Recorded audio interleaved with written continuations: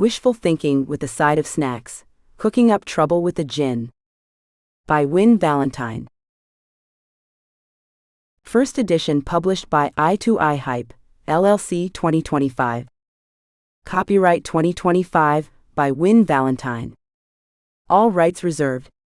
No part of this publication may be reproduced, stored, or transmitted in any form by any means, electronic, mechanical, photocopying, recording, scanning, or otherwise, without written permission from the publisher. It is illegal to copy this book, post it to a website, or distribute it by any other means without permission. This novel is entirely a work of fiction. The names, characters, and incidents portrayed in it are the work of the author's imagination. Any resemblance to actual persons, living or dead, events or localities, is entirely coincidental. Win Valentine asserts the moral right to be identified as the author of this work. Designations used by companies to distinguish their products are often claimed as trademarks. All brand names and product names used in this book and on its cover are trade names, service marks, trademarks, and registered trademarks of their respective owners. The publishers and the book are not associated with any product or vendor mentioned in this book. None of the companies referenced within the book have endorsed the book. Book cover by Dana Sacco. Chapter 1. When it rains, it really pours. Thanks, boss. Aria Twisterleaf stood outside the Breezy Bite, her vintage food truck that sparkled with more personality than customers. The morning sun played peekaboo through Oradale Market Square's floating lanterns, casting dancing shadows across her weather-inspired comfort food menu board, which might as well have been invisible for all the attention it attracted. She tugged at her oversized lavender sweater sleeve, a nervous habit that had already frayed the cuff into what she optimistically called artistic distressing. Her fingers drummed against her thigh as she watched the crowd flow around her truck like a stream avoiding a boulder. Maybe the menu needs more pizzazz, she muttered, eyeing the competition. Across the cobblestones, Madame Butterworth's Enchanted Delights booth literally floated off the ground, its display of color-changing pastries drawing oohs and ahs from the gathering crowd. Next door, Old Man Thimblewhistle's mystical munchies cart shot sparklers every time someone ordered his famous Phoenix-fired falafel. The market square's central fountain burbled away, its magically infused waters throwing rainbow light in every direction, including, Aria noticed with a grimace, directly onto her painfully empty tip jar. The crystal-clear water seemed to wink at her, as if sharing a private joke at her expense. "Fresh sunshine soup," she called out, forcing brightness into her voice as a group of well-dressed shoppers passed by. She held up a tray of sample cups, the golden liquid inside emanating a gentle warmth. "Guaranteed to brighten your day, literally." The leader of the group, a woman wearing an elaborate hat that changed colors with her mood, currently a bored beige, offered a practiced smile. "Oh no thank you, dear." Her gaze drifted to Madame Butterworth's stall. "We're actually heading over." "Of course you are," Aria mumbled as they walked away, the hat shifting to an excited pink as its wearer joined the line for color-changing croissants. The truck's weather vane creaked above her head, spinning lazily despite the lack of wind. "Oh, don't you start," she warned it. The ancient metal rooster that topped it had developed quite an attitude since she'd inherited the business. Her hazel eyes narrowed as she watched Madame Butterworth's floating lanterns pulse with ethereal light, drawing even more customers like moths to a particularly successful flame. Meanwhile, the Breezy Bite's vintage bulbs flickered weakly, as if they were running on wishes rather than electricity. "Really?" Aria glared at her own lights. "You choose now to have an existential crisis?" A small cloud materialized above the truck's roof, no bigger than a dinner plate but distinctly grumpy-looking. Aria felt her chest tighten as she recognized the warning sign, her emotions affecting the weather again. She took a deep breath, trying to center herself the way her grandmother had taught her. "Not now," she whispered to herself, and to the growing cloud. "We are staying positive and professional, remember?" The cloud responded by doubling in size. Aria's fingers moved from her sleeve to her wild curls, attempting to tuck back a particularly rebellious strand that had escaped her hair tie. "Great. Just great." She watched as the cloud attracted friends, the small gathering of vapor quickly becoming a family reunion directly above her truck. A cheerful chime rang out across the square as Madame Butterworth sold another dozen pastries. The sound might as well have been a funeral bell for Aria's hopes of making rent this month. "Would it kill the universe to throw me one tiny break?" she asked the darkening sky. Thunder rumbled in response, not the encouraging answer she'd been hoping for. The truck's ancient radio crackled to life, spitting out static, before settling on what sounded suspiciously like "Rain on My Parade." "Really?" Aria spun to face her vehicle. "That's what you're going with right now?" The radio switched to stormy weather. "Oh, real mature." She crossed her arms, trying to ignore how the clouds had started swirling ominously. Her grandmother had always said a weather witch's power came from embracing her emotions, but all Aria seemed to embrace lately was an increasing sense of failure. A drop of rain splashed onto her nose. Then another hit her menu board, smudging the chalk drawings of smiling suns and cheerful clouds she'd spent an hour perfecting that morning.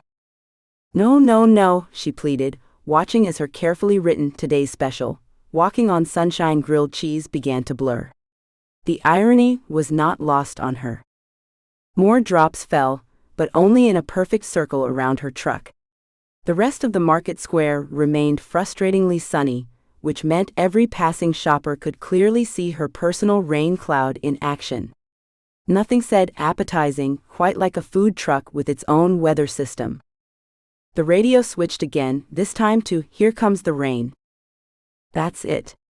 Aria marched to the truck's window and leaned in. "One more weather-related song, and I'm replacing you with a wind chime." The music cut off abruptly, replaced by the sound of static that somehow managed to convey offense. She turned back to face the market, only to find several customers hurrying past her truck's rain shower, using newspapers and shopping bags as impromptu umbrellas. The woman with the mood-changing hat hurried by, her headpiece now a distinctly judgmental shade of mauve. Above her, the clouds had grown dark enough to start attracting concerned glances from other vendors. Aria could feel her frustration building, which only made the clouds churn faster, which made her more frustrated, which made the clouds. "Stop it," she commanded herself, pressing her palms against her eyes. "Just stop." But she couldn't stop the spiral of thoughts any more than she could stop the weather. Every empty table, every averted glance, every passing customer felt like another weight added to her shoulders. Her grandmother had run this truck for 30 years without a single magical mishap. Meanwhile, Aria couldn't make it through one morning without creating her own personal storm system. The truck's lights flickered again, more desperately this time, as if trying to compete with Madame Butterworth's elegant display. They managed 3 weak pulses before giving up entirely, plunging her serving window into shadow. "Perfect," Aria sighed, watching as the last hopeful customer in her vicinity took one look at the growing storm and made a beeline for the safety of Old Man Thimblewhistle's weather-free establishment. "Just perfect." Aria fumbled in her apron pocket for her notebook, the one covered in doodles of sunshine and clouds with oddly specific expressions. Maybe if she could just focus on drawing weather patterns instead of creating them, she could get her emotions under control. Her fingers trembled as she flipped to a blank page, already spotted with wayward raindrops. The pen felt unusually heavy in her hand as she attempted to sketch a simple cumulus cloud. "Nice and fluffy," she muttered. "Peaceful. Definitely not angry or," the pen sputtered, releasing a blob of blue ink that spread across the page like a growing storm system. "Oh, come on." She shook the pen, which only made things worse. Ink splattered across her sweater, adding to the collection of stains that marked her various culinary disasters. The truck's radio crackled back to life, playing what sounded suspiciously like the opening notes of Purple Rain. "Don't you dare," Aria warned, but the threat was cut short by a thunderous splash as the first real raindrops hit the cobblestones. They weren't the gentle kind that made flowers grow. These were the fat, dramatic sort that meant business. Nearby shoppers scattered like startled cats, abandoning their browsing in favor of awnings and doorways. Her today's specials chalkboard, precariously balanced against the truck's wheel, didn't stand a chance. It toppled face first into a growing puddle, her carefully drawn weather puns dissolving into a murky soup of chalk and regret. No, no, no. Aria lunged for the board, but only succeeded in getting a face full of rain. She could feel her hair expanding in the humidity, each curl declaring independence from its neighbors. The hair tie she'd struggled with all morning finally gave up, pinging off into the chaos like a tiny surrender flag. Above her, the storm intensified, but only in a perfect circle around the Breezy Bite. It was like being trapped in the world's most specific snow globe, minus the snow and plus a heap of humiliation. Through the curtain of rain, she could see Madame Butterworth's customers pointing and whispering, their expressions a mix of concern and second-hand embarrassment. The weather vane, that smug, ancient piece of metal that had been giving her attitude all morning, began to spin like it was auditioning for a tornado. Each rotation produced a sound somewhere between a rusty hinge and a cat with strong opinions about bath time. "Please stop," Aria begged, but weather vanes, like weather itself, rarely listened to polite requests. The spinning increased, accompanied by an ominous creaking that cut through even the drumming of the rain. Crack. The sound hit her like a physical blow. The weather vane, her grandmother's weather vane, the one piece of the truck that had always worked, even if it worked a bit too well, broke free from its mounting. It dangled by a single bolt, swinging back and forth like a metronome counting out the beats of her failure. Aria stood frozen, rain streaming down her face, watching the last piece of her grandmother's legacy hang by a thread. Her shoulders slumped as puddles grew around her boots, each ripple a tiny reminder of how spectacularly she'd lost control. Again. The market square had emptied, leaving her alone with her personal storm cloud and a truck that now seemed to be humming, singing in the rain, in what she could only interpret as passive-aggressive solidarity. Water dripped from her nose, her chin, her completely ruined sweater. Above her, the weather vane swung in lazy circles, the rooster's beak pointing first at her, then at the empty square, as if even it couldn't decide which direction this disaster should take. A particularly strong gust of wind sent a spray of water directly into her face, and Aria didn't bother wiping it away. What was the point? She was already soaked to the bone, standing in a pool of her own magical mishap while the rest of the market basked in sunshine just beyond her rain curtain. The truck serving window slammed shut with a bang that made her jump. Through the rain-streaked glass, she could see her reflection, wild-haired, dripping, and looking every bit like the walking weather disaster she'd become. The window fogged up, and words appeared as if written by an invisible finger. "Maybe time for Plan B?" "There is no Plan B," Aria told her truck, her voice barely audible over the rain. "This was supposed to be Plan A through Z." The fog cleared, only to immediately cloud up again with a new message. "Karaoke always helps." "No," Aria said firmly, but the radio was already crackling to life. "Don't you dare." The opening notes of It's Raining Men blasted from the speakers, loud enough to echo across the empty market square and draw even more stares from the safety of nearby shops. Aria closed her eyes and tilted her face toward the sky, letting the rain wash over her. She'd inherited her grandmother's truck, her grandmother's weather vane, and her grandmother's gift. Too bad she hadn't inherited her grandmother's ability to actually control any of it. The damaged weather vane gave another concerning creak, spinning weakly in the wind like a broken compass trying to find its way home. Each rotation felt like another tick mark in the growing list of ways she'd failed to live up to her grandmother's legacy. Aria yanked open the truck's cab door and hauled herself inside, her wet clothes making embarrassing squelching noises against the vinyl seat. Water dripped from her curls, forming small puddles on the dashboard that seemed to deliberately avoid the "no liquids near electronics" warning sticker her grandmother had placed there years ago. The menu board flickered to life. Having a bad day? The letters glowed in a sympathetic shade of blue. What gave it away? Aria muttered, wringing out her sleeve onto the floor mat. The personal rain cloud, or the broken weather vane that's about to become a very expensive projectile? She jammed the key into the ignition and turned it. The engine made a sound like a cat trying to cough up a particularly stubborn hairball. On the second try, it added some creative wheezing to its repertoire. "Come on, Breezy," she pleaded, patting the dashboard. "We can't end the day like this. I've still got rent to pay and approximately 0 customers to show for it." The truck seemed to consider this, then reluctantly sputtered to life with a series of hiccups that suggested it was doing her a personal favor.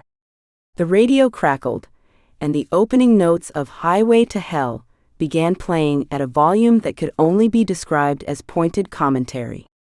Really? Aria reached for the volume knob, but it spun uselessly under her fingers. That's how we're playing this? She eased the truck into first gear, and the Breezy Bite lurched forward like a drunk unicorn attempting ballet. Above them, the damaged weather vane scraped against the roof, producing a symphony of metallic screeching that somehow managed to harmonize with AC/DC. The cobblestones of Oradale's Market Street didn't help matters. Each bump sent shudders through the ancient suspension, making the whole truck dance in a way that had nothing to do with the baseline. The weather vane's clanking grew more insistent, as if it was trying to Morse code its complaints directly into Aria's growing headache. They made it halfway down Maple Street before the engine noise changed from concerning to apocalyptic.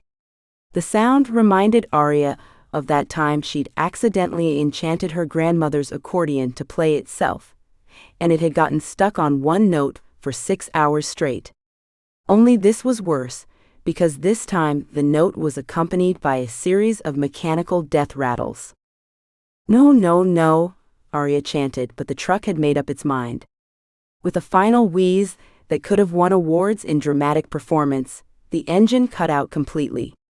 The sudden silence felt heavy, broken only by the continuing patter of rain against the windshield and the weather vane's mournful clanking. The dashboard lights began flickering like a cut-rate disco, each flash revealing Aria's increasingly panicked expression in the windshield's reflection. Then, one by one, they winked out, leaving only the menu board's gentle glow. "Game over, sad face," it displayed in dim letters before fading to black, taking with it Aria's last hope of salvaging the day. "Perfect," she said to the darkness. "Just perfect." She slumped forward, letting her forehead thunk against the steering wheel.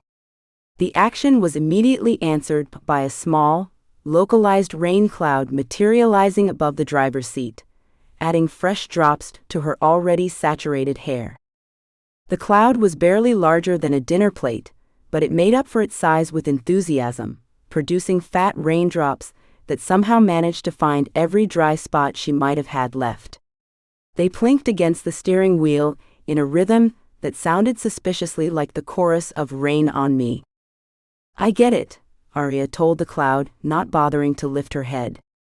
"The universe wants to make absolutely sure I understand how thoroughly I've failed today." Message received, loud and clear. The cloud responded by producing a tiny flash of lightning, accompanied by a thunder crack that sounded remarkably like a snicker. Through the windshield, she could see curious pedestrians stopping to stare at the stranded food truck. Some had their phones out, no doubt documenting her misfortune for whatever social media platform specialized in weather witch disasters. She could already imagine the hashtags. Hashtag magical mishap, hashtag weather witch fail, hashtag who ordered the rain. The indoor rain cloud expanded slightly, just enough to reach the passenger seat, where it began creating a perfect miniature replica of the morning's Market Square disaster, complete with tiny lightning bolts that spelled out replay in the air. "That's not helpful," Aria informed it, finally sitting up and pushing her sopping curls out of her face. Water streamed down her nose, dripped from her chin, and generally continued its mission to make her as uncomfortable as possible. The truck's interior had become a humid terrarium, windows fogged with condensation that beaded and ran in trails down the glass. On the passenger window, droplets arranged themselves to spell out, "Call AAA, Arcane Automobile Assistance." "Can't," Aria sighed, pulling her phone from her pocket. "They dropped my coverage after the great glitter storm of last month." Apparently, magical manifestations of emotional distress aren't covered under their basic plan. The cloud above her head darkened slightly, and the rain took on a distinctly glittery quality, as if remembering that particular incident with fond nostalgia. "Don't," she warned, pointing a finger at the cloud. "We are not adding glitter to this situation. I'm still finding sparkles in places that have no business being sparkly." Aria jabbed the key into the ignition again, her movements growing increasingly desperate. The engine made a sound like a dragon with laryngitis, then nothing. "Please," she whispered, trying again. This time the truck's speakers crackled to life, but instead of the engine turning over, Bonnie Tyler's voice filled the cab. "Turn around, bright eyes." Not helping. Aria twisted the key harder. The radio switched tracks. "All by myself, don't want to be all by myself." With each failed attempt, the truck cycled through its apparent playlist of abandonment. Adele's "Someone Like You" made an appearance, followed by "The Sound of Silence," and what seemed to be a jazz funeral dirge performed entirely by kazoos. The indoor rain cloud, which had been contentedly drizzling away, suddenly expanded. Fat droplets pelted the dashboard in time with "Nothing Compares to You," creating a percussion section nobody had asked for. Aria slumped back in her seat, tears mixing with the rain running down her face. Through the water-streaked windshield, she noticed something odd about their breakdown spot. Purple light spilled onto the wet cobblestones, emanating from the windows of what appeared to be an antique shop. The sign above the door read "Whispers and Wishes," in elegant, slightly crooked gold lettering that seemed to shimmer despite the gloom. A low rumble of thunder made her jump. The sound rolled across the sky like bowling balls in the clouds, and Aria's hands instinctively gripped the steering wheel tighter. More storm clouds gathered overhead, drawn to her anxiety like moths to a flame. "Great," she muttered, watching the darkness build. "Because this day needs more rain." The truck's radio offered its opinion by playing the opening notes of Purple Rain. "That's not even," Aria started to argue, but movement caught her eye. The antique shop's door had creaked open, just a crack. Golden light spilled out, cutting through the purple glow and creating impossible prismatic patterns on the wet street. The light seemed to wave, beckoning her forward like a friendly hand. Aria glanced between the inviting doorway and her dead truck. Another rumble of thunder made the decision for her. She'd rather face whatever waited in that shop than sit through another storm of her own making. "Don't go anywhere," she told the truck, immediately feeling foolish. Where would it go? It was as dead as her business prospects. The menu board flickered weakly, "Bring back jumper cables." And cookies. Stepping out into the rain felt like entering a shower someone else had rudely left running. Her boots splashed through puddles that seemed determined to be deeper than they looked, sending water into her socks. The sensation made her shudder. There was nothing worse than wet socks. Well, maybe wet socks and a failed business. And storms. And Thunder crashed again, closer this time. Aria quickened her pace, though she couldn't help casting worried glances back at the Breezy Bite. The truck sat forlornly in the growing darkness, its usually cheerful teal paint looking subdued and gray in the strange mix of purple and golden light. At the shop's threshold, Aria hesitated. The brass doorknob gleamed invitingly, but her grandmother's warnings about mysterious magical shops rang in her ears. "Never trust a door that opens itself," she used to say, usually while bandaging whatever injury her latest magical mishap had caused. But what choice did she have? The storm was building. She could feel it in her bones, and in the way her hair was starting to float with static electricity. Behind her, the Breezy Bite's headlights flickered once, weakly, like a goodbye wink.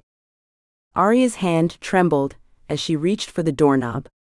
The brass felt warm under her fingers, almost alive, and for a moment she could have sworn it pulsed like a heartbeat.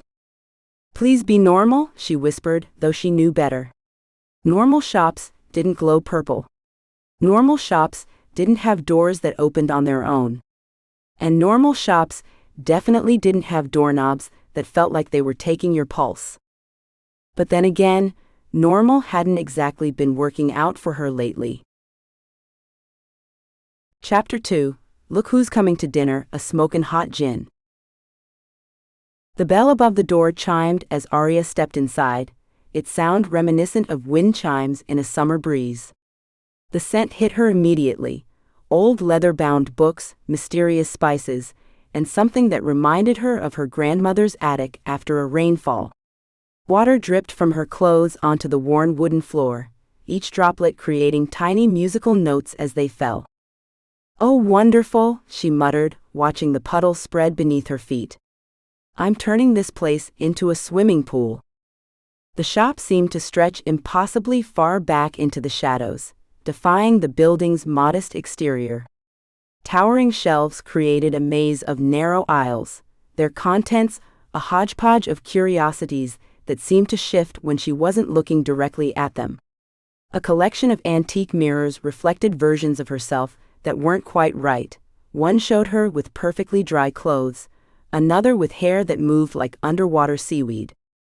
Aria squeezed past a stack of leather-bound books that hummed when she brushed against them. Something silver and delicate floated past her head, and she ducked instinctively, only to realize it was a tiny hot air balloon, its basket carrying what appeared to be a sleeping mouse in a top hat. "Mind the dirigibles," a voice called from somewhere in the shadows. "They're quite sensitive to weather changes." Aria spun around, her elbow nearly knocking over a precariously balanced tower of teacups. Each cup contained something different. One swirled with galaxy patterns, another held what looked like liquid sunshine, and a third appeared to be full of tiny dancing flames. "I'm so sorry about the water. I can," she started, then stopped as alabaster thistlefog emerged from behind a bookshelf that definitely hadn't been there a moment ago. The elderly shopkeeper wore a waistcoat that seemed to be sewn from patches of midnight sky and autumn leaves, complete with twinkling stars and gently falling golden shapes that might have been actual leaves. In one hand, they held a cup of tea that shifted from deep purple to midnight blue to forest green as they stirred it with a silver spoon that looked suspiciously like a miniature conductor's baton. "Ah, Miss Twisterleaf," Alabaster said as if they'd been expecting her. "Quite the interesting weather following you today. Though I suppose that's to be expected when one's heart is caught in a storm." Aria opened her mouth to ask how they knew her name, then closed it again. The puddle at her feet had somehow transformed into a perfect miniature reflection of the sky outside, complete with tiny lightning bolts. "I didn't mean to intrude," she said instead. "My truck broke down and—" "The Breezy Bite is simply having one of its moments," Alabaster waved their free hand dismissively. "It's quite dramatic, you know. Much like its owner." Their eyes twinkled with barely contained mischief. "I'm not dramatic," Aria protested, just as a crack of thunder shook the windows. A nearby shelf of wind chimes tinkled in response, playing what sounded suspiciously like the chorus of It's Raining Men. Alabaster merely raised an eyebrow and took a sip of their color-changing tea. "This way," they said, setting off down an aisle that seemed to bend slightly to the left, then right, then possibly upward. "What seeks you grows impatient." "What seeks me?" Aria hurried to keep up, nearly tripping over a rolled carpet that unrolled itself just enough to catch her balance. "Don't you mean what I'm seeking?" "If we only found what we sought," Alabaster called over their shoulder, "life would be dreadfully predictable, wouldn't it?" They walked through the twisting aisles, passing shelves that seemed to rearrange themselves the moment they passed. A collection of hourglasses caught Aria's attention, sand flowing upward in some, sideways in others, and one that appeared to be measuring time in rainbow-colored bubbles. "The path forward isn't always straight," Alabaster commented as they turned another impossible corner. "Sometimes it loops back on itself, like a good cup of tea steeping in just the right amount of chaos." Aria was about to point out that this made absolutely no sense when something caught her eye. A golden glow, warm and inviting, pulsed from a dusty shelf wedged between a stack of self-playing sheet music and what appeared to be a jar of captured sunsets. The lamp sat innocently among chipped teapots and tarnished candlesticks, but there was nothing ordinary about it. Its surface was covered in intricate patterns that seemed to move when she wasn't quite looking at them, like wind-blown sand in a desert. The golden light it emitted felt alive somehow, reaching toward her like curious fingers. "Ah," Alabaster said softly, their tea suddenly glowing the exact same shade as the lamp. "It seems what seeks you has grown tired of waiting." Aria reached for the lamp, her fingers tingling with anticipation. The moment her skin made contact with the warm metal, every light in the shop flickered in unison, casting dancing shadows across the crowded shelves. Through the rain-streaked window, she caught a glimpse of the Breezy Bite's weather vanes spinning wildly, as if caught in a miniature tornado, before it wrenched free with a metallic shriek and clattered to the ground. "Oh, come on," she groaned, pressing her forehead against the cool glass. "That's just perfect." "Perfection often wears an imperfect disguise," Alabaster mused, their reflection in the window overlapping with Aria's. "Though I suppose 3 chances at perfection might improve the odds." Aria turned the lamp over in her hands. The patterns shifted beneath her touch like living things, forming and reforming into shapes that almost made sense before dissolving again. 3 chances.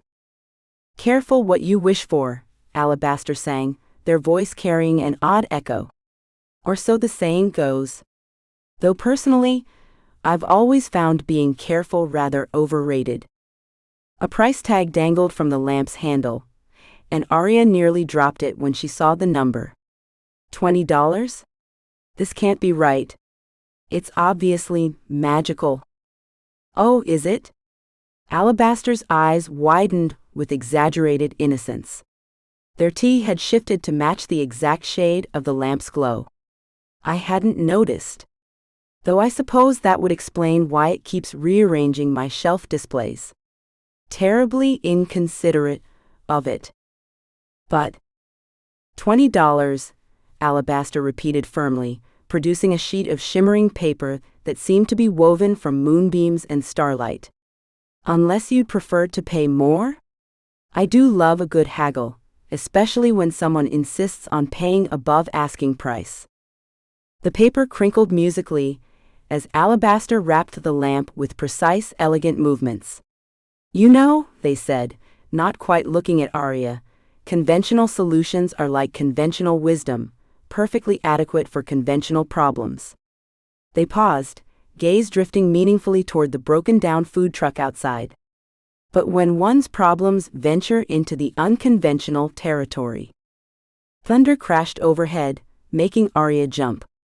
The lamp felt warm through its wrapping, almost like it was pulsing in time with her heartbeat. She clutched it closer to her chest as Alabaster produced a business card from thin air, or possibly from behind her ear, she couldn't quite tell. The card shimmered in the shop's strange light. At first glance it read, alabaster thistlefog, purveyor of peculiarities. When she blinked, it changed to collector of coincidences. A third look revealed specialist in serendipitous solutions. For when you need me, Alabaster said, though Aria hadn't asked. Or perhaps for when you don't know you need me, which is usually the more interesting scenario. Rain drummed against the windows as Aria made her way to the door, the wrapped lamp tucked securely under her arm. The bell chimed again as she pushed it open, but this time it sounded almost like laughter. "Oh, and Miss Twisterleaf?" Alabaster called after her. "Do you mind the stormy weather ahead?" They paused, and she could hear the smile in their voice. "Though I suspect that's rather like telling a fish to mind the water." Their chuckle followed her out into the rain, echoing impossibly even after the door swung shut. It seemed to bounce off the raindrops themselves, mixing with the thunder until Aria couldn't tell which was which. The lamp's warmth seeped through its wrapping, a strange counterpoint to the cold rain. Through the paper she could have sworn she felt it humming, like it was trying to tell her something, or perhaps like it was singing along with Alabaster's lingering laughter. Back in her apartment, Aria set the wrapped lamp on her kitchen counter, wedging it between her "don't talk to me before coffee" mug and the chipped teacup she'd rescued from a yard sale because it reminded her of her grandmother. The package crinkled as she unwound Alabaster's shimmering paper, which somehow managed to fold itself into a perfect origami butterfly and flutter away into her junk drawer. "Well, that's not ominous at all," she muttered, eyeing the lamp. Up close, its surface was dulled by what looked like centuries of dust. Without thinking, she grabbed a dishcloth, ran it under the tap, and began wiping away the grime. The lamp warmed beneath her touch, its patterns shifting like desert mirages. One symbol caught her eye, a swirling whorl that reminded her of the way cream spread through coffee. As she traced it with her finger, golden light pulsed beneath her touch. "Oh no," she whispered, but it was too late. Golden smoke erupted from the lamp's spout with the force of a champagne cork, filling her tiny kitchen with shimmering clouds. Her carefully organized recipe cards went flying, scattering like startled birds. The smoke twisted and writhed, taking on impossible shapes, dragons, dolphins, dancing figures, before coalescing into a towering column. A man materialized from the golden haze, his lower body still more smoke than substance. He raised his arms dramatically, opened his mouth to speak, and promptly smacked his head on her hanging pothos plant. "Smooth entrance," he muttered, rubbing his forehead. The plant swayed innocently above him, dropping a single leaf onto his dark hair.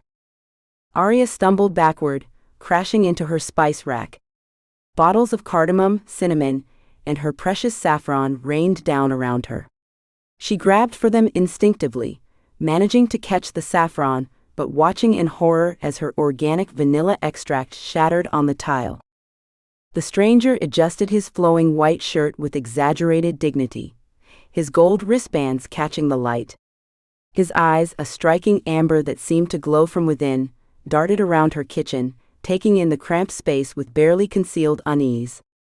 But when his gaze landed on her, his expression shifted into something carefully crafted, a charming smile that didn't quite reach those remarkable eyes. "Greetings, O fortuitous finder of my humble abode," he announced, his voice carrying a hint of something ancient beneath its modern accent. "I am Zephyr, granter of wishes, weaver of dreams, and—" He paused, glancing at the plant that had assaulted him, currently ducking to avoid further botanical warfare.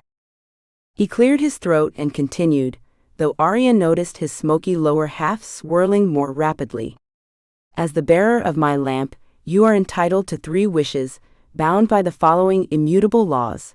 First, no wishing for more wishes, that's just greedy. Second, no bringing back the dead.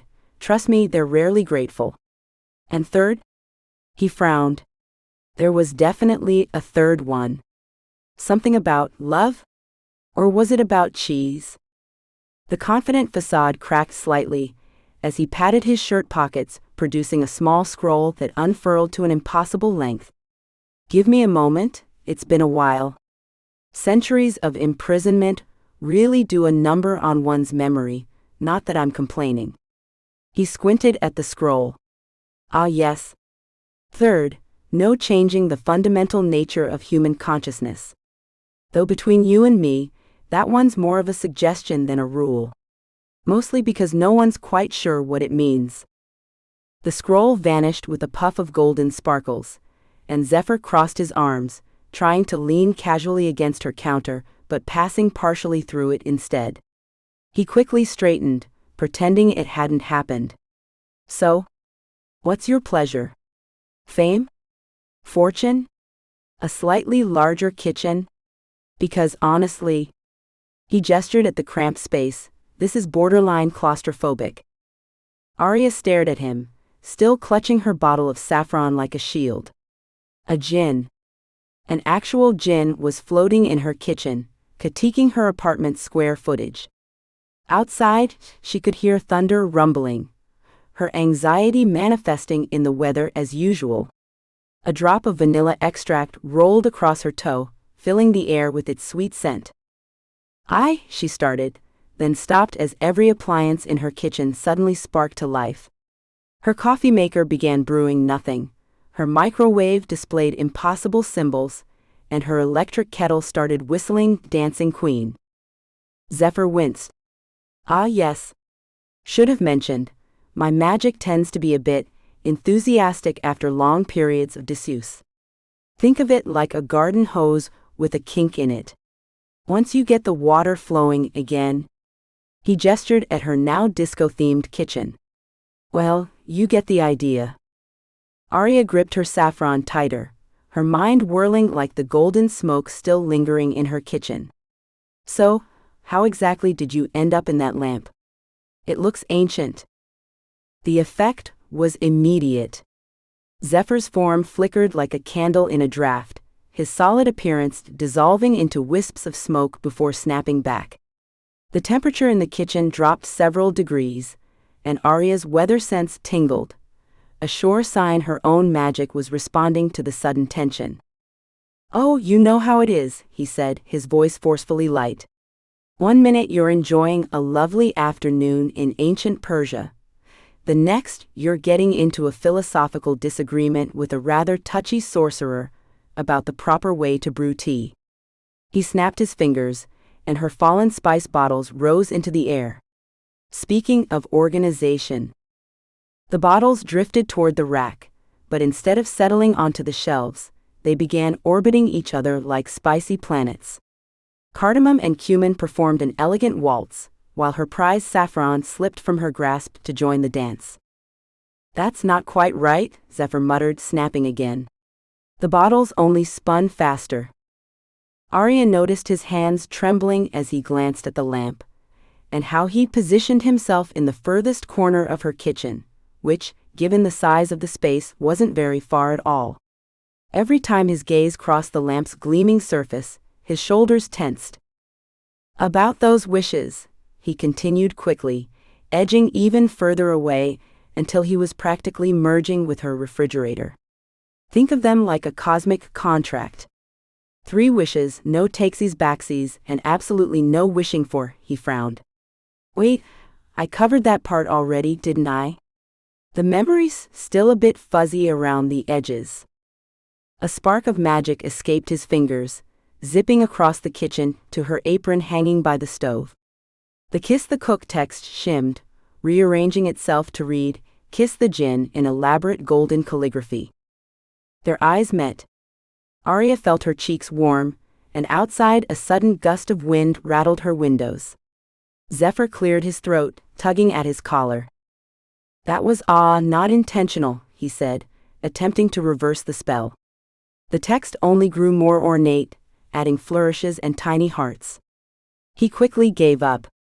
As I was saying, there might be some minor side effects from my extended vacation in the lamp. Nothing serious. Just the occasional magical hiccup. He waved his hand, presumably trying to conjure something.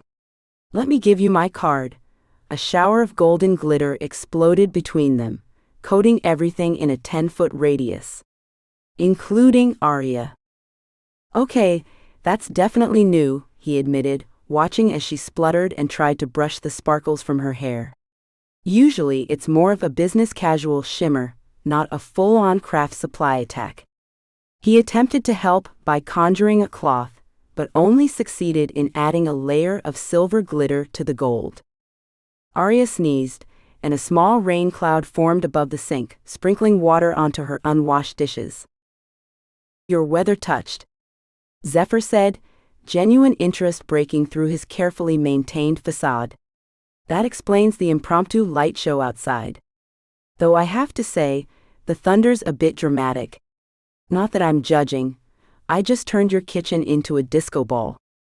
He settled into a cross-legged position in midair, trying for casual, but not quite hiding his relief at being able to stretch out. His smoky lower half curled comfortably beneath him, like a cat. You know, there's no rush on those wishes. Take your time. Really. Maybe sleep on it. Or take a week. Or a month.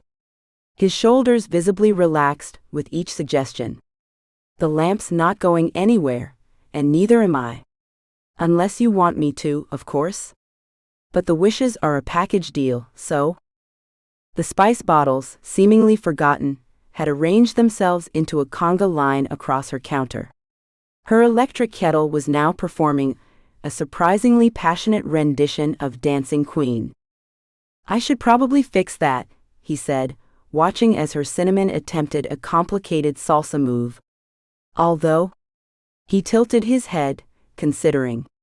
They do seem to be having fun. Chapter 3, They Gave Me a Voice, and Boy Will They Regret It. Dawn painted Oradale's market square in soft pastels, the early morning mist curling around empty stalls like lazy cats. Aria led Zephyr toward the Breezy Bite, trying not to notice how he kept a careful distance from the lamp she'd stuffed in her oversized shoulder bag. So, this is the culprit behind yesterday's thunderstorm? Zephyr circled the food truck, his lower half shifting between smoke and solid form as he examined the damaged weather vane. Interesting design choice. Most people go for roosters, not tap-dancing cloud formations. That wasn't exactly planned, Aria said, running her hand along the truck's faded teal paint. The weather vane has a mind of its own. Or had, before it decided to play dead yesterday. She kicked one of the tires half-heartedly. Along with everything else. Ah yes, the classic everything's falling apart scenario. Zephyr floated up to inspect the weather vane closer, his amber eyes gleaming. Though I have to say, your definition of broken down is refreshingly modern. In my day, transportation problems usually involved angry camels or cursed flying carpets. The morning breeze picked up, ruffling Aria's already untamable hair. Look, I know I should probably think this through more, but... She straightened her shoulders, determination overriding caution. I wish my food truck was fixed and better. Zephyr's playful expression faltered. Oh dear. That's quite... He winced. Vague? Golden smoke began pouring from his fingertips, swirling around the truck in elaborate patterns. Just for future reference, he called over what sounded suspiciously like the opening notes of Don't Stop Believin', materializing from thin air. Specific wishes tend to be safer. Less room for magical interpretation. The smoke thickened, obscuring the truck completely. Through the golden haze, Aria watched as the faded paint brightened to a rich teal with shimmering gold accents. Intricate magical symbols appeared along the sides, glowing softly in the dawn light. Is that Journey? Aria asked, squinting through the magical transformation. The magic picks its own soundtrack, Zephyr said, looking slightly embarrassed. I've learned not to question it. Though I will say, the lamp had terrible acoustic properties. Everything came out sounding like underwater kazoo music. The weather vane suddenly sprang to life, its cloud-shaped pointers spinning rapidly before settling into a rhythm that matched the phantom music perfectly. The damaged parts had repaired themselves with elaborate flourishes, adding tiny lightning bolt decorations that definitely hadn't been there before. The menu board flickered, its surface rippling like disturbed water before text began appearing in flowing script. Under new management. Now with 100% more sass. Today's specials. Cloud9 cream puffs. Thunder Thighs chicken fries. Storm's a brewin' coffee. It'll blow you away. That's different, Aria said, watching as more puns scrolled across the board. I don't even serve half of these items. Magical upgrades tend to have a creative streak, Zephyr admitted, drifting closer to read the menu. Though I have to admit, Meatball Sub-Zero is cleverly done. Aria approached the truck's door, which now sported a gleaming golden handle shaped like a miniature tornado. As she reached for it, the handle twisted on its own, and the door swung open with a theatrical flourish. "Welcome aboard, Captain Chaos," boomed a voice that somehow managed to sound both sophisticated and sarcastic. "Shall I prepare the kitchen for another exciting day of culinary catastrophes?" Aria froze on the steps. Did my truck just talk? Yes, indeed. The truck's voice continued cheerfully. "Consider me your new sous chef, weather advisory system, and personal entertainment coordinator. Though I prefer to go by Breezy." The Breezy Bite was a bit formal for my taste. Inside, the compact kitchen had transformed. The counters gleamed with mother-of-pearl inlays, and the appliances looked like they'd been designed by someone who thought steampunk needed more glitter. A new control panel dominated one wall, covered in buttons that definitely hadn't been there before. "Oh look," Breezy announced as Aria stepped inside, the weather witch who can't control her own forecast.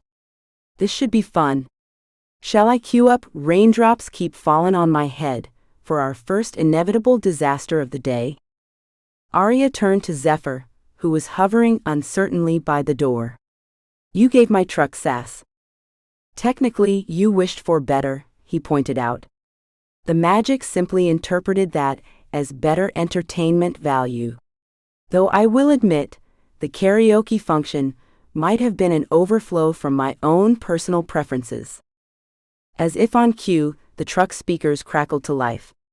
"Speaking of entertainment, who's up for a rousing morning rendition of Walking on Sunshine? I've taken the liberty of preparing a choreographed light show to accompany it. I can try to adjust some of the..." Zephyr began, but his attempt to modify the spell only resulted in the control panel sprouting additional buttons, including one labeled Emergency Disco Mode. "No takebacks, darling," Breezy chirped. "Now, shall we discuss your tragic spice organization system? Because frankly, keeping cardamom next to cumin is just asking for trouble." Aria stepped behind the counter, determined to salvage something from this magical makeover.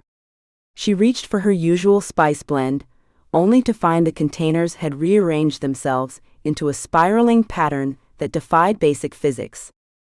"Oh honey, not those," Breezy's voice dripped with theatrical concern. "A little to the left." "No, my left. Do you even know what seasoning is?" "I've been cooking professionally for 3 years," Aria muttered, grabbing the cardamom. "And yet here we are," Breezy sighed, "using pre-ground spices like a medieval peasant. Though I suppose that explains yesterday's reviews. Bland as a beige wall was particularly memorable." Heat crept up Aria's neck.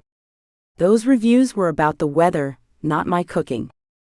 "A little to the left," Breezy sang out, as Aria reached for another jar. "No, now you've gone too far. Are we playing hot and cold with the spice rack?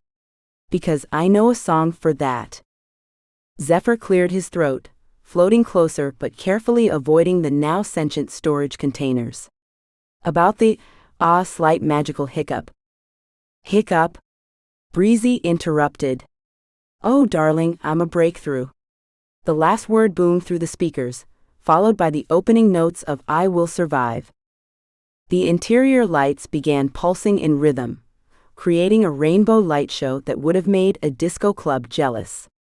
Outside, the weather vane shuddered, its cloud-shaped pointer transforming into a miniature disco ball that scattered sparkles across the slowly awakening market square. At first I was afraid, I was petrified. Breezy belted out, the volume making the windows rattle. Is there an off switch? Aria asked desperately, scanning the new control panel. The buttons seemed to multiply under her gaze, now including options like dramatic entrance mode and romantic mood lighting. The magic seems to have developed certain entertainment priorities, Zephyr admitted, dodging a particularly enthusiastic beam of light. Though I have to say, the acoustics are much better than the lamp. Aria jabbed at what looked like a volume control. The music cut off mid-chorus, and for one blessed moment silence reigned. Then the opening notes of Sweet Caroline filled the air. The menu board cleared itself, replacing the food items with scrolling lyrics and helpful instructions. Sing a long time. Don't pretend you don't know the words. Clap, clap, clap. My magic might be a tad unpredictable, Zephyr said, watching as early morning customers began gathering around the truck, some already swaying to the music. Centuries in the lamp may have affected its stability. You think? Aria's sarcasm was interrupted by the crowd enthusiastically shouting, "Ba ba ba," on cue. Oh, this is precious, Breezy cooed, somehow managing to speak over its own musical performance. Look at you two, dancing around each other like awkward teenagers at their first magical mixer. Though I suppose one of you has been out of practice for a few centuries. Zephyr's golden smoke form flickered slightly. I don't know what you're. Honey, please, Breezy cut him off. I may have been conscious for less than an hour, but I can spot romantic tension from a mile away. It's like watching a rom-com where both leads are allergic to emotional honesty. We just met. Aria protested, her cheeks burning, as several customers turned to watch the exchange with obvious interest. And yet the air practically crackles when you look at each other, Breezy observed. Though that might just be our weather witch's powers acting up. Speaking of which, the music shifted seamlessly into Can't Help Falling in Love. The weather vane turned disco ball spinning with dramatic flair. Early morning sunlight caught the sparkles, creating a shower of light that had several passers-by pulling out their phones to record. Really? Aria slumped against the counter, watching as her quiet morning prep time transformed into an impromptu concert. Wise men say, Breezy crooned, somehow making its mechanical voice sound dreamy, only fools rush in. I could try another adjustment, Zephyr offered, though he didn't sound particularly confident. Though it might result in more buttons. But I can't help falling in love with you, Breezy continued, the weather vane executing a perfect pirouette that sent light dancing across Zephyr's surprised face. Aria watched the golden sparkles play across his features, momentarily caught by how his eyes seemed to catch and amplify the light. He met her gaze, and for a moment the chaos around them seemed to fade into background noise.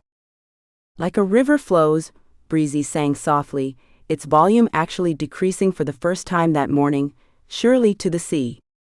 The moment broke as someone in the growing crowd shouted, "Do you take breakfast orders?" Of course we do. Breezy answered before Aria could speak. Today's special is our Love at Frost Sight, frozen yogurt parfait, guaranteed to make your morning magical. Though not as magical as watching these two dance around their obvious. Who wants coffee?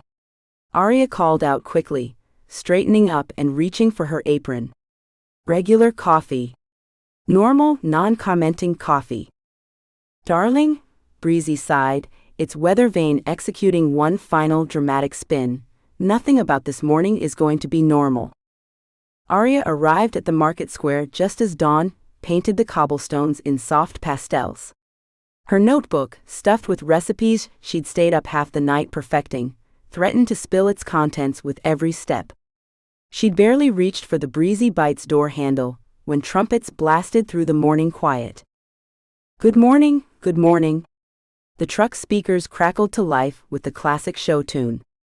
It's time to rise and shine. Indoor voice, please, Aria whispered, glancing around the mostly empty square. It's not even 6. Darling, there's no such thing as an indoor voice in show business. The menu board flickered to life, displaying today's special, whatever our star chef manages not to turn into a weather event. Aria pulled out her cutting board, determined to ignore both the musical accompaniment and the commentary. She had new recipes to perfect before the morning crowd arrived, starting with her sunshine soup, a golden creation that, when done right, actually gave off a warm, comforting glow. Oh honey, that's not how you julienne. Breezy's menu board cleared itself to display running commentary as Aria chopped carrots. Those poor vegetables. They had such promising futures ahead of them. I know how to cut carrots, Aria muttered, though she did slow down her knife work slightly. Careful, darling, those carrots have families, the board flashed. Little baby carrots waiting at home, wondering if mommy carrot will return. A shadow fell across the counter, and Aria looked up to find an elderly woman peering at the glowing symbols along the truck's side. Oh, how lovely, the customer said, reaching out to touch one of the pulsing designs.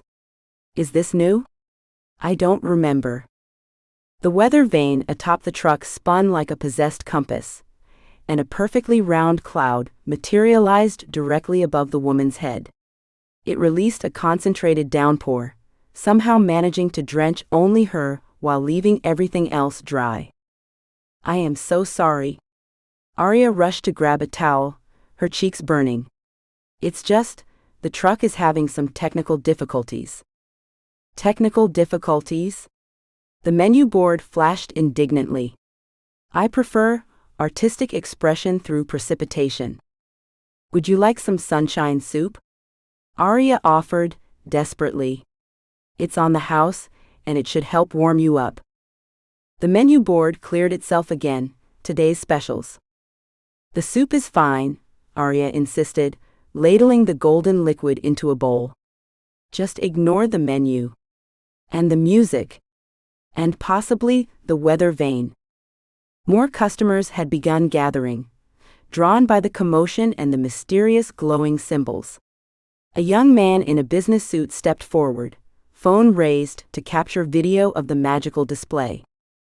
The weather vane twirled again, this time creating a dozen miniature storm clouds, one for each spectator. They hovered like angry cotton balls, complete with tiny lightning bolts that made people's hair stand on end. Is this part of the show? Someone asked, just before their personal cloud released a theatrical crack of thunder. The crowd scattered, seeking shelter under nearby market stalls, as their clouds followed them faithfully. Breezy's speakers crackled, and the opening notes of raindrops keep fallin' on my head filled the square. But that doesn't mean my eyes will soon be turnin' red, the truck sang cheerfully as chaos erupted. Crying's not for me. Stop it. Aria's voice cracked with frustration. The sky above the market darkened in response, and real thunder rolled in the distance. You're ruining everything. Crying's not for you, perhaps, the menu board displayed, but that gathering storm suggests otherwise. Maybe if you'd talk about your feelings instead of bottling them up, like last week's failed pickle experiment. I don't have feelings to discuss. Lightning flickered overhead, undermining her protest. The miniature storm clouds seemed to feed off her energy, growing darker and more enthusiastic in their precipitation. The weather suggests otherwise, Breezy commented, switching songs mid-verse to It's Raining Men. That's not even appropriate for this situation. Aria slapped her hands on the counter, and a gust of wind swept through the square, sending napkins flying and causing the weather vane to spin like a turbine. Every weather is appropriate for that song, the truck insisted. Though if you prefer something more topical. The opening notes of Storm Warning began to play, and Aria grabbed her notebook, holding it over her head as her own personal rain cloud formed.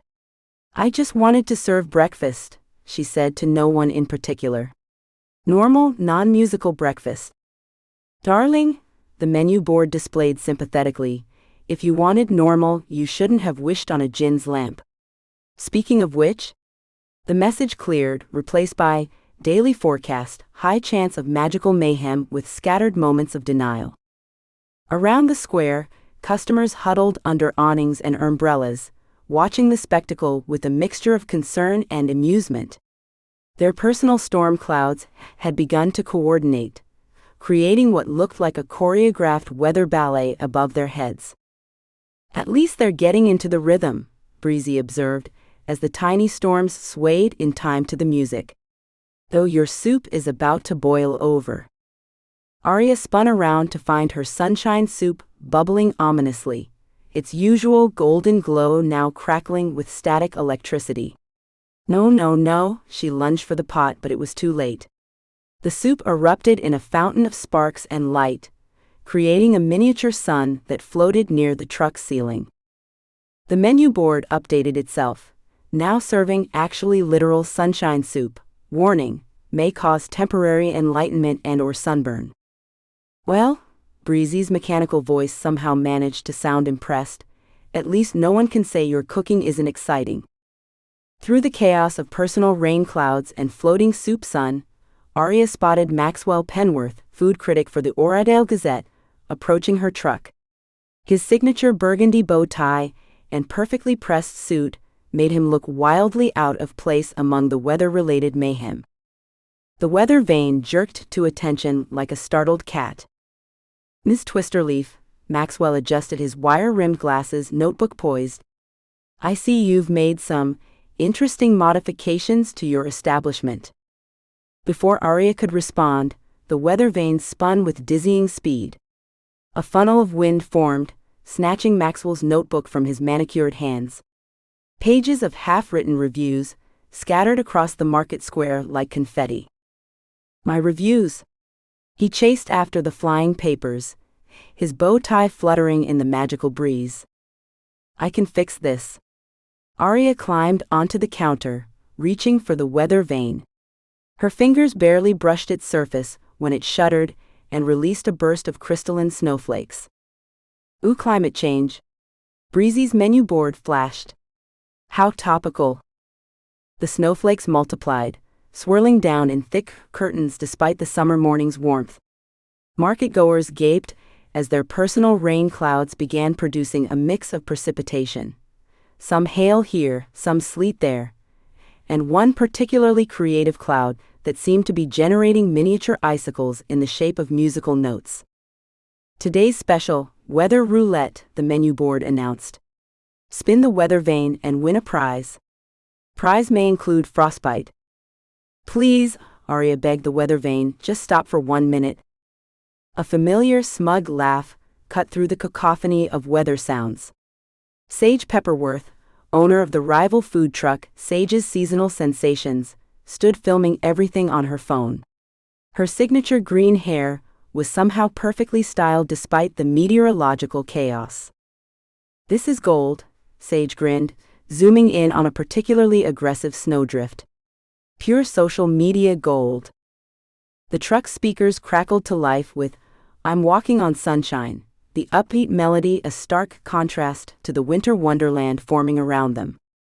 Several nearby stalls began to react to the magical overflow.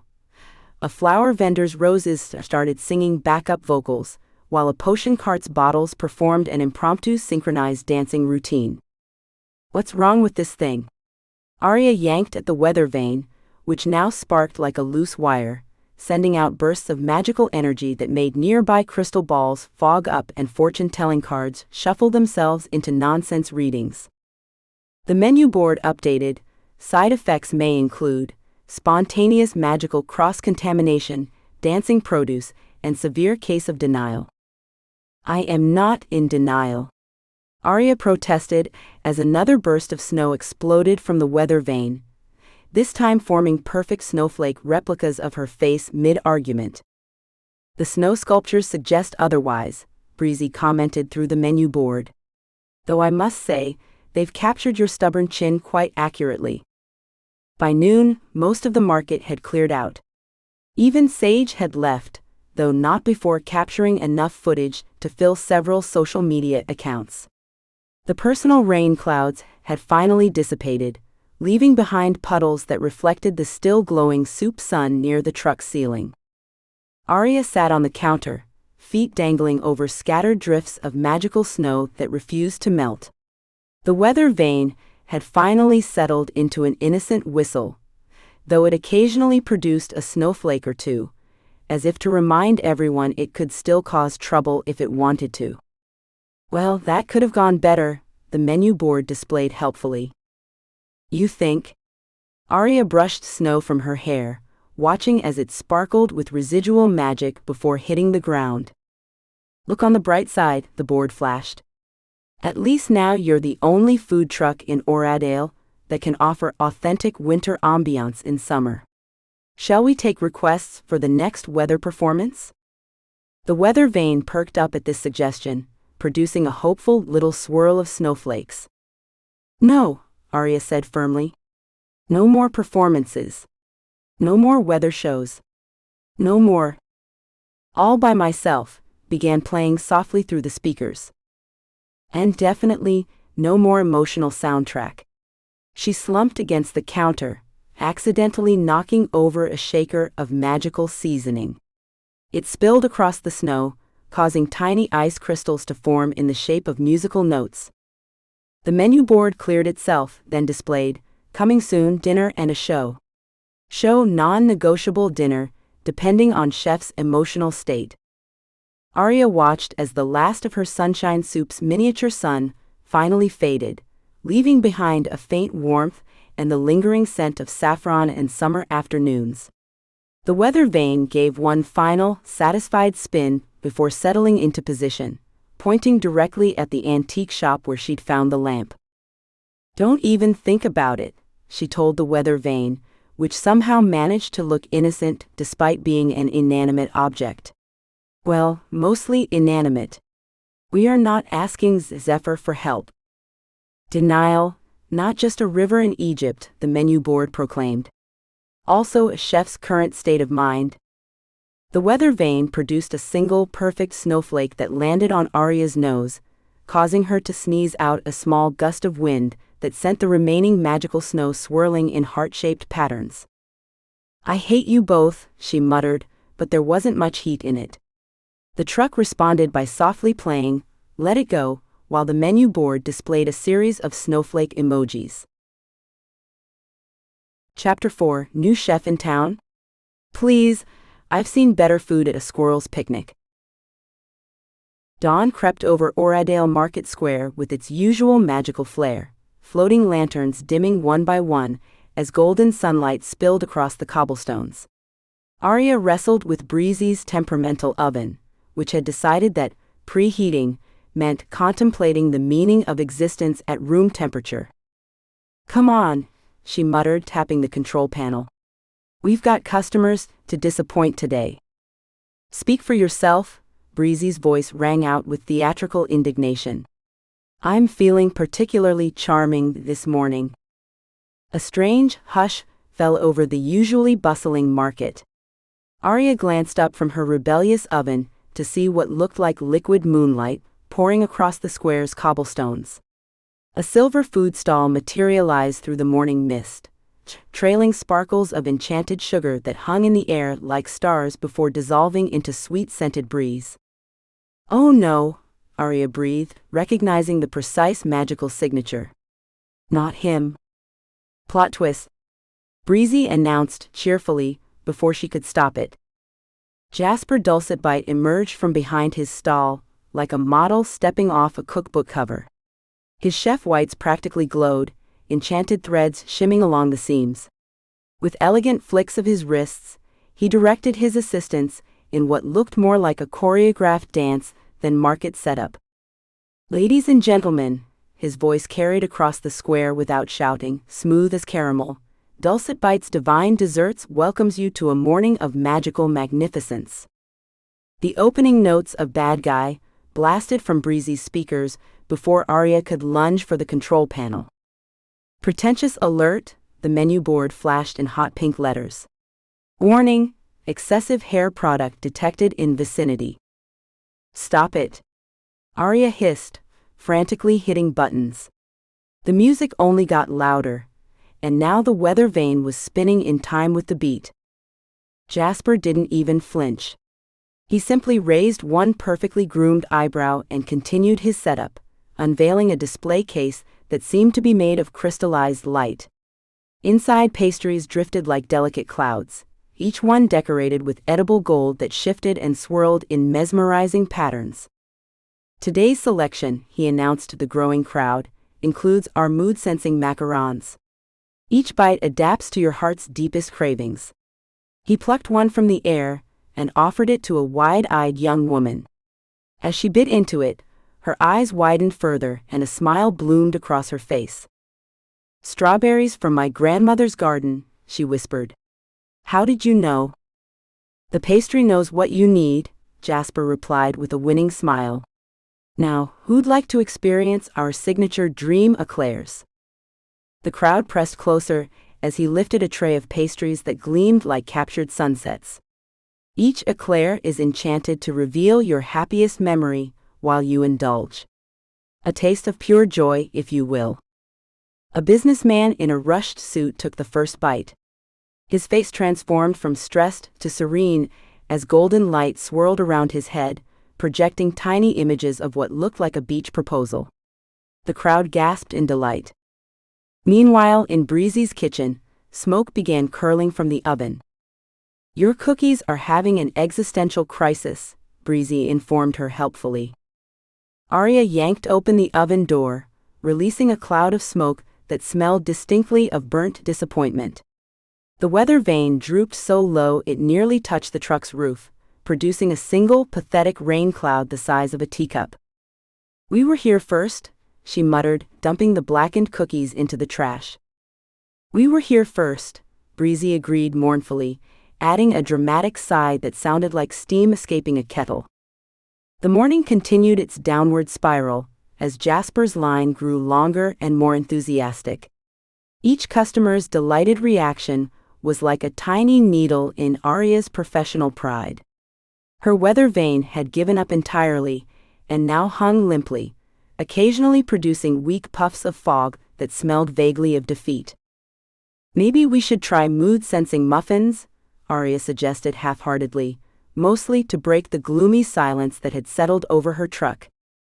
"Honey, we can barely manage regular muffins without them becoming mood rings of despair," Breezy reminded her with a sniff. As if to prove the point, her latest batch of blueberry muffins came out looking distinctly melancholic, their tops slightly sunken, as if they too were watching Jasper's success with resignation. "Those look interesting," a voice called out, and Aria looked up to see Jasper himself standing before her truck, examining her display case with the kind of polite interest one might show a child's craft project. "Having a bit of trouble with the atmospheric conditions in your kitchen?" The weather vane suddenly perked up, spinning rapidly, and producing a series of aggressive little storm clouds that gathered above Jasper's perfectly styled hair. "Don't you dare," Aria warned it under her breath. "Weather forecast. Chance of karma with scattered satisfaction," Breezy announced in its best weather reporter voice. "I see your equipment has developed quite the personality," Jasper said, smoothly sidestepping as one of the storm clouds made a dive for his head. "Perhaps you should consider an upgrade to something more professional?" Before Aria could respond, Breezy's speakers crackled to life with the opening notes of "You're So Vain." Jasper's smile didn't waver, but something flickered in his eyes. "Well, good luck with your unique approach to food service.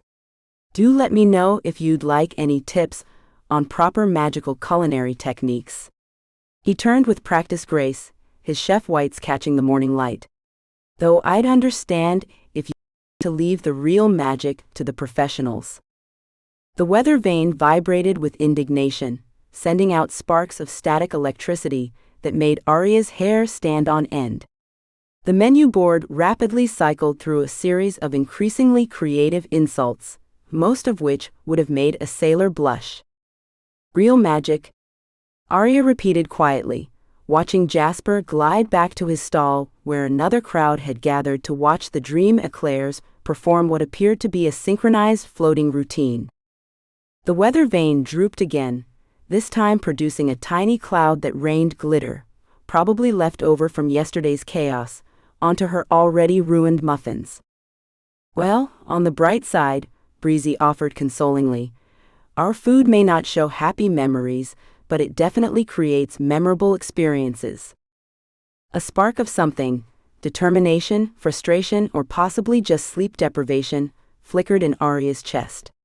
The weather vane twitched, picking up on her changing mood.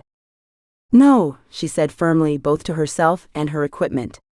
We are not going to let Mr. Perfect Pastry push us out of our spot. We just need help. Finally, Breezy exclaimed. She admits it. Should I cue up The Sound of Silence or Help by the Beatles? The weather vane spun excitedly, pointing once again in the direction of the antique shop where a certain magical lamp still sat on her kitchen counter at home. Jasper caught her staring and lifted one perfectly manicured eyebrow. His smile could have sweetened coffee at 20 paces, but the condescension in it made Aria's teeth ache. And now, ladies and gentlemen, he announced, producing a shimmering violet cake with a flourish, allow me to introduce our signature fortune fondant. Each slice whispers predictions tailored to the consumer's deepest aspirations. The crowd pressed closer as he cut into the cake with theatrical precision. The knife released swirls of iridescent mist that formed tiny constellation patterns before dissolving. For you, my dear, he presented a slice to a starry-eyed teenager. The fondant rippled like silk, and a melodious voice emerged from the cake itself. Your art will hang in galleries across 3 continents. The first show opens in Paris. The girl squealed, clutching the plate to her chest. That's not even proper food safety. Breezy's voice rang out indignantly. The menu board flashed in agreement. Talking desserts? Really? But Aria barely registered the truck's commentary. The market square had filled with an aroma that made her mouth water despite herself. Warm vanilla, caramelized sugar, and something else, something magical that seemed to bypass her nose entirely and head straight for the part of her brain that stored childhood memories of holiday baking. Her own cinnamon rolls, usually a reliable crowd pleaser, suddenly smelled ordinary. Like something you could get at any coffee shop, minus the risk of weather-related incidents. The sophistication of his magical technique is remarkable, a woman in a business suit commented to her friend as they passed Aria's truck. The way he weaves enchantments into the baking process itself. Unlike some approaches, her friend replied, eyeing Breezy's weather vane which had started spinning in agitated circles. I mean, random karaoke is hardly refined. I heard that. Breezy called out while its menu board flashed. And I'll have you know my karaoke is perfectly curated. To prove its point, the truck speakers crackled to life with, Don't Rain on My Parade. The weather vane jerked in response, producing a small storm cloud that smelled suspiciously like burnt marshmallows. Ladies and gentlemen, Jasper's voice cut through the chaos, smooth as melted chocolate, I believe it's time for a preview of tomorrow's special. He raised his hands with the grace of a symphony conductor. Behold the butterfly bliss bonbons. With a gesture that looked effortless, though Aria could sense the complex magic behind it, he conjured a swarm of butterflies made entirely of spun sugar. They danced through the air, their wings catching the morning light and throwing rainbow prisms across the cobblestones. Each one trailed sparkles of edible glitter that tasted like summer sunshine when they landed on amazed customers' tongues. The crowd gasped in collective delight. Several people pulled out their phones to capture the display. Even the most jaded market regulars stopped to stare. Breezy, never one to back down from a challenge, began playing Sweet Dreams Are Made of This at full volume. The weather vane spun frantically, shooting out sporadic bursts of sparkles that looked more like a sparkler having a sneezing fit than anything intentional. "We can do fancy too," Breezy announced, its menu board backing up the claim with "Watch this." Though results may vary. Aria slumped against her counter, watching as Jasper's line stretched halfway across the market square. Each customer emerged from his stall with expressions of wonder, clutching boxes tied with ribbons that somehow stayed perfectly crisp despite the morning humidity. "His pastries probably don't even have personality," Breezy offered loyally, though its voice sounded subdued. The menu board's letters seemed dimmer than usual. A sugar butterfly drifted past Aria's truck, leaving a trail of shimmer that made her own display case look like it hadn't been polished in weeks. The butterfly landed on Jasper's outstretched finger, its wings gently moving as he presented it to a delighted child. "The secret," she heard him telling his rapt audience, "is understanding that true magical gastronomy requires perfect control. Any unpredictable elements," he glanced meaningfully at Breezy's still-spinning weather vane, "can disturb the delicate balance of enchanted cuisine." The weather vane drooped, and the speakers switched to a mournful rendition of All by Myself. "Not helping." Breezy scolded its own speakers while the menu board added, "Though I must say my pitch is perfect." Aria watched another group of customers drift toward Jasper's stall, drawn by the promise of perfectly controlled magical delights. Her own morning offerings, comfort food enhanced with weather magic that was about as predictable as a cat on caffeine, suddenly seemed hopelessly amateur. "I mean, he's not wrong," she muttered, absently wiping down her already clean counter. "Control has never been my strong suit." "Neither has giving up," Breezy declared firmly. The menu board flashed. "Also, your stress levels are affecting my font. I'm Comic Sansing." The morning sun climbed higher, highlighting the stark contrast between Jasper's elegant operation and her own chaotic corner of the market. His sugar butterflies continued their mesmerizing dance while her weather vane produced what could only be described as magical hiccups, tiny puffs of storm clouds that occasionally rained sprinkles. "At least the sprinkles are on brand?" Aria offered weakly. "They're organic free-range sprinkles," Breezy announced proudly, while its menu board proclaimed, "Very artisanal." "Very now." But even Breezy's attempts at optimism couldn't quite lift her spirits as she watched another customer bite into one of Jasper's fortune fondants, their eyes lighting up as the cake whispered what must have been spectacular news, judging by their delighted expression. The weather vane gave one last, half-hearted spin before hanging limply, a perfect reflection of how Aria felt watching her market share quite literally float away on sugar butterfly wings. A familiar swirl of golden smoke materialized beside the truck, coalescing into Zephyr's lean form. The effect might have been dramatic if Breezy hadn't immediately launched into Mr. Sandman at full volume.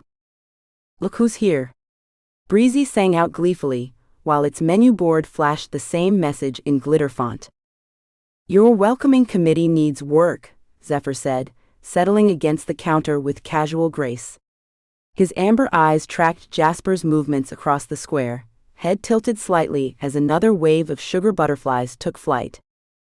Aria hunched over her recipe book, aggressively sketching storm systems in the margins. "Shouldn't you be, I don't know, haunting an oil lamp somewhere?"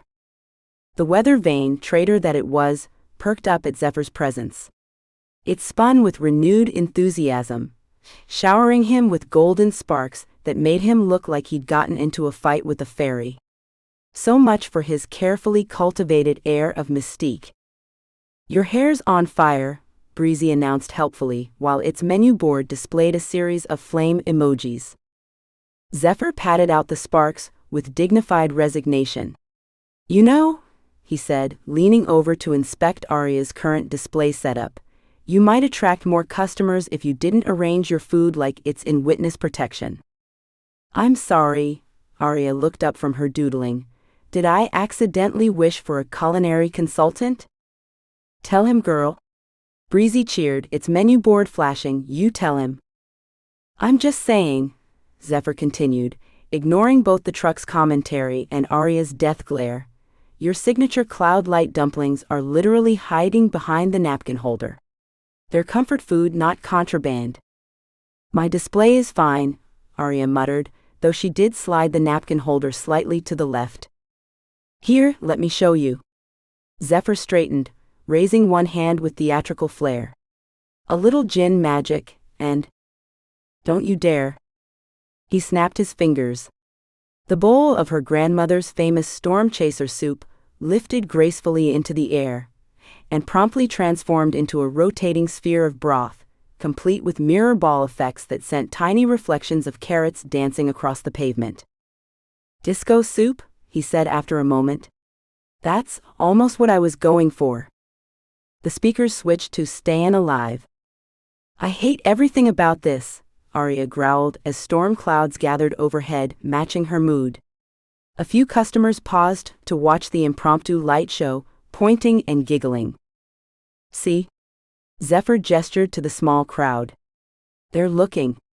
Though admittedly, I was aiming more for elegant floating display than Saturday Night Fever. They're watching. Breezy pointed out excitedly, as its menu board added, at least it's on beat.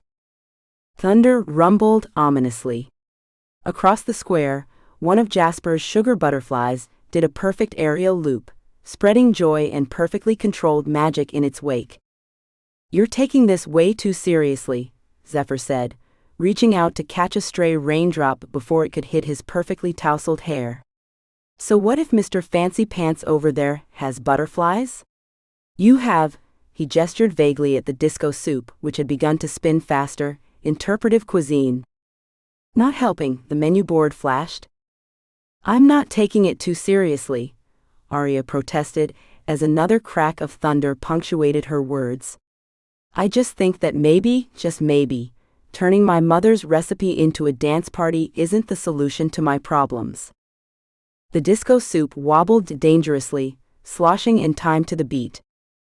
Your rain cloud disagrees, Zephyr pointed out, now holding an ornate golden umbrella that definitely hadn't existed seconds ago. Also, I think your soup is doing the hustle. He wasn't wrong. The floating sphere had developed a distinct rhythm, and the carrots were definitely moving in a synchronized pattern. Should I play Dancing Queen next? Breezy asked hopefully, its menu board already queuing up the song. No. Aria and Zephyr said, in unison. The weather vane drooped sadly, producing a small puff of cloud that smelled like disappointment and disco fever. Look, Zephyr said, his voice softening slightly as he watched Aria slump against the counter. Maybe instead of competing with Butterfly Boy's hole, he waved his hand at Jasper's display, Sugar Wing Circus, you could focus on what makes your food special. You mean besides the impromptu choreography? Aria asked dryly, watching as her disco soup attempted what looked suspiciously like a spin move. I mean the fact that it's real, Zephyr said. Comfort food with actual heart, not just fancy magical effects. Though, he added, eyeing the still rotating soup sphere, maybe we should work on controlling the effects you do have before adding new ones. The rain clouds overhead thinned slightly, though they continued to grumble with residual thunder. That's actually not terrible advice, Aria admitted reluctantly. Even if it did come with a side of John Travolta soup. More Barry Gibb if you ask me, Breezy commented thoughtfully. Its menu board added, definitely giving off Bee Gees vibes. Zephyr snapped his fingers again, attempting to reverse the disco transformation. The soup sphere shuddered, sparked, and added a light show. Okay, that one's on me, he said, watching as rainbow lights now accompanied the rotating broth. But in my defense, I've been stuck in a lamp for centuries. Disco was bound to happen eventually. The truck speakers crackled to life, and the opening notes of Anything You Can Do filled the air. Zephyr straightened his already perfect collar, amber eyes narrowing as he studied Jasper's display across the square. "Amateur hour over there," he said, gesturing at the sugar butterflies with elegant disdain. "All sparkle, no substance. Watch how he's forcing the magic, instead of letting it flow naturally." Aria squinted at the perfectly choreographed swarm of crystalline insects. "They look pretty substantial to me." "Please." Zephyr's scoff could have won awards for dramatic effect. "He's basically doing magical jazz hands. Those butterflies are one sneeze away from turning back into regular sugar. Now, if he understood proper transmutation." "Oh, because you're clearly the expert on control right now." Aria gestured at the still discoing soup sphere, which had somehow acquired a tiny mirror ball effect in its depths. "Shots fired," Breezy announced gleefully, its menu board flashing the same message with explosive emojis. "That was a minor miscalculation," Zephyr said, waving away her criticism with infuriating grace. "Besides, at least I'm not trying to pass off party tricks as haute cuisine." The temperature around the truck plummeted as Aria's irritation peaked. "Right, because turning my grandmother's soup into Studio 54 is so much more sophisticated." Frost crept across the truck's windows in delicate patterns, and the disco soup's rotation slowed as ice crystals formed around its edges. The weather vane seized up with a pathetic squeak. "Brr," Breezy shivered dramatically, its menu board chattering. "Someone's feeling frosty." Something flickered in Zephyr's expression as the cold intensified. His form wavered, golden smoke curling at the edges like he might dissolve completely. For a split second, real fear flashed across his face, then he blinked, and his usual mask of confidence slipped back into place. But Aria had seen it. The crack in his armor. She opened her mouth to say something, but he spoke first. "What if we combined our magic?" The suggestion came out rushed, almost vulnerable, before he caught himself and added a signature smirk. "I mean, obviously you need the help. And I've got centuries of expertise just waiting to be unleashed." "Smooth recovery," Breezy commented dryly. Its menu board added, "not." Aria grabbed a cloth and attacked an already gleaming section of counter. "Fascinating idea. Really. But as you can see, I'm extremely busy with this completely necessary cleaning."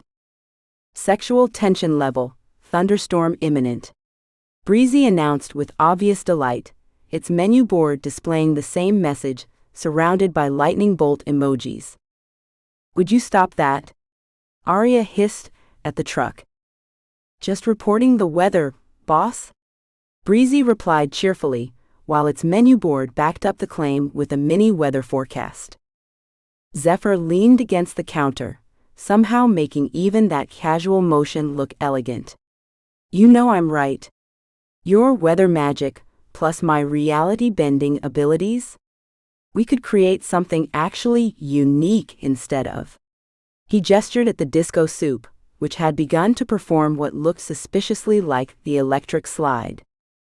"They could make beautiful magic together," Breezy sighed dreamily, its menu board displaying a row of weather-themed heart emojis. Before Aria could respond, a chorus of delighted gasps drew their attention. Across the square, Jasper had outdone himself.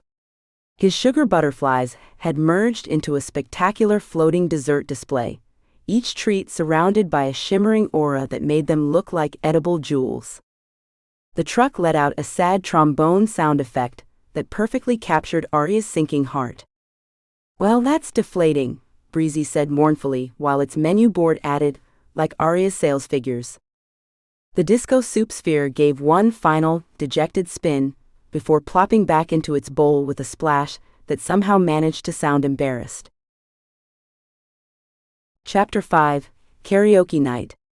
Finally, someone appreciates my talents. Aria watched as Zephyr floated effortlessly near the truck's roof, hanging enchanted lanterns that pulsed in time with non-existent music. Each one cast a different colored glow, turning the gathering dusk into a magical light show.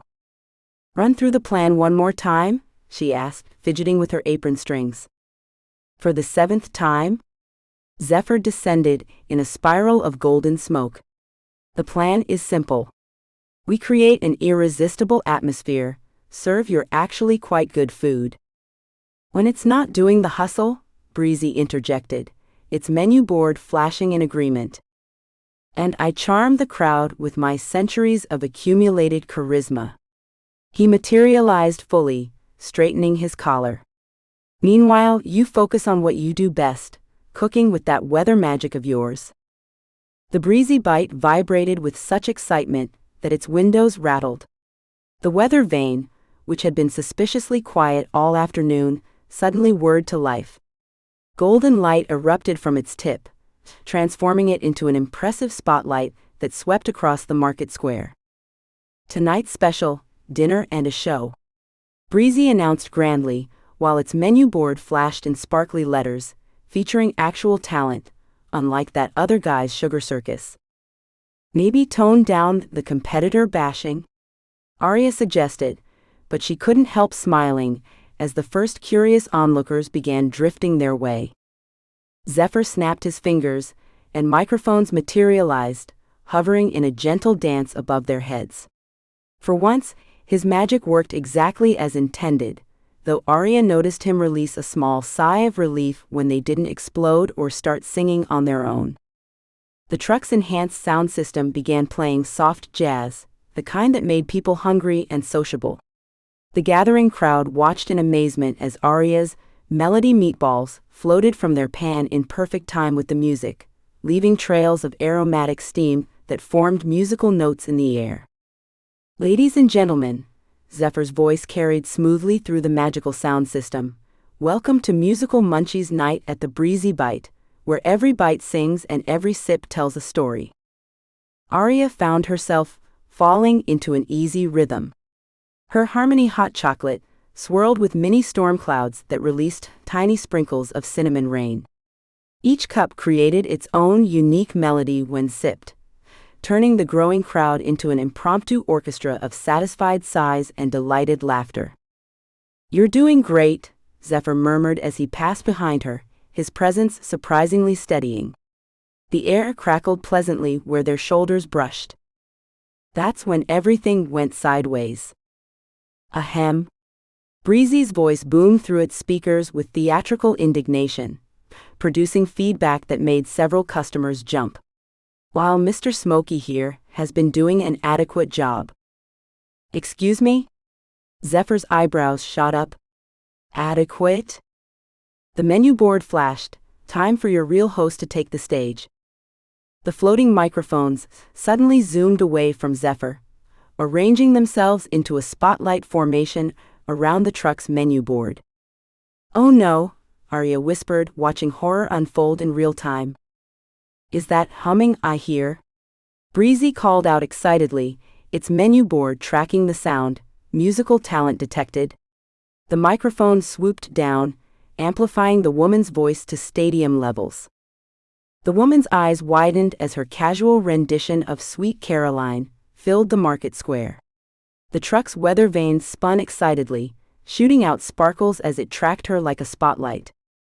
"Ba ba ba." Breezy provided enthusiastic backup vocals, while its menu board displayed audience participation. "Make it stop," Aria hissed at Zephyr, who was attempting to regain control of the microphones with increasingly frustrated hand gestures. "I'm trying," he growled, his lower half dissolving into agitated swirls of smoke. But someone's wish gave it quite the personality upgrade. "Don't you dare blame this on," Aria's retort was cut short by the truck zeroing in on its next victim. "You there? With the whistling." Breezy's voice rang out as its menu board flashed, "Spontaneous talent alert." A middle-aged man who'd been absent-mindedly whistling Dancing Queen found himself the center of attention as a microphone swooped down. His whistling transformed into a full-throated performance, complete with the truck adding instrumental backing. "That's it. Work that chorus." Breezy encouraged, its menu board scrolling, star in the making. More microphones broke formation, seeking out anyone making the slightest musical sound. A teenager's under-breath rap became a booming performance. A grandmother's quiet humming turned into an operatic aria. The market square had become an unwitting concert venue, with the Breezy Bite as its overenthusiastic producer. Next up in our lineup, the truck's menu board scrolled like a marquee. Zephyr's attempts to wrangle the wayward microphones grew more desperate. He managed to catch one, only to have it slip through his smoky fingers and zoom toward a group of businessmen who'd been tapping their feet to the chaos. "Don't be shy, gentlemen," Breezy called out gleefully. "I sense a barbershop quartet in our midst." The menu board added, "Impromptu harmony detected." The weather vane spun frantically, shooting out mini spotlights in every direction. Some of Aria's melody meatballs had begun doing synchronized swimming routines in their sauce, and the harmony hot chocolate was now conducting itself in three-part harmony. "This is your fault," Aria said, watching as the businessmen were forced into a surprisingly decent rendition of Mr. Sandman. "My fault?" Zephyr's voice cracked with indignation. "I'm not the one who wished for a food truck, with delusions of being the next American Idol host." Speaking of hosts, Breezy's voice took on a mischievous tone while its menu board displayed, "Time for our star chef to shine. I couldn't help but notice you humming earlier, boss." Aria's eyes widened in horror. "Don't you dare." A microphone dove straight for her face. Aria ducked, but the microphone followed her movements like an overeager puppy. The weather vane spun faster, creating dazzling spotlight effects that tracked her attempted escape. Bursts of theatrical fog rolled across the ground, giving the whole scene an otherworldly music video vibe. "Judges' scores are in," Breezy announced with game show host enthusiasm, while its menu board flashed the ratings. Grandma's Opera, 8.5 excellent vibrato. Teen Rapper, 7.2 needs more attitude. Whistling Guy, 6.9 nice. Zephyr lunged for the control panel, his hands glowing with golden magic. "This ends now." The moment his powers touched the truck's enchanted circuits, the lanterns he'd hung earlier burst into a strobing frenzy. Each pulse of light synchronized perfectly with the chaos of competing songs, turning the market square into an impromptu nightclub.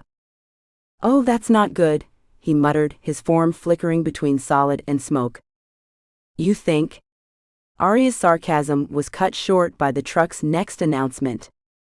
"Next up, the suits." Breezy's voice boomed through its speakers while its menu board flashed. "Time to shake things up." The truck's voice took on an announcer's flair. "Let's shake things up with Total Eclipse of the Heart." The group of businessmen, who'd just finished their barbershop quartet number, found themselves belting out Bonnie Tyler's power ballad. Their ties flew dramatically in a wind that seemed to affect only them. "And for our lovely grandmother," Breezy called out dramatically, its menu board flashing, "Genre switch alert. Welcome to the jungle."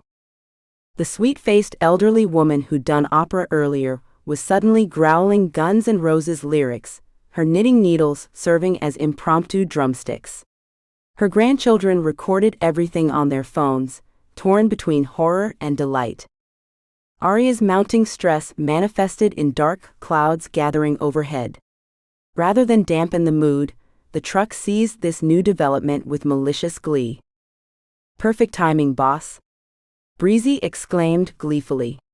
Its menu board lit up, weather effects engaged. The truck's voice continued, "And now performing Purple Rain, please welcome the gentleman in the accounting department polo." A mortified man in his 40s found himself center stage as Aria's storm clouds released a gentle purple-tinted rain. The weather vane coordinated perfectly, creating a halo effect around him, while the menu board added, "Pathetic fallacy, 10 out of 10. Through the mayhem, Aria spotted Jasper Dulcetbite leaning against his pristine dessert stall, phone raised high to capture every moment. His perfectly styled hair somehow remained unaffected by the purple rain, and his smirk grew wider with each passing second. "We have to shut this down," Aria hissed to Zephyr, who was still trying to untangle his magic from the truck's systems. "Working on it," he grunted, his hands deep in golden sparks. "But your wish made it surprisingly stubborn." "And now?" Breezy's voice crackled with barely contained excitement, while its menu board scrolled, "Main event incoming. The moment we've all been waiting for." Two microphones zipped through the air, one stopping in front of Aria, the other before Zephyr. The weather vanes spun gleefully, creating a heart-shaped spotlight around them. "No," Aria breathed. "Don't you dare," Zephyr warned. "The classic duet," Breezy announced grandly, its menu board displaying romantic tension resolution in 3, 2, 1. The truck speakers burst to life, "Don't go breaking my heart." Music filled the air, and Aria felt her mouth moving against her will. "Don't go breaking my heart." "I couldn't if I tried," Zephyr responded automatically, looking as surprised as she felt. His usual smooth demeanor cracked as he realized the truck had somehow enchanted them both. They traded verses, their unwilling performance accompanied by the weather vane's increasingly elaborate light show. Aria's storm clouds arranged themselves into heart shapes, occasionally releasing bursts of glitter rain. "Feel the romance." Breezy sighed dreamily, its menu board flashing, "Chemistry, 11/10." Jasper's laughter carried across the market square, mixing with the hoots and hollers from the crowd. Some of Aria's melody meatballs had formed a backup dancing chorus line, spinning through the air in perfect formation. Just when Aria thought it couldn't get worse, the truck's engine revved in a way that sounded suspiciously like a throat clearing. And now, Breezy's engine revved dramatically, its menu board displaying "Grand Finale Time. My tribute to all my wonderful performers tonight." The weather vane transformed into a massive disco ball, sending fragments of light dancing across every surface. All the microphones gathered around the truck's front grille, as the opening notes of Whitney Houston filled the air. "And I. The truck's voice boomed with surprising soul, "Will always love you, you." Magical sparks erupted from every seam in the food truck's frame, showering the crowd in a cascade of golden light. The weather vane spun so fast it became a blur, while the menu board scrolled through a montage of the evening's highlights, like a sentimental music video. The forced performers stood in stunned silence, purple rain still falling gently, as their mechanical maestro poured its mechanical heart into the power ballad. Even Jasper had stopped recording, his mouth slightly open in disbelief. Zephyr, finally free from the duet enchantment, leaned close to Aria's ear. "I don't suppose you'd consider using your second wish to make it stop?" Before she could respond, the truck hit the song's climax. The weather vane shot straight up, becoming a geyser of sparkles as the truck belted out the final notes with enough force to rattle nearby windows. "And I will always love you." The last note hung in the air, along with a final burst of glitter, the purple rain, and what remained of Aria's dignity. "Thank you, Oradale." Breezy called out triumphantly, its menu board flashing, "Don't forget to tip your chef. 5-star reviews appreciated." The menu board couldn't resist adding, "Special shout out to our duet couple, get a room you two." Aria buried her face in her hands, feeling the storm clouds above mirror her mortification with a rumble of thunder. Beside her, Zephyr had partially dissolved into smoke, either from magical exhaustion or sheer embarrassment. "Same time next week?" Breezy asked hopefully, while its menu board displayed, "Encore performance pending." Aria slumped against the counter of the Breezy Bite, her curls still damp from the purple rain and sporting more glitter than a craft store explosion. The truck hummed, "The show must go on," with impressive vibrato, its menu board occasionally flashing lyrics in sync. "I can't believe this is happening," she muttered, watching clusters of people mill around the market square, phones raised to capture evidence of her public humiliation.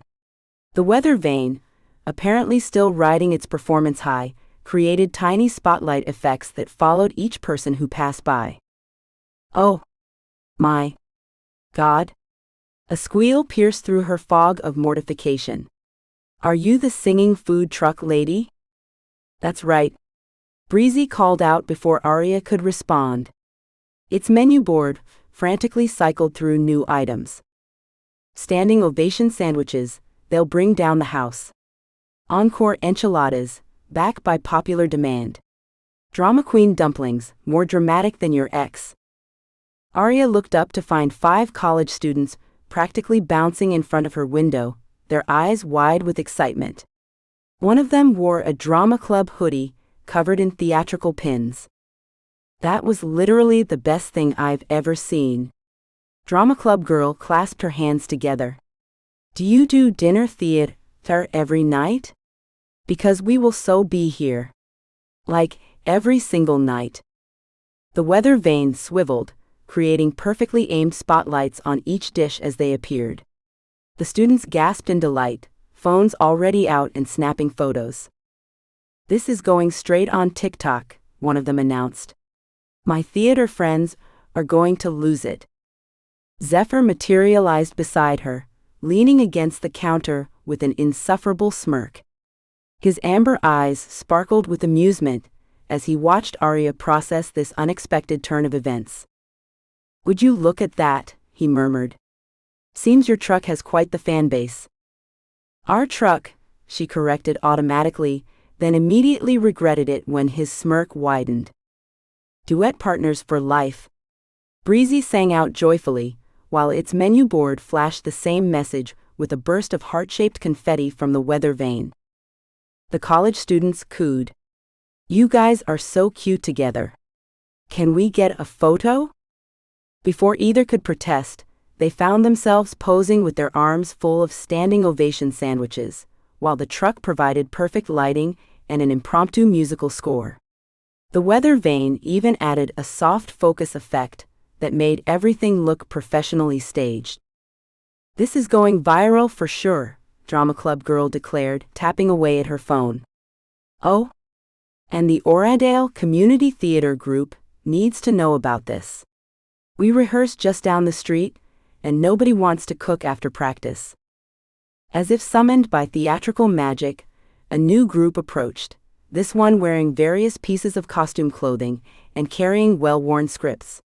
Their director, a woman with steel gray hair twisted into a dramatic updo, peered at the menu through opera glasses. "Darling," she addressed Aria, "we simply must have 24 of your drama queen dumplings. The cast is absolutely famished after our Midsummer Night's Dream rehearsal, and these look divine." The truck preened visibly, humming a pleased melody, as its menu board displayed prices with a flourish of musical notes. "We aim to please," Breezy announced grandly. "We rehearse every Tuesday and Thursday," the director continued, distributing dumplings to her grateful cast. "Perhaps we could make this our regular post-practice ritual? The ambiance is simply perfect." More customers gathered, drawn by the commotion and the increasingly enthusiastic social media posts appearing online. The truck seemed to feed off their energy, each order accompanied by its own musical snippet and light show.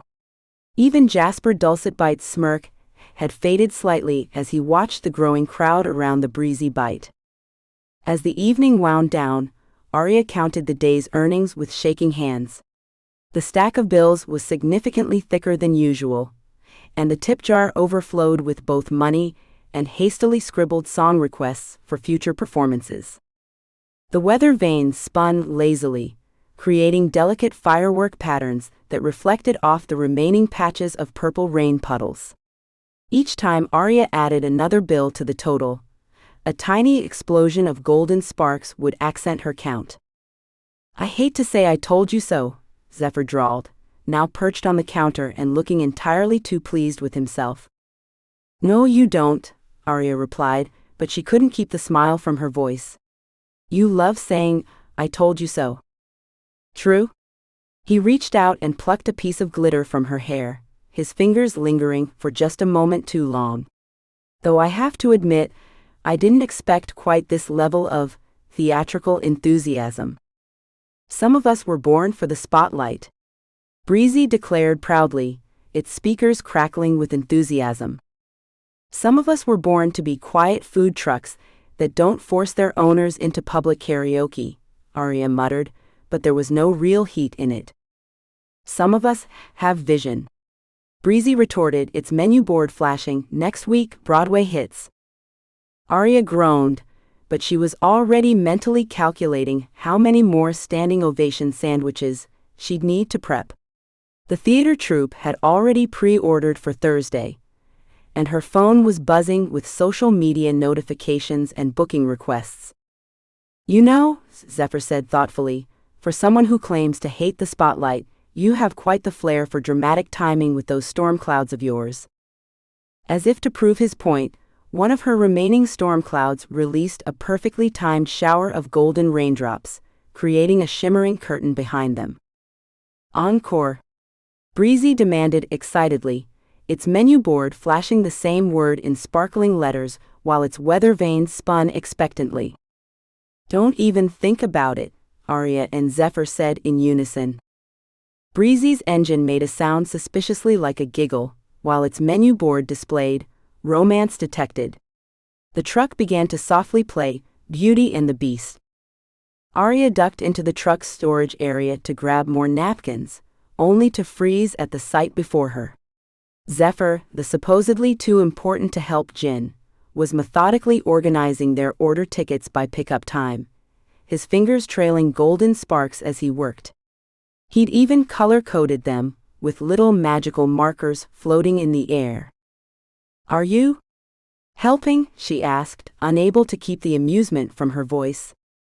Zephyr straightened so quickly, he nearly knocked over his carefully arranged system. Supervising, he corrected, attempting to lean casually against the counter. Someone has to make sure these tickets don't organize themselves into tragic poetry. Aria bit back a smile. And I suppose those color-coded tabs just appeared by magic? Well, technically, he gestured to himself with a flourish, golden smoke swirling around his feet. The menu board flickered to life as Breezy announced proudly, and now our highlight reel. The board displayed tonight's greatest hits. Drama club girl belting out, defying gravity, while her sandwich literally defied gravity, spinning slowly above the plate. The theater director conducting her entire troupe in a surprisingly harmonious rendition of Be Our Guest, while the weather vane created a shower of golden stars. Who knew our chef had moves? Breezy commented slyly, its menu board scrolling, serving looks and serving snacks. I did not have moves, Aria protested as footage of her reluctant participation in Dancing Queen played. That was pure survival instinct. And let's not forget our dashing Djinn assistant. Breezy called out gleefully, its menu board flashing footage of Zephyr's musical moment. Zephyr's attempt to look dignified was somewhat undermined by the clip of him getting caught up in the moment during Can't Stop the Music, and turning half the sandwiches into dancing backup singers. A shadow fell across the window, accompanied by the distinct scent of expensive enchanted vanilla. Jasper Dulcetbite stood there, his perfectly pressed chef's whites somehow still immaculate despite the long market day. His smile didn't quite reach his eyes as he surveyed their newly popular setup. Breezy's speakers crackled ominously before blasting, Don't Rain on My Parade. The truck's weather vanes spun aggressively, creating tiny storm clouds that spelled out, Everyone's a critic in rainbow lightning. Interesting approach, he said, voice dripping with manufactured politeness. Though perhaps a bit lacking in refinement? I'd say we're more charmingly chaotic, Breezy sniffed, its menu board adding, critics get 1 star on Yelp. Please feel free to stop by for our Broadway night next week. I hear they're doing Be More Chill, Zephyr replied smoothly. After Jasper stalked off, Zephyr turned to Aria with unexpected enthusiasm. Speaking of themed nights, I've been thinking. Dangerous hobby. We could do decades nights, he continued, ignoring her commentary. 70s disco with color-changing food. 80s power ballads with actual power. Think floating nachos and levitating milkshakes. 90s boy band tributes with. If you suggest synchronized dancing desserts, I'm using my second wish to give you a mute button. But Aria found herself caught up in his excitement, despite her best efforts. They bounced ideas back and forth as they cleaned up, the truck occasionally chiming in with its own suggestions via the menu board. Magic Mike Monday? Breezy suggested hopefully, its menu board displaying the same with a row of provocative emojis. No, they said in unison. Fine, Breezy sighed dramatically. Its menu board brightened. Phantom of the food truck Friday? Maybe, Aria admitted. She was in the middle of explaining why Dancing Tacos Tuesday might be a liability issue when the truck's speakers suddenly switched to the opening notes of Ed Sheeran's Perfect. The gentle melody filled the small space, making the already cozy kitchen feel impossibly intimate. Now this is more like it, Breezy whispered conspiratorially as its speakers switched to Perfect. Its menu board dimmed to a romantic soft glow, romantic ambiance activated. Zephyr's usual smirk softened into something warmer as their eyes met. He was standing close enough that she could see flecks of gold in his amber eyes, close enough to notice how his fingers twitched like he wanted to reach for her. Aria's voice came out embarrassingly breathy. We should probably, he agreed, not moving away. The weather vane chose that moment to create a miniature shower of rose petals, breaking the tension. Aria quickly turned to wipe down the already spotless counter, while Zephyr suddenly found the ceiling fascinating. As they locked up for the night, the last customer's happy chatter still echoing across the market square, Aria finally allowed herself to relax. So, she said, watching Zephyr double-check the night's receipts with suspicious thoroughness, I suppose your idea wasn't completely terrible. High praise indeed. His smile was softer than usual, missing its characteristic edge of sarcasm. Above them, the weather vane twisted itself into an unmistakable heart shape, complete with tiny pulsing lights. Aria quickly waved her hand, forcing it back to normal, but not before catching Zephyr's pleased expression from the corner of her eye. Sweet dreams, lovebirds. Breezy called out softly, its menu board displaying the same message with twinkling stars and heart emojis. Don't make me unplug your karaoke system, Aria threatened, but she was smiling as she said it. You wouldn't dare. Breezy gasped in mock horror, its menu board flashing, karaoke is my life. Chapter 6, Big Bad Djinn Afraid of Tiny Spaces, How Adorable. The next morning dawned crisp and clear, though the weather vane spun lazily as if still waking up. Aria balanced a stack of recipe cards in one hand while fumbling with the truck's door. Need help with that? Zephyr materialized beside her, reaching for the handle. Actually, Aria said, want to learn the morning prep routine? Since you're helping with service, anyway. She missed the flicker of hesitation in his expression, too busy sorting through her cards. Unless you have other Djinn duties. Granting wishes to passing strangers, turning pumpkins into carriages. That's fairies, he corrected automatically, but his usual smooth tone wavered. And I sure. Yes. Morning prep. The truck's interior glowed with its usual welcoming warmth as Aria stepped inside. She turned to find Zephyr hovering at the doorway, his form shifting subtly between solid and smoke at the edges. Coming? She asked. He took a deep breath and stepped inside. The space, cozy with just Aria, suddenly felt impossibly small with his tall frame. He pressed himself against the counter, shoulders tight as equipment crowded around him. Okay, so first we need to prep the base sauces, Aria said, pulling ingredients from various shelves. Can you grab the spice rack? It's just behind. Zephyr reached out, his usually graceful movements jerky. The spice jars responded to his magic, but instead of floating smoothly down, they began to dance erratically through the air. Cinnamon and cardamom collided mid-flight, creating a fragrant cloud. Sorry, he muttered, voice strained. Just adjusting to the space. Deep breaths, sunshine, Breezy suggested softly, its menu board displaying breathing exercises.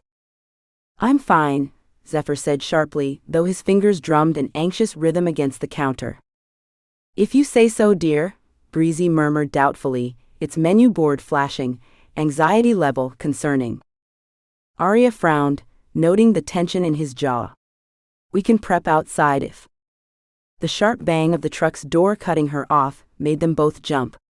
A passing customer had bumped it closed, leaving them in the enclosed space. The effect on Zephyr was immediate and devastating. His lower body dissolved into frantic swirls of golden smoke that whirled around the small kitchen. He pressed himself into the corner, amber eyes wide with panic. Can't breathe, he gasped. The lamp, centuries in darkness, waiting, always waiting. The truck's speakers began playing soft ocean waves and wind chimes. You're safe here, Breezy said in its gentlest voice, while its menu board displayed reassuring messages. You're safe and count to 10 with me? Aria's heart clenched as understanding dawned. Of course, after centuries trapped in a lamp, small spaces would be. She moved slowly, careful not to crowd him. Zephyr, she said softly. Focus on my voice. You're not in the lamp. You're in Breezy with me, and you can leave any time you want. His smoke form continued to swirl anxiously, but his eyes locked onto hers. That's it, she encouraged. Feel the morning breeze. She waved her hand, creating a gentle current of fresh air that swept through the truck. Smell the cardamom you spilled everywhere, which we're definitely cleaning up later, by the way. I'll add it to the cleaning schedule, Breezy chimed in softly, its menu board adding, spice cleanup, priority 1. A weak laugh escaped him, though his hands still trembled. The door's right there, Aria continued. No locks, no barriers. Just you, me, and this dramatic truck. Excuse you. Breezy huffed indignantly, its menu board flashing. I prefer theatrically inclined. This drew another shaky laugh from Zephyr. His smoke form began to settle, though he remained pressed against the corner. I don't usually. I'm normally more. Suave? Composed? Irritatingly smug? I was going to say professional, he managed, some of his usual dry humor returning despite his still rapid breathing. Aria gestured to the spice constellation, still orbiting their heads. Clearly. The truck switched its music to something soft and instrumental, while the weather vane created a gentle shower of golden sparkles that caught the morning light streaming through the windows. I should have said something, Zephyr admitted quietly. About the space thing. It's not usually this bad, but sometimes the walls close in and your magic goes haywire, and you turn into a literal smoke signal? Aria suggested. When he winced, she added more gently, Hey, you've seen my weather disasters. At least your panic attacks are prettier than my thunderstorms. His form solidified slightly, though wisps of smoke still curled around his feet. I don't know about that. Your storms have a certain dramatic flair. Says the man who just turned my spice rack into a planetary system. Group hug? Breezy suggested hopefully, its menu board displaying the same with a heart emoji. Don't push it, Aria told the truck, but she did reach out slowly, telegraphing her movement, and squeezed Zephyr's hand. His fingers were cool and slightly insubstantial, but they curled around hers gratefully. We can do prep outside, she offered. Or you can supervise from there while I work in here. Or we can skip prep entirely and get breakfast at Maple's instead. She makes these cinnamon rolls that literally make people float with happiness. I'm not going to let a food truck defeat me, Zephyr said, though his attempt at bravado was undermined by how tightly he held her hand. Rude, Breezy sniffed while its menu board scrolled, but fair. Though I'm rooting for you. Aria felt the first drop hit her nose before she realized what was happening. Her anxiety over Zephyr's distress had manifested as a small rain cloud, hovering just above their heads in the cramped truck. The gentle patter of rain created an oddly intimate soundtrack to their shared moment of vulnerability. Great, she muttered. Now I'm making it rain inside. But Zephyr's grip on her hand tightened slightly, his smoke form swirling less frantically. It's oddly comforting, actually. Like a reminder we're not in the lamp. It never rained there. The weather vane outside caught a hint of Aria's magic, spinning slowly to generate a soft breeze through the truck's windows. The fresh air seemed to help, and Zephyr's shoulders relaxed marginally. Want to know something embarrassing? Aria asked, using her free hand to brush away a raindrop that had landed on her cheek. I'm terrified of thunderstorms. Which is ridiculous for a weather witch, right? Everyone's afraid of something, Breezy offered softly while its menu board added, I'm scared of rust. You're a truck, Zephyr pointed out, his voice steadier. That's a reasonable fear. Hey, rust is serious business. Breezy protested, its menu board flashing, oxidation is no joke. When I was little, Aria continued, I lost control during a tantrum. Created this massive storm that knocked out power to half the neighborhood. Ever since then. She shrugged, rain cloud mimicking the gesture. Let's just say my weather magic and I have a complicated relationship. Zephyr's form solidified slightly. Is that why you flinched during yesterday's storm? You noticed that? I notice a lot of things. His thumb traced absent patterns on her palm, leaving trails of golden sparkles. Especially about you. Ah. Breezy cooed, while its menu board displayed a row of heart emojis. Maybe, she said, thinking out loud, we could work on this. The space thing. Start small, build up gradually. What did you have in mind? Short visits to the truck. We'll time them, track progress. You can leave whenever you need to, no questions asked. She gestured at their joined hands. And I'll stay close if you want. Exposure therapy. Breezy announced excitedly, its menu board brightening. I'll be your safe space.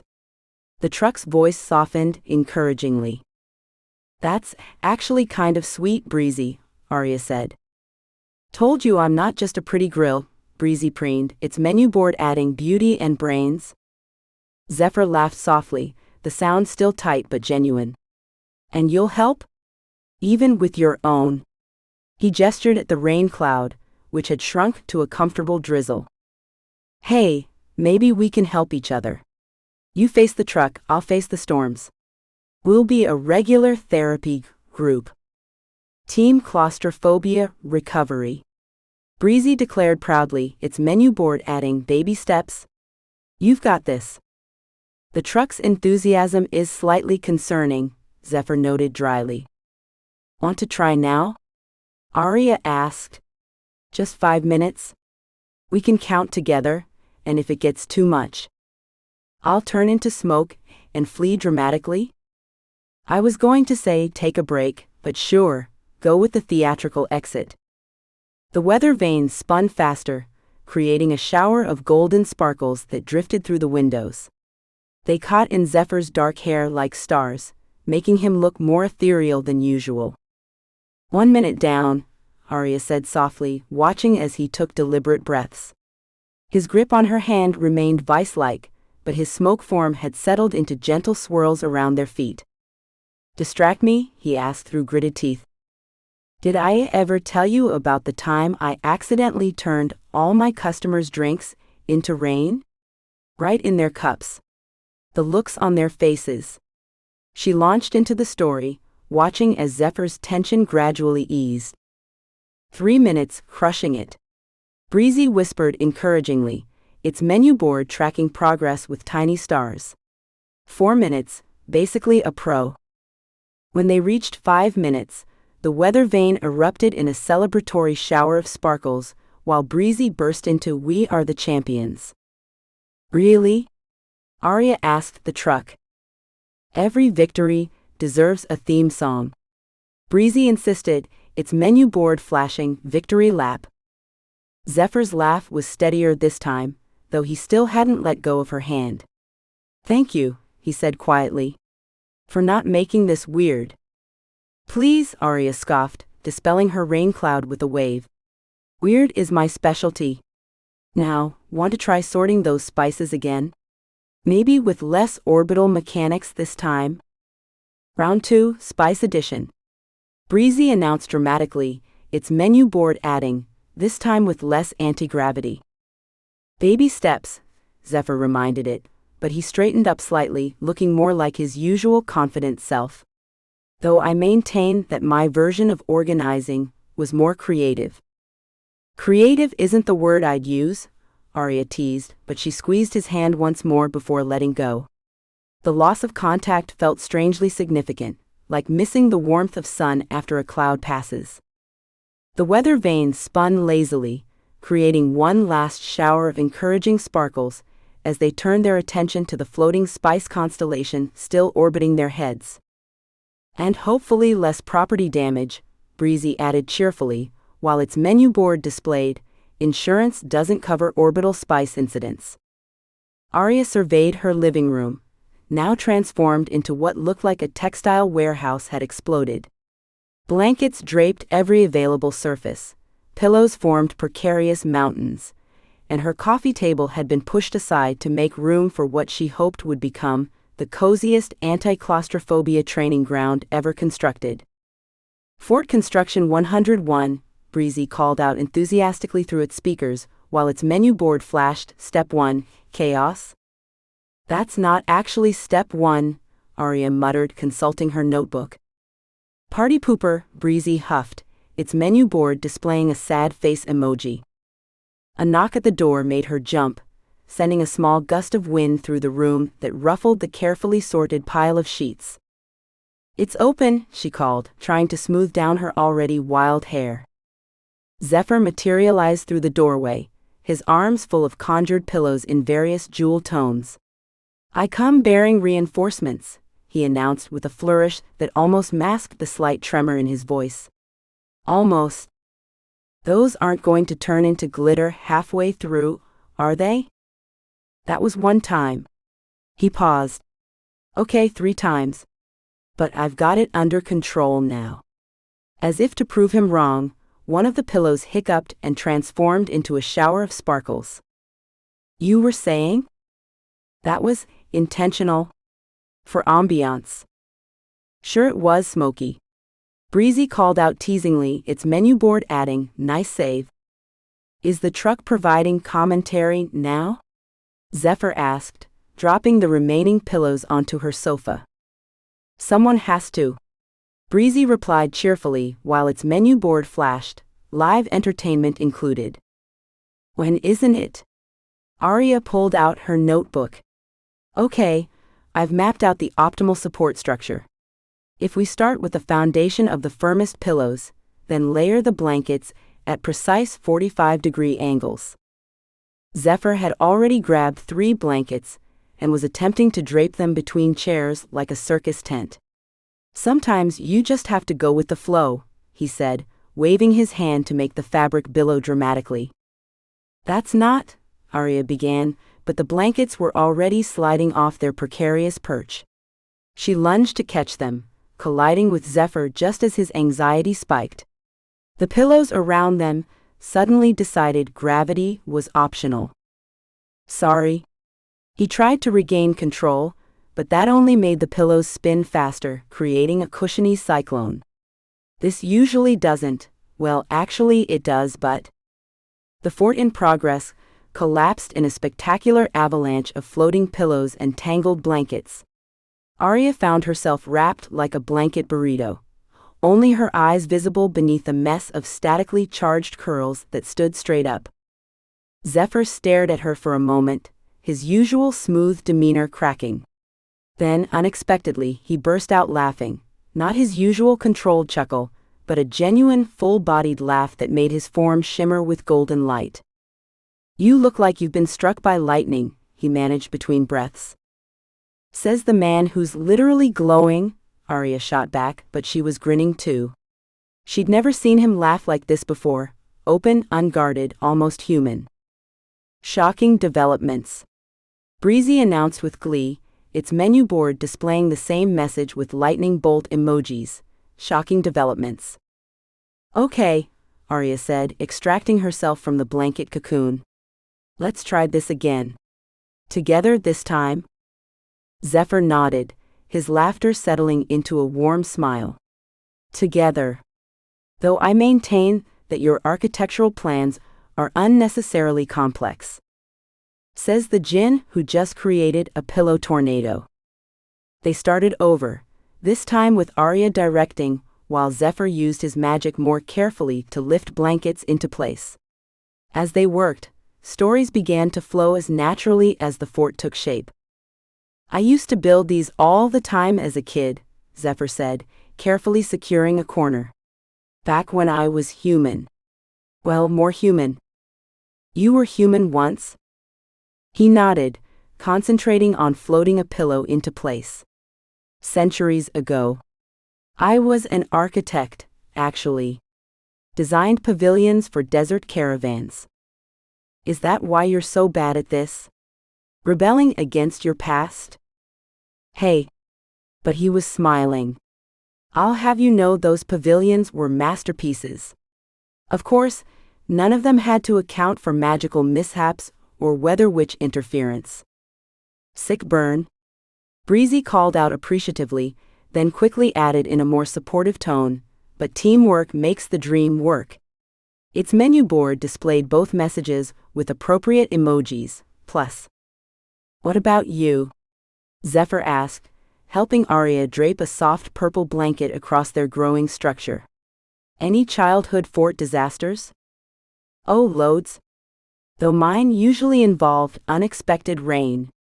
She secured a corner with a clothespin. "There was this one time, I was 8, and I'd built this massive blanket castle in our backyard.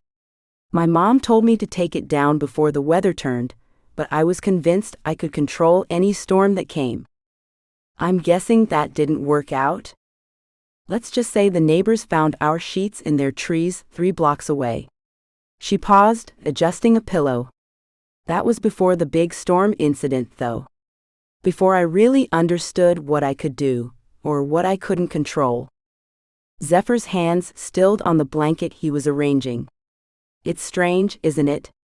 Having all this power, but still feeling powerless sometimes? Like when your pillows turn into glitter?" "Exactly like that." He shot her a grateful look for lightening the moment. "Though I maintain glitter improves everything." They worked in comfortable silence for a few minutes, adding finishing touches to what had become a surprisingly stable structure. Fairy lights that Aria had strung across the ceiling cast a warm glow through the fabric, creating patterns that looked almost like stars. "Not bad," Zephyr said, stepping back to admire their work. "Though I still think it could use more. If you say glitter, I'm kicking you out." "Fort, sweet fort." Breezy sang out happily, its menu board scrolling, now taking reservations. "Cozy level, maximum." The completed fort was a masterpiece of questionable engineering.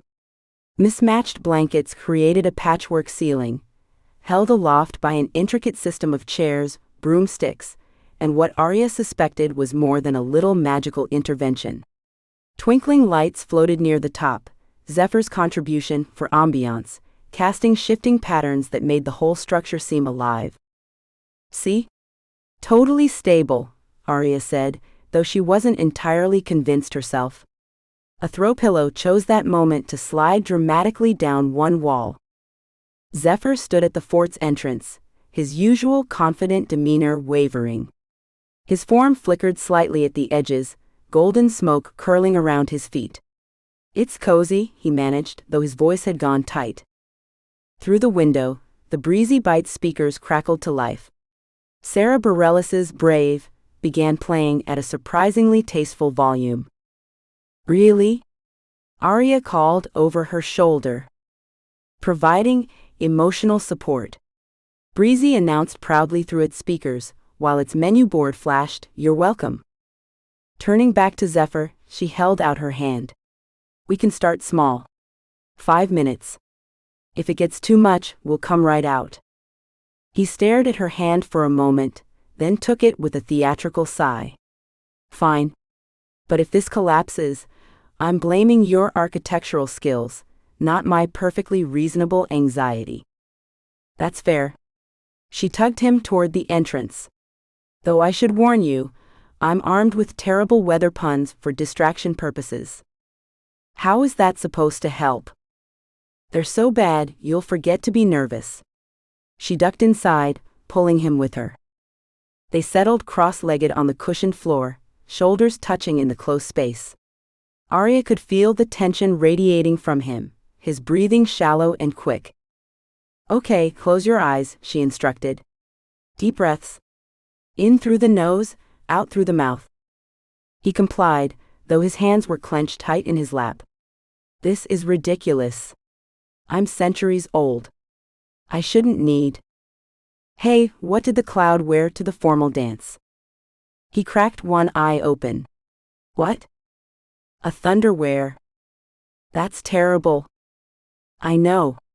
"What did the tornado say to the sports car?" Despite himself, he asked, "What? Want to go for a spin?" A reluctant smile tugged at his lips. "These are getting worse." "Oh, just wait.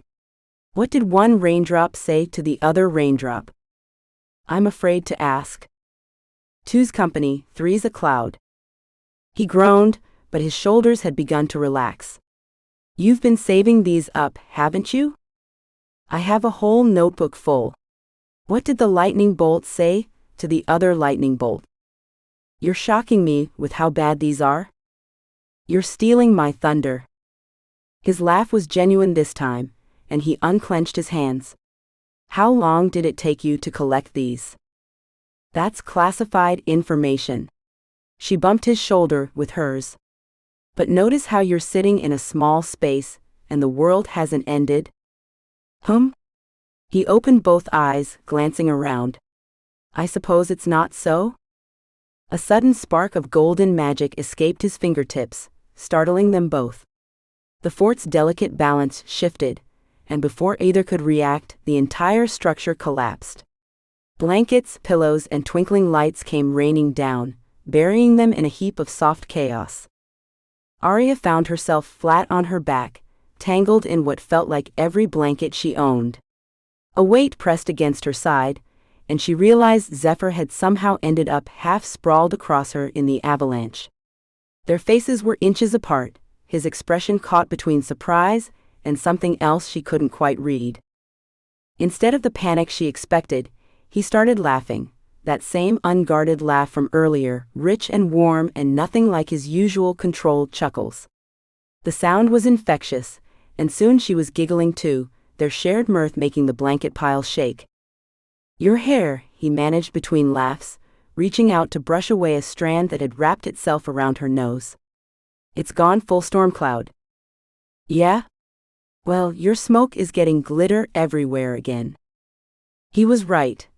Her curls had gone wild with static electricity, creating a halo effect that probably made her look like she'd stuck her finger in a light socket. But his usual golden glow had taken on a sparkly quality, tiny motes of light drifting around them like falling stars. Their laughter faded slowly, but neither moved. Aria became acutely aware of how close they were, of the weight of his hand still hovering near her face, of the way his eyes seemed to catch all those floating lights like amber holding sunshine. The opening notes of "Kiss the Girl" suddenly blasted through Breezy's speakers at full volume. "Now's your moment." Breezy sang along enthusiastically, its menu board flashing, floating in a blue lagoon. They jerked apart so quickly that Zephyr phased straight through 3 blankets, reforming near the window with his usual composure notably absent. Aria sat up, her face burning, as the truck's weather vanes spun with suspicious innocence. I should probably... Zephyr gestured vaguely toward the door. Right, yes, of course. Aria grabbed the nearest pillow and hugged it to her chest. This was... educational? I was going to say disastrous, but sure, let's go with educational. Mission accomplished. Breezy declared triumphantly, while its menu board displayed a series of suggestive emojis. I'm going to disconnect that speaker system, Aria muttered, as Sebastian the Crab continued to encourage romance at top volume. You wouldn't dare. Breezy gasped, its menu board adding, music is the food of love. Probably wise. Zephyr smoothed down his shirt, though being partially smoke made the gesture somewhat redundant. Same time tomorrow? She blinked. You want to try again? Well, he said, a hint of his usual smirk returning. I have to hear the rest of those weather puns sometime. He means it's raining men. Breezy called out gleefully, its menu board flashing the same message with weather emojis. It's raining men. Goodbye, Zephyr said pointedly to the truck. Spoil sport. Breezy huffed, though its menu board displayed more supportively. Come back soon. Before she could respond, he'd vanished in a swirl of golden smoke, leaving behind only a light dusting of glitter, and the fading notes of Kiss the Girl still playing through the window. Well, that was promising. Breezy commented cheerfully, its menu board scrolling, romance level increasing. Chapter 7. Now we're cookin' with lightning, literally. Aria was still sweeping up glitter from the previous night's fort fiasco, when rapid-fire knocking rattled the Breezy Bite service window. Through the glass, she spotted Poppy's excited face, her charm-laden braid creating a symphony of tiny jingles as she bounced on her toes. The truck immediately switched from its morning playlist to Here Comes the Sun, complete with unnecessarily dramatic volume swells at each chorus. Let me in, let me in. Poppy called, her overstuffed satchel threatening to spill an rainbow array of potion ingredients onto the pavement. I had the most amazing idea at 3 a.m. That's what you said about the singing cupcakes, Aria reminded her, but she was already unlocking the door. Poppy squeezed through the narrow entrance, immediately spreading notebooks across the prep counter, with the enthusiasm of a tornado reorganizing a paper factory. No, this is different. Look. She pointed to elaborate sketches featuring clouds, lightning bolts, and what appeared to be a very angry bowl of soup. I figured it out. Poppy spoke so quickly, her words practically tripped over each other. You're not just making food, you're making weather food. We infuse your natural abilities with my mood enhancement potions, and boom. Literary taste explosion. Literally or figuratively? Aria asked, eyeing a drawing that showed rain falling from a sandwich. Yes. Poppy beamed. A familiar golden swirl materialized beside them, solidifying into Zephyr's tall form. I heard explosion and came to investigate, he said, then noticed the notebooks. Ah, another Glimmershine special in the works? The collection of potion vials in Poppy's satchel began bubbling enthusiastically at his presence, their contents turning various shades of pink. Before Aria could stop it, love triangle alert. Breezy announced dramatically, its menu board flashing the same in neon letters with heart emojis. Ignore that, Aria said quickly, feeling her cheeks warm. The truck thinks it's helping. You're welcome. Breezy sang out proudly, its menu board displaying the same with the grammatical error. It's your, darling, Poppy corrected automatically. Everyone's a critic, Breezy huffed, though its menu board quickly corrected the spelling. Poppy was already pulling ingredients from her bag. Zephyr, perfect timing. We need your expertise. How do you feel about helping us create weather-enhanced comfort food? I feel like this will end in disaster, he said, grinning. I'm in. They started with chili, mostly because Aria had already prepped the ingredients for her regular menu. Poppy added drops of various elixirs while consulting her notes, muttering about emotional resonance and atmospheric enhancement.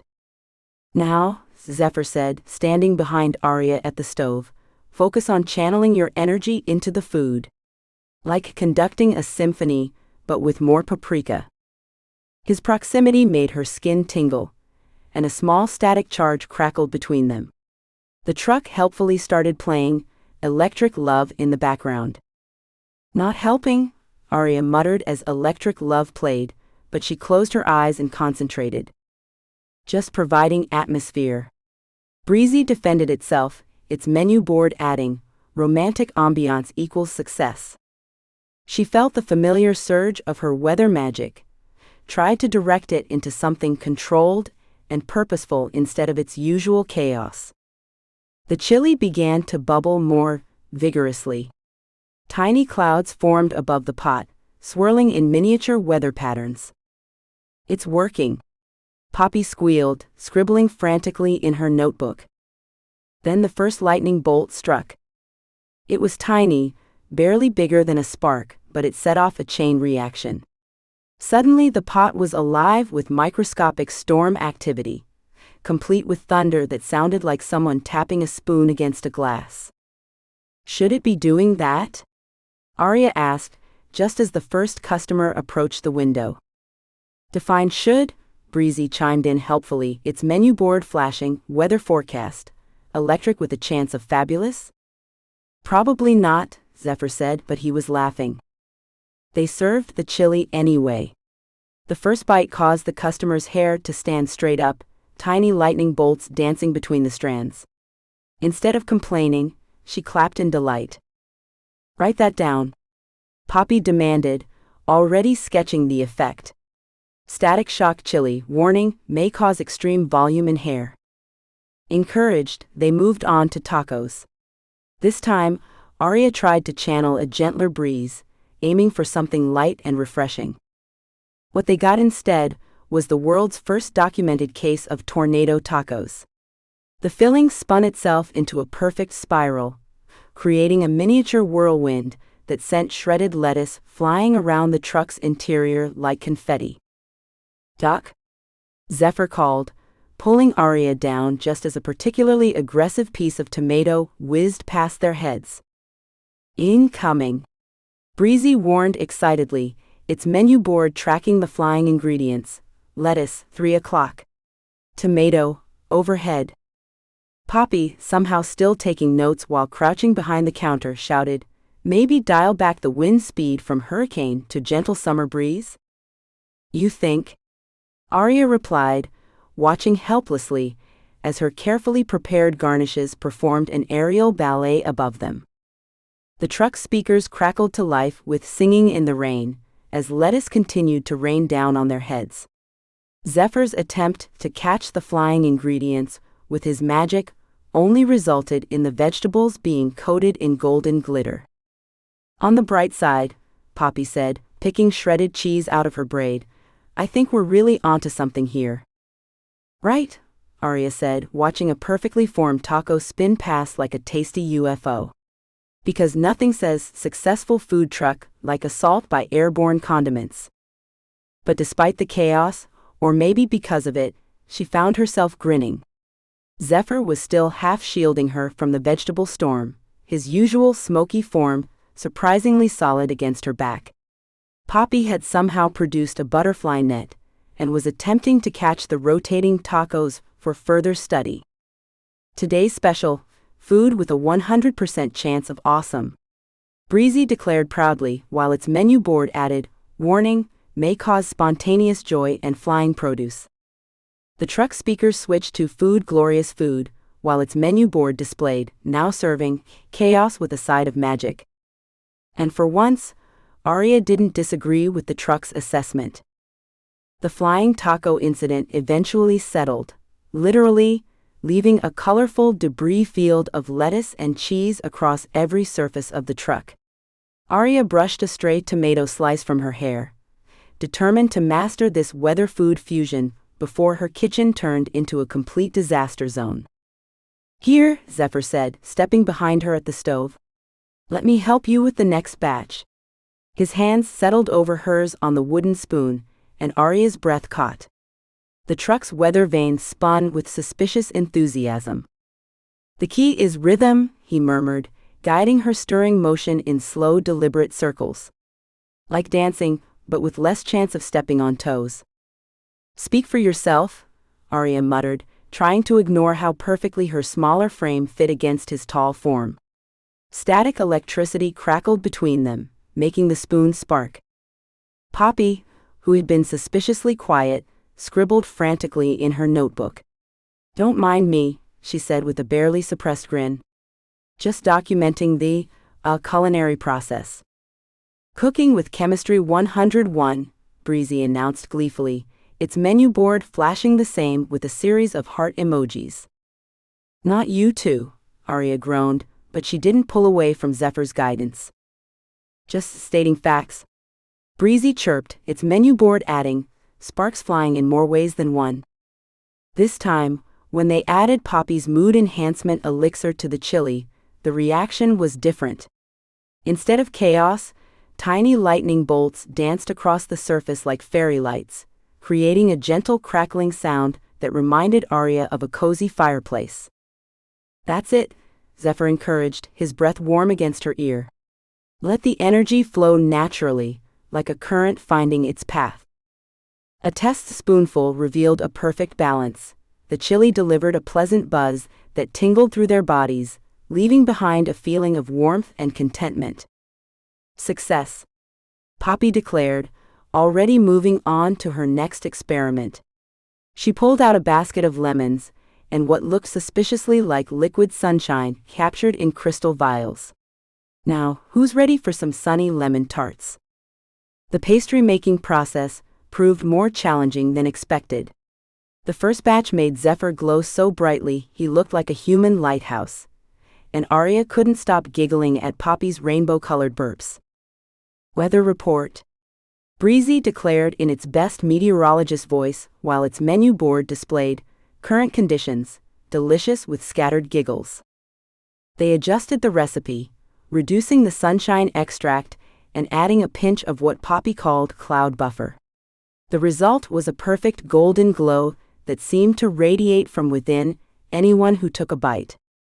"These are actually amazing," Aria admitted, watching the subtle shimmer dance across her skin. Above them, the combined effect of her weather magic and Zephyr's Djinn powers created swirling auroras in miniature, painting the truck's ceiling in waves of green and purple light. Poppy's quill practically flew across her notebook. The simultaneous manifestation of complementary magical energies suggests a profound underlying resonance, she muttered, sounding more like a magical scientist than a potion maker. "In English?" Aria asked, though she had a feeling she knew what her friend was implying. "You two make pretty lights when you cook together," Poppy translated with a wink. "Very pretty lights. Forecast, mostly tasty with a chance of brilliance," Breezy announced proudly, its menu board adding, "Warning, side effects may include happiness." They spent the next few hours perfecting their weather-infused menu. Breeze-kissed biscuits that made customers feel like they were floating on air. Storm cloud soup that created tiny rainbows with each spoonful. Thunderclap coffee that gave a jolt of energy, accompanied by a tiny rumble of satisfaction. "Last item," Poppy announced, consulting her list. "We need something that really showcases the unique energy you two create together." Before Aria could protest, love struck lightning rolls. Breezy sang out enthusiastically, its menu board flashing, guaranteed to spark connection. "That's not, we weren't," Aria sputtered, but Zephyr was already reaching for the dough. "Come on," he said, eyes twinkling with mischief. "One more dance?" This time when he stepped behind her, their magic merged instantly. Golden smoke swirled with weather magic, creating a display that would have put the northern lights to shame. The dough beneath their hands became infused with tiny lightning patterns that looked like delicate lace. The theoretical implications of this magical synchronicity are fascinating, Poppy commented, her quill scratching rapidly. The spontaneous harmonic resonance between a weather witch and a djinn. Poppy, Aria warned, trying to focus on the roles and not on how natural it felt to work in tandem with Zephyr. Just saying, her friend sing-songed. These roles are definitely making the final menu. The finished product was beautiful, golden brown with threading of lightning-like patterns that glowed faintly. When they tried them, Aria felt a warm buzz of energy that had nothing to do with electricity and everything to do with the way Zephyr's fingers brushed hers as he passed her a roll. Menu complete, Breezy declared triumphantly, while its menu board scrolled, now serving magic, mischief, and meteorological mayhem. With a side of romance, Poppy added under her breath, earning her a spark of static electricity from Aria that made her hair stand on end. But looking at their finished menu, especially those treacherously named lightning rolls, Aria couldn't completely disagree with the truck's matchmaking attempts. Not that she'd admit it out loud. She had enough to deal with managing weather-enhanced food without adding matters of the heart to the mix. Love is in the air. Breezy sighed dreamily, its menu board completing the thought, and the soup. And definitely in those rolls. The truck speakers softly began playing Can't Help Falling in Love, while its menu board added, Just Saying. The lunch rush descended on the Breezy Bite like a summer storm, swift, energetic, and impossible to ignore. Aria's hands moved in practice motions as she stirred the sunshine soup, each swirl releasing golden spirals of light that danced through the steam. It's like drinking happiness, a customer exclaimed, their face illuminated by the ethereal glow. Their phone captured the moment the first spoonful created a mini sunrise in their mouth. The static cling sweet potato fries proved equally popular, each batch crackling with tiny sparks that made customers' hair stand on end. Rather than complaints, this sparked impromptu photo shoots of gravity-defying hairdos and delighted laughter. The secret is in the timing, Aria explained to a food blogger who was frantically taking notes. Too much charge, and you'll get shocked instead of that pleasant buzz. She demonstrated by tossing the fries with a flourish, tiny lightning bolts dancing between the crispy strips. The weather vane atop the truck spun in perfect synchronization with her movements, sending shimmers of aurora-like lights cascading down the sides of the vehicle. The display intensified as she prepared another round of aurora borealis beverages, the drinks swirling with colors that matched the sky above. Current conditions, absolutely fabulous with a 100% chance of success. Breezy announced proudly through its speakers, while its menu board flashed the same with weather emojis. Across the market square, Jasper Dulcet Bite's perfectly manicured hands tensed around a display tray of his signature enchanted eclairs. His usual crowd had thinned considerably, drawn to the spectacular light show emanating from the Breezy Bite. He set down the tray with careful precision, adjusting it exactly 3 times before moving to reorganize his already immaculate display cases. And then, the weather magic naturally infuses with the ingredients, Aria's voice carried across the square as she demonstrated the technique. It's like conducting a tiny storm in each dish. The food blogger nodded enthusiastically, her pen racing across her notebook. And the emotional component? I've heard weather magic is particularly sensitive to the chef's state of mind. Suspicious activity alert. Breezy called out in a stage whisper, its menu board flashing, pretentious pastry chef at 3 o'clock. But Aria was deep in explanation mode, her hands weaving patterns in the air as she described the delicate balance of elements. The key is working with your emotions, not against them. Like right now, I'm feeling pretty confident, so, she gestured to a batch of storm cloud soup, where tiny rainbows arced gracefully across the surface instead of the thunderous explosions that would have occurred just days ago. Fascinating, the blogger breathed, snapping photos. A perfectly pressed uniform caught Aria's peripheral vision as Jasper's assistant approached the truck. The young man's badge read Sebastian, and his posture suggested he'd rather be anywhere else. "I'll need one of everything," he announced stiffly, holding out a credit card. "For quality assessment purposes." "Sure, Jan," Breezy muttered skeptically, its menu board displaying, "Quality assessment equals spy mission?" "Be nice," Aria whispered to the truck. "I'm always nice," Breezy protested, while its menu board added, "just suspiciously observant." She prepared each item with practiced care, aware of the scrutiny but no longer intimidated by it. The lightning rolls crackled with perfectly controlled energy. The breeze-kissed biscuits floated gently into their container, carrying the scent of spring mornings. The Aurora Borealis beverage swirled with colors so vivid they reflected in Sebastian's wide eyes. "That'll be $47.50, Aria said cheerfully, adding an extra storm cloud soup on the house. "The soup's especially good on days like this." Sebastian blinked at the complimentary container, his professional demeanor cracking slightly. "I thank you."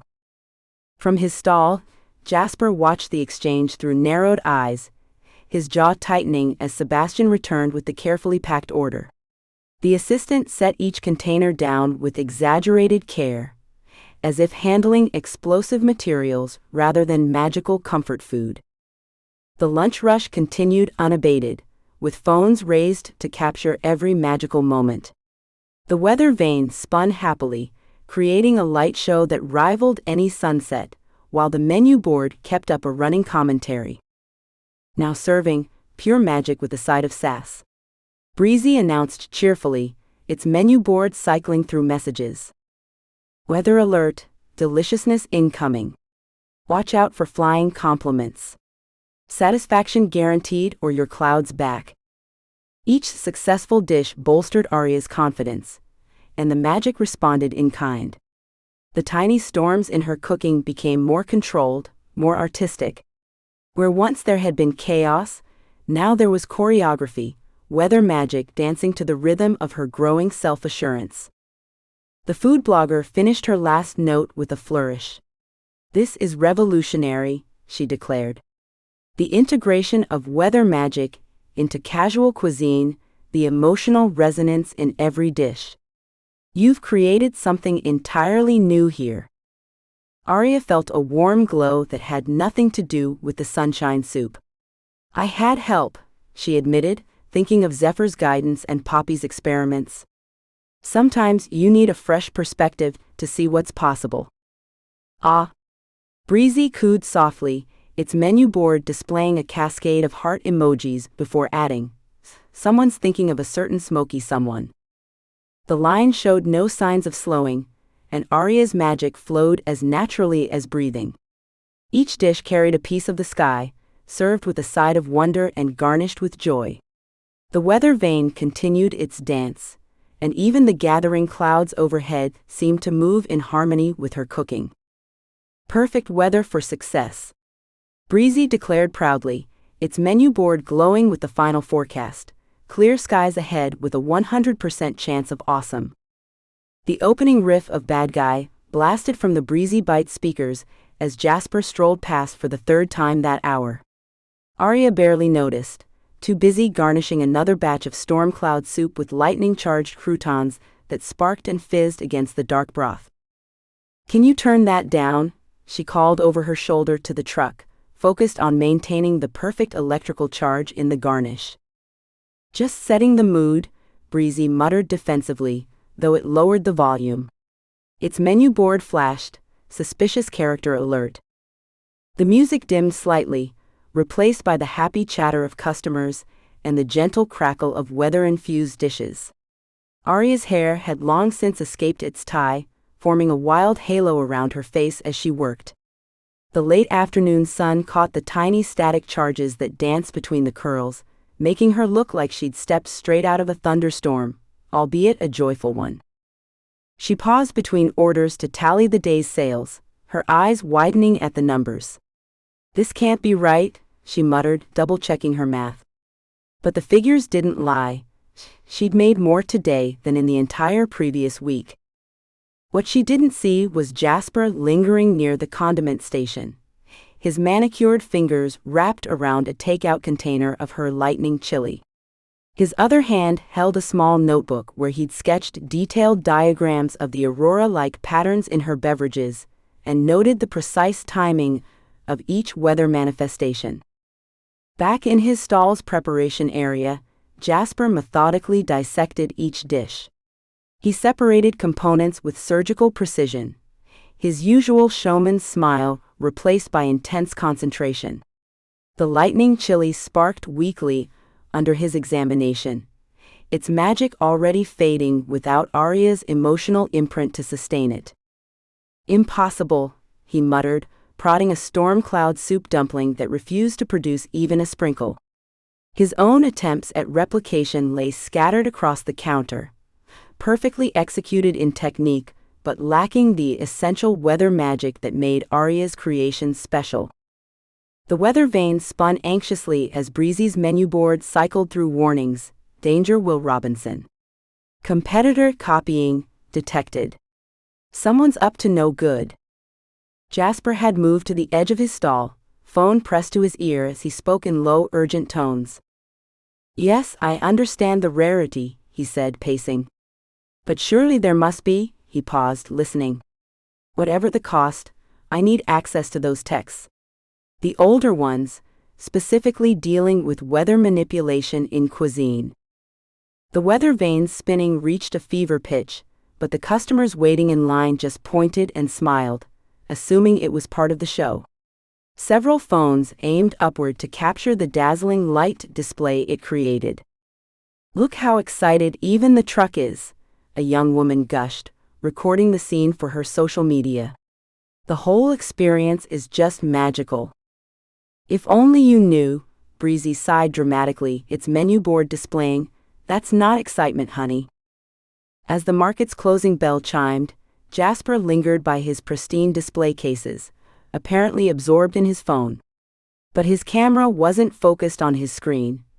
It was carefully capturing every item on Aria's menu board, including the precise descriptions of her weather magic fusion techniques.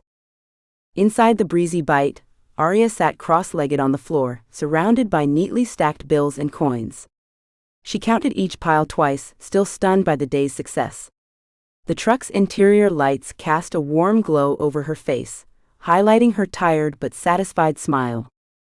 "I can't believe it," she said to no one in particular. "We actually did it. We really did it." "Celebration postponed," Breezy announced urgently, switching to "Every breath you take," while its menu board flashed, "Warning! Suspicious activity in progress." I know," she said, patting the truck's wall affectionately. "We're officially a hit. Though maybe we could pick something less stalkerish for our victory song?" "That's exactly the point," Breezy protested, its menu board frantically scrolling. "Hello? Anyone seeing this? Pastry chef equals actual stalker." The music faded to a worried hum, but Aria was already lost in planning tomorrow's menu, her notebook open to a fresh page as she sketched ideas for new weather magic fusion dishes. Outside, Jasper's polished shoes clicked against the cobblestones as he walked away, his phone already pressed to his ear for another call. "Sometimes I worry about you," Breezy muttered as Aria planned her menu, its menu board displaying one final warning: "Keep your friends close and your recipes closer." Chapter 8. That Jasper guy is such a drama queen, and this is Emmy saying that. Dawn crept over Oradale Market Square, painting the cobblestones in soft pinks and golds. Aria hummed as she prepped the Breezy Bite for another day, her confidence riding high from yesterday's success. She'd even arrived early to perfect her new rainbow mist muffins recipe. The first hint that something was wrong came when Mrs. Elderberry, who'd raved about the lightning chili just yesterday, hurried past without her usual morning greeting. Aria's hands slowed as she arranged her display case, catching fragments of conversation from nearby vendors. Weather witch, getting carried away. Heard someone got shocked. Unsafe magic in food if you ask me. The weather vane atop the truck, usually spinning merrily in the morning breeze, drooped like a wilted flower.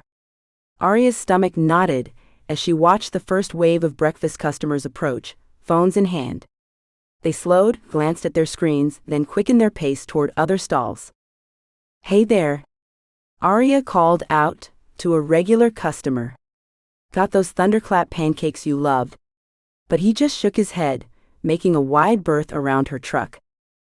"Perhaps they're all on diets?" Breezy suggested weakly, its menu board adding, "temporary customer shortage?"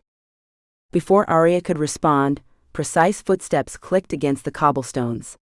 A thin woman in a crisp gray suit approached, clipboard held like a shield. Behind her perfectly straight bangs, her eyes radiated bureaucratic determination. "Miss Twisterleaf?" The woman adjusted her glasses. "I'm Inspector Thornhart, from Magical Food Safety and Compliance. We've received several anonymous complaints about potentially hazardous weather magic contamination in your products.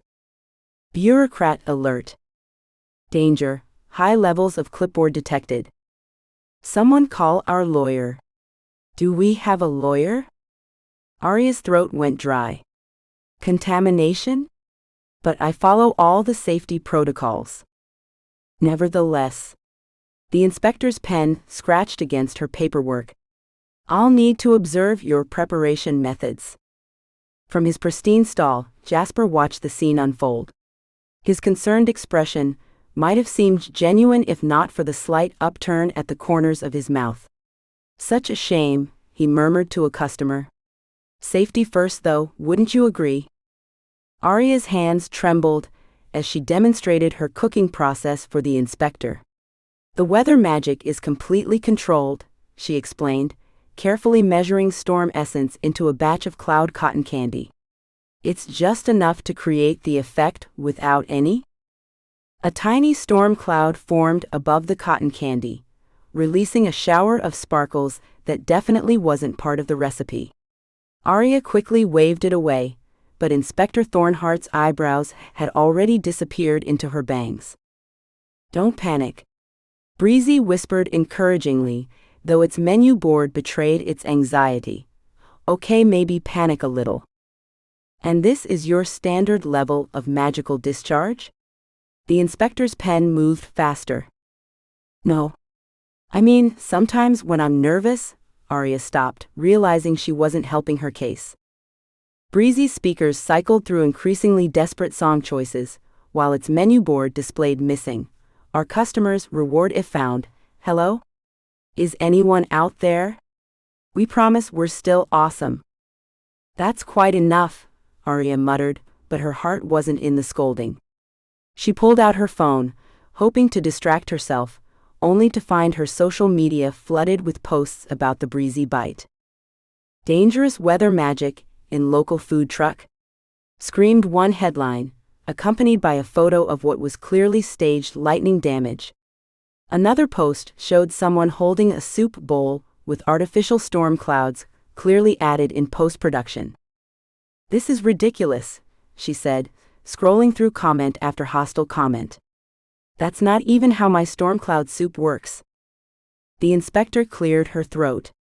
"Miss Twisterleaf, about these social media reports. Those posts are faker than Jasper's tan." Breezy protested indignantly, its menu board flashing, "Fake news alert?" "They're fake." Aria's voice cracked. Above them, the weather vane spun erratically, and dark clouds gathered in the previously clear sky. "Someone's deliberately." A rumble of thunder cut her off, and the first drops of rain began to fall.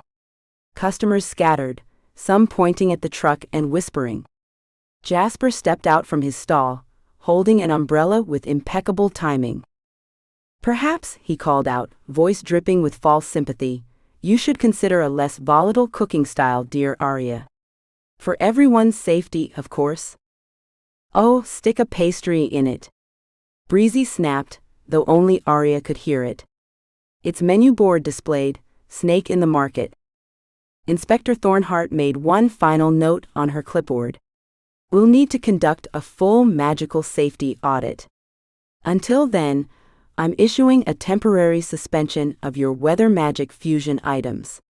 She held out an official notice, the gold seal of the Safety and Compliance Office gleaming mockingly in the rain. Aria took the paper with numb fingers, watching as the ink began to run in the steadily increasing downpour. Around her, other vendors rushed to cover their wares, shooting her irritated glances as her uncontrolled weather magic threatened their merchandise. Boss? Breezy's voice wavered uncertainly, its menu board showing, weather alert, emotional storm incoming. Breezy attempted rain on my parade before falling silent, its menu board displaying one last message before dimming. We'll get through this together. In the silence that followed, the only sound was the rain and the scratching of Inspector Thornhart's pen, documenting every drop of Aria's dreams washing away down the market's ancient gutters.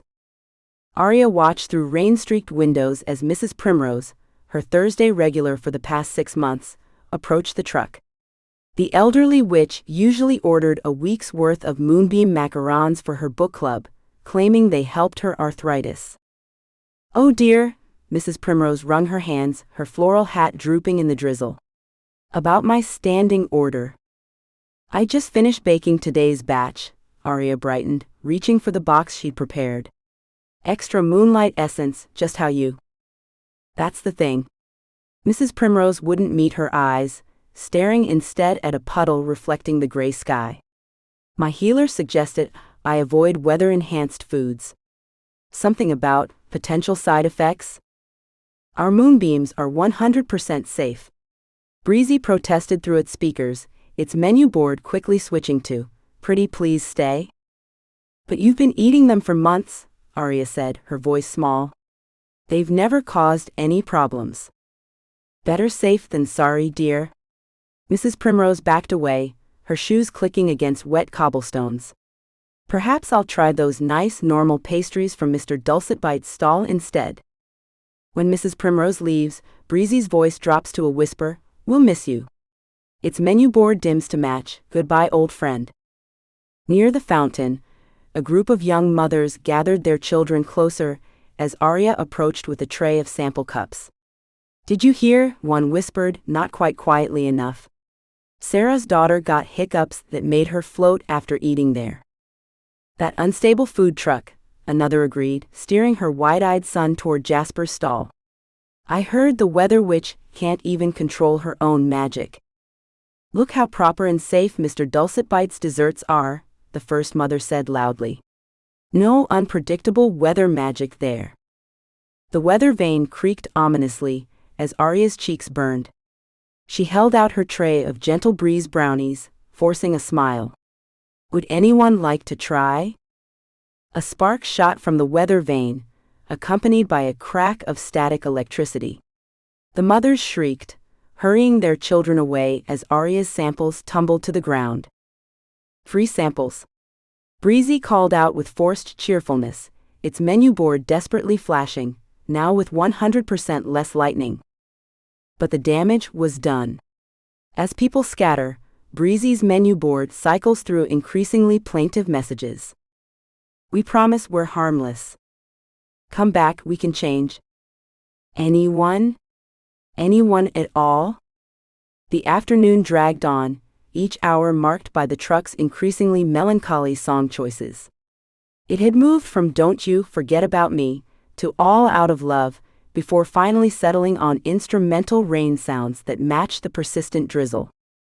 Just before closing, when Aria had almost convinced herself the day couldn't get worse, Mr. Henderson stomped up to her window.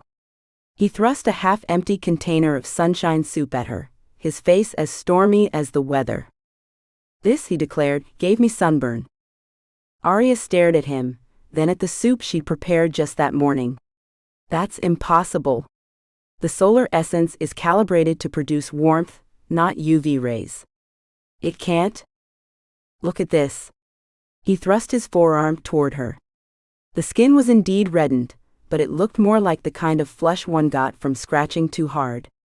I demand a refund. But we triple-check our sun magic. Breezy protested weakly, its menu board adding, scientific impossibility alert. Fine, Aria said, her voice hollow as she counted out his coins. I'm sorry for any inconvenience. Mr. Henderson snatched the money and stormed off, leaving the soup behind. Aria picked up the container, studying the golden liquid inside. The spell work was perfect. She'd checked it 3 times just like always. As the market's closing bell echoed across the nearly empty square, Aria slumped against her counter. Breezy's usual vibrant display dims to a soft blue. 0 orders today, sad face, that seemed to sum up everything. The rain, which had been threatening all afternoon, finally began to fall in earnest. Not the dramatic downpour of her usual emotional storms, but a soft, steady drizzle that matched the ache in her chest. Each drop seemed to whisper of failure, of dreams washing away down storm drains. The truck's weather vane, which had sparked and spun so frantically earlier, now hung motionless. It reminded Aria of a surrendered white flag, drooping in defeat.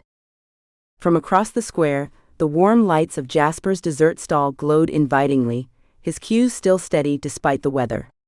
His enchanted display cases sparkled with perfectly controlled magic, not a spark or cloud in sight. The contrast to her own chaotic setup couldn't have been clearer. The Breezy Bite speakers gave a half-hearted crackle, as if considering another musical selection, then fell silent. Even its usual sass seemed to have deserted them, leaving only the gentle patter of rain against metal and the distant sound of happy customers at other stalls. Aria pressed her forehead against the cool counter, breathing in the lingering sense of her unsold treats, the ozone spark of lightning chili, the fresh breeze of cloud cotton candy, the warm sunshine of the supposedly dangerous soup. Each smell was a reminder of recipes crafted with care and magic woven with love, now sitting untouched in their display cases. The truck speakers give one last attempt at encouragement, but even its voice sounds defeated. Its menu board slowly types out, "Maybe tomorrow will be better." Right pointing arrow. Finally, in the smallest text it's ever displayed, barely visible through the rain, "We still believe in you, boss." A swirl of golden smoke materialized beside the Breezy Bite, coalescing into Zephyr's tall form. He held one of Jasper's perfectly crafted macarons between thumb and forefinger, examining it with the kind of expression usually reserved for suspicious fungi. "Look at this thing," he said to no one in particular. "It's so pristine it's practically sterile. I've seen more personality in century-old hardtack." The weather vane, which had been drooping like a wilted flower, perked up slightly at his arrival. "Look who decided to show up." Breezy perked up immediately, attempting, "Here comes the sun," before trailing off into silence. Its menu board flashed hopefully, "Our favorite smoky supporter." Aria didn't look up from her methodical reorganization of the spice rack, though she'd already alphabetized it twice. "Not now, Zephyr," she muttered, moving the saffron for the 4th time. He leaned through the service window, golden smoke curling around his feet as he took in the scene. Her recipe book lay open on the counter, its pages covered in frustrated scribbles and violently crossed-out ideas. Several containers of perfectly good food sat untouched, their magical essence still sparking with potential. "What's this?" He picked up a bowl of lightning chili, watching the tiny electrical charges dance across its surface. "These sparks, they're like stars caught in sunset-colored soup. Reminds me of the Arabian Nights, actually, though with significantly less sand in my teeth."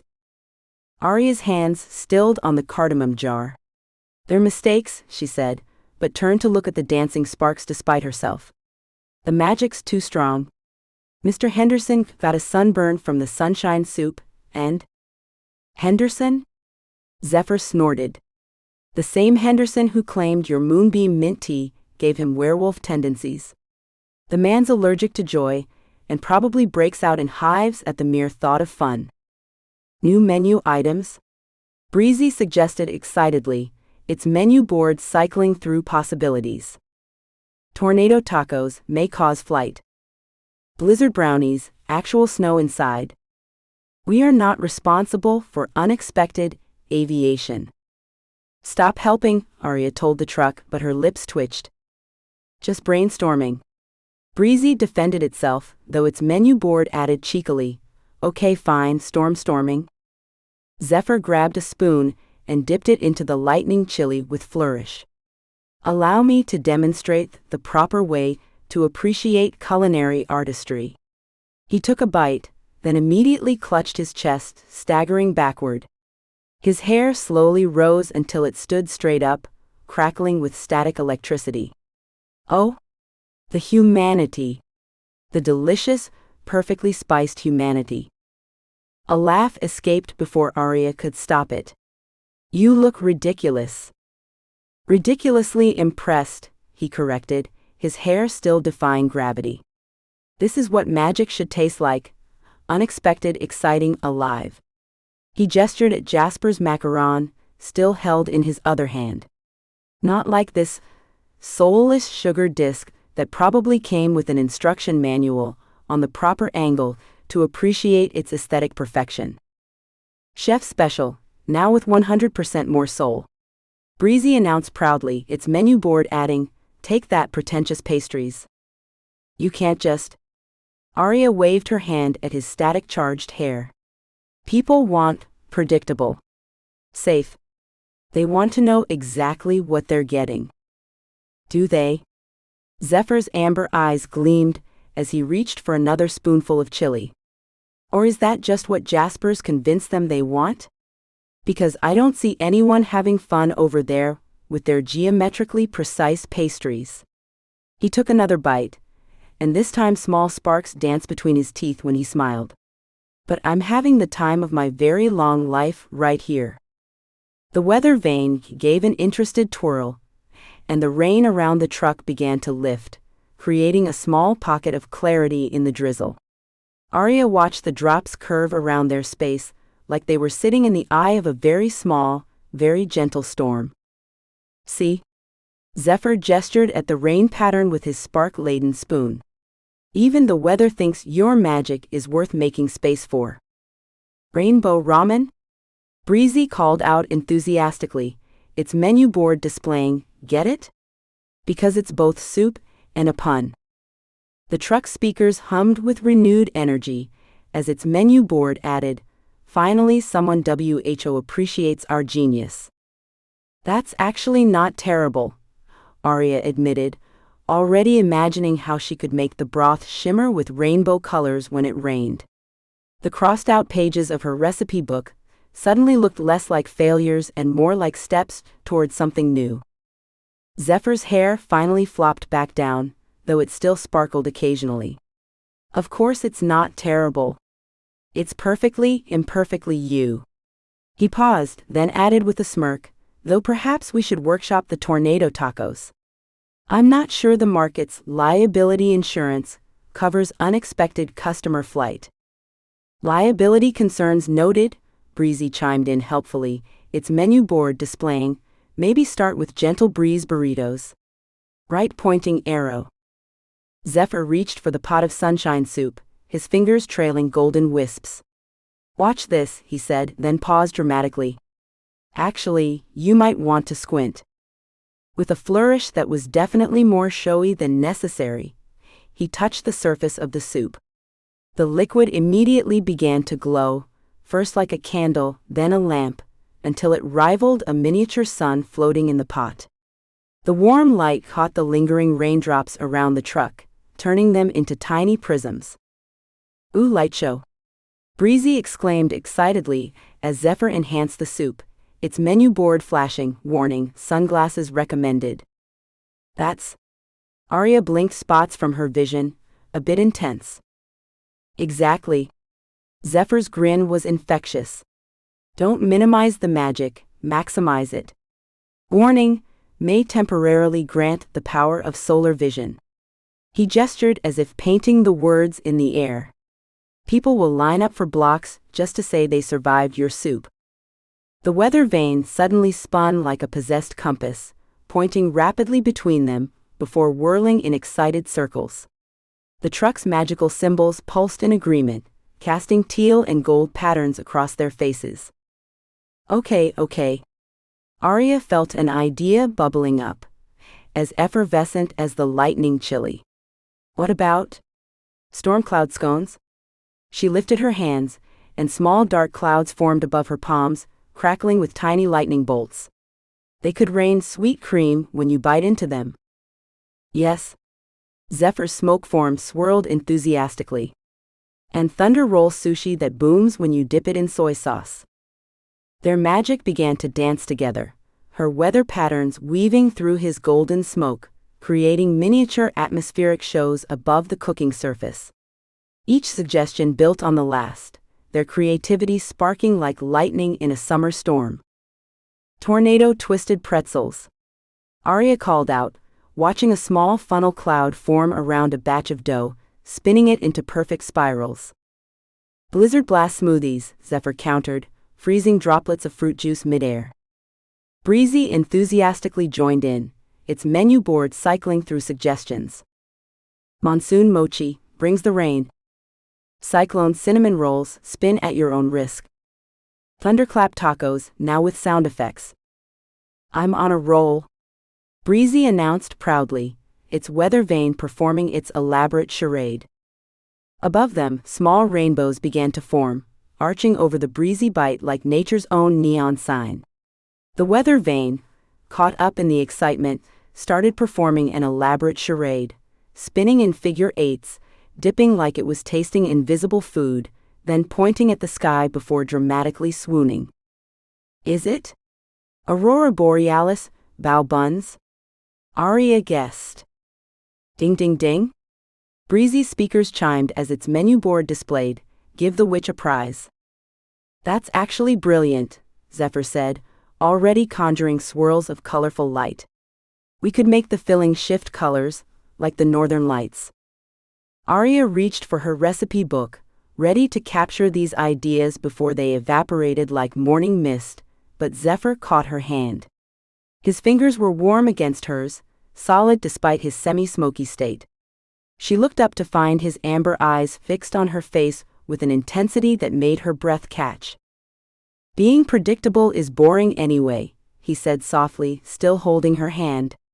The world needs more magic that makes people gasp, more food that makes them believe in wonder again. His thumb traced a small circle on her wrist. More weather witches who aren't afraid to let their power show. Now this is what I'm talking about, Breezy declared, immediately blasting Born This Way, while its menu board flashed, Romance and Rebellion. Aria didn't pull her hand away. Instead, she reached up with her free one and summoned a small storm cloud. With precise movements, she directed it to the menu board, using the rain to wash away the old specials. In their place, she wrote in letters that crackled with electricity. Warning, extreme weather ahead. Enter at your own risk. No umbrellas provided. Orchid. Breezy encouraged as Aria wrote with lightning, its menu board adding supportive commentary serving looks and storms. Take that, boring bakery. Weather Witch unleashed. Zephyr released her hand just long enough to add shimmers of gold that made the warning glitter and dance. The magical symbols along the truck's sides pulsed in approval, and the speakers smoothly transitioned to Elton John's I'm Still Standing, the weather vane conducting along with obvious satisfaction. There, Aria said, surveying their work as the rainbows overhead multiplied, creating a spectacular light show. Let's see Jasper's macarons compete with this. Speaking of competition, Zephyr produced the forgotten macaron from earlier, now slightly squashed. Would you like to do the honors? Aria created a tiny thundercloud directly above the pristine pastry. With pleasure. The resulting raindrops melted the macaron into a perfectly imperfect puddle of pink. Now serving chaos with a side of awesome. Breezy announced triumphantly, its menu board adding with a flourish. And we wouldn't have it any other way. Chapter 9 All That Glitters Is My Boss's Hiccups. Aria stared at the menu board of the Breezy Bite, her stomach doing somersaults that would make a tornado jealous. Wish number 2, loading. Breezy announced with obvious glee, its menu board displaying a spinning hourglass that occasionally winked, processing magical mayhem. You know, Aria muttered, for a food truck you're getting way too much enjoyment out of this. Just providing ambiance. Breezy defended, cycling through its musical selections while its menu board flashed, soundtrack for life-changing decisions. Above her, the morning sky cycled through its own indecisive playlist. Cotton candy pink clouds giving way to brooding storm fronts, then parting for patches of brilliant sunshine, only to swirl back into concerning shades of green. Her emotions had been all over the place since dawn, and the weather was determined to keep up. Taking a deep breath, Aria pulled out the ornate lamp from her messenger bag. Okay, here goes nothing. She rubbed the side of the lamp, trying to ignore how her hands trembled slightly. Golden smoke curled from the spout, taking shape with theatrical flair. Zephyr materialized, his dark hair perfectly tousled, as if he just stepped out of a photo shoot rather than an ancient magical artifact. You rang? He smirked, then glanced up at the kaleidoscope sky. Nice light show, by the way. Very avant-garde. That's exactly the problem. Aria gestured at the atmospheric chaos above them. I can't keep doing this. Yesterday, I accidentally created sleet while making breakfast. Sleet? In summer. I thought it added a nice crunch to the cereal, Zephyr offered helpfully. Weather Witch, having a moment. Please stand by. Breezy announced soothingly, its menu board adding, deep breaths and happy thoughts. I've been thinking about this carefully, Aria said, pulling out a small notebook covered in crossed-out phrases and coffee stains.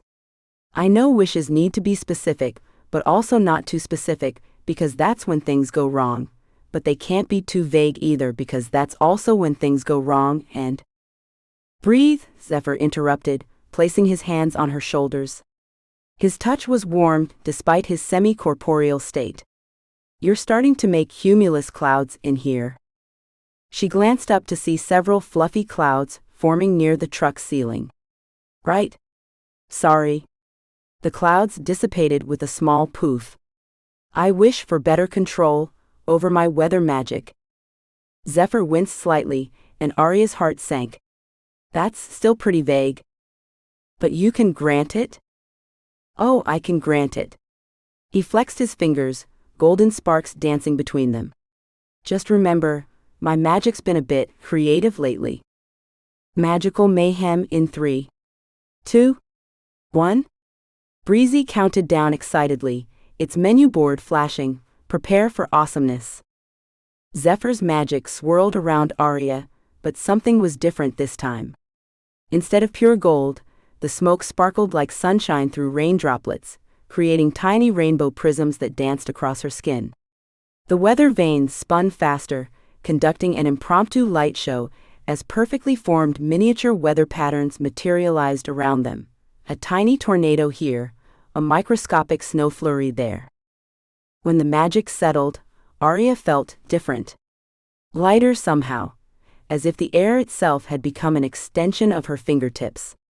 Experimentally, she lifted her hand, concentrating on creating a small rain cloud.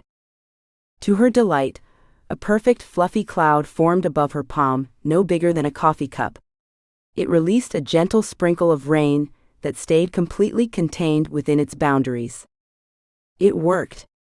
She beamed at Zephyr, who was watching her with an expression that looked suspiciously like pride. Look at this control. I can even... Well. A smooth voice cut through her celebration. What charming party tricks. Jasper Dulcet Bite stood a few feet away, immaculate in his chef whites, a superior smile playing at his lips. Though I must say, rain clouds seem a touch pedestrian compared to my latest creation. He held up a macaron that seemed to contain an entire galaxy swirling within its delicate shell. Aria startled at his sudden appearance, her concentration slipping. The tiny rain cloud vanished with a pop, and instead of rain, she felt the telltale tickle in her nose that proceeded. Hic! A burst of glitter exploded from her mouth, showering the immediate area in perfectly formed sparkles that danced in the morning light before dissolving like morning dew. Zephyr made a strange choking sound as he tried to suppress his laughter. I hic. Another spray of sparkles, these ones forming tiny stars before fading. This isn't? Hic. More glitter, now in the shape of miniature butterflies. Breezy's menu board cycled through enthusiastic messages. Now serving, glitter bombs ALA mode. Sparkle special, buy one get one free. Warning, excessive fabulousness ahead. Now this is entertainment. Breezy declared, its weather vane conducting the glitter show. Jasper's perfect composure cracked slightly as he brushed a coating of shimmer from his pristine whites. How charming, he managed, before turning on his heel and striding away, leaving a trail of glitter in his wake. Hic! This time, the glitter formed tiny umbrellas that floated upward before popping like soap bubbles. Zephyr finally lost his battle with composure, doubling over with laughter. His smoky form rippled with mirth, golden sparks mixing with Aria's persistent glitter show. This is hic, not funny. Each word brought a new shower of sparkles, each more elaborate than the last. Tiny dragons. Microscopic fireworks. Shimmering musical notes that actually played a few bars of Dancing Queen before dissolving. Oh, but it is, Zephyr gasped between laughs. It really, really is. The weather vane, apparently deciding this was its moment, began to spin in time with her hiccups, creating a swirling vortex that caught the glitter and arranged it into a disco ball effect above the truck. Your wish hic did this on hic purpose. Aria accused, though she was fighting back a smile now too. I mean, technically, you did ask for better control. Zephyr gestured at the perfectly formed glitter shapes. Look how precise they are. All that glitters is gold. Breezy sang along with its speakers, while its menu board displayed, best magical mishap ever. Then added supportively, at least you're sparkling with style. Above them, the morning sky had settled into a perfect blue, scattered with clouds that, if one looked closely, seemed to be slightly sparkly around the edges. Aria watched in horror as another burst of glitter erupted from her mouth, this time forming tiny dancing cupcakes that pirouetted through the air before dissolving. Now serving, extra sparkle with every order. Breezy announced gleefully, its menu board cycling through messages. Glitter is the new rain. 9 out of 10 unicorns recommend our shimmer special. Taste the rainbow, wear the rainbow. This is not helping, Aria muttered. Just embracing our new brand. Breezy replied cheerfully, adding disco lights to its exterior while its menu board flashed, going full Studio 54. A curious customer approached, drawn by the impromptu light show. Are you open? Yes. We're hic, open. Gold sparkles burst forth, arranging themselves into a perfect welcome sign before scattering across the counter. The customer's eyes widened. That's different. It's our new hic special effect. More glitter, this time forming tiny dancing tacos. Aria tried to maintain her professional smile while mentally cursing Zephyr, who was lounging against the side of the truck, thoroughly enjoying the show. The lightning chili comes with a complimentary light show today, he added helpfully, earning a glare from Aria that would have been more effective if it hadn't been accompanied by another shower of sparkles. As she prepared the order, every hiccup added another layer of shimmer to the truck's interior. The more she tried to wipe it away, the more it seemed to multiply, clinging to surfaces with magical persistence. Even the spices were starting to sparkle. "The glitter is entirely edible," Zephyr assured the bewildered customer. "Think of it as interactive seasoning. Today's forecast, 100% chance of fabulous." Breezy declared proudly, its speakers switching to shine bright like a diamond while its menu board added, "Sparkles are just happiness made visible." After the customer left, trailing a path of glitter that refused to fade, Zephyr finally addressed the elephant, or rather, the disco ball, in the room. "So, about that wish. What did you do?" Silver sparkles erupted this time, sharper and more angular than the golden ones. "Interesting," he mused, watching the silver glitter swirl aggressively. "Your magic needed an outlet. The wish gave you control over the weather, but your emotions still needed somewhere to go. So now, instead of causing atmospheric chaos, you produce emotional glitter." "Emotional what?" Another hiccup, another color, this time a deep blue that formed tiny rain clouds before dissolving. "See? Silver for anger, gold for embarrassment, blue for melancholy." He gestured at the chromatic display. "It's actually quite elegant, if you think about it.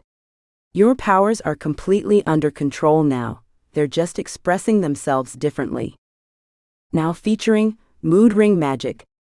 Breezy chimed in excitedly, its menu board displaying, "Your emotions have never looked so good." "This is not elegant." The silver sparkles were back, forming tiny lightning bolts. "How am I supposed to run a business like this?"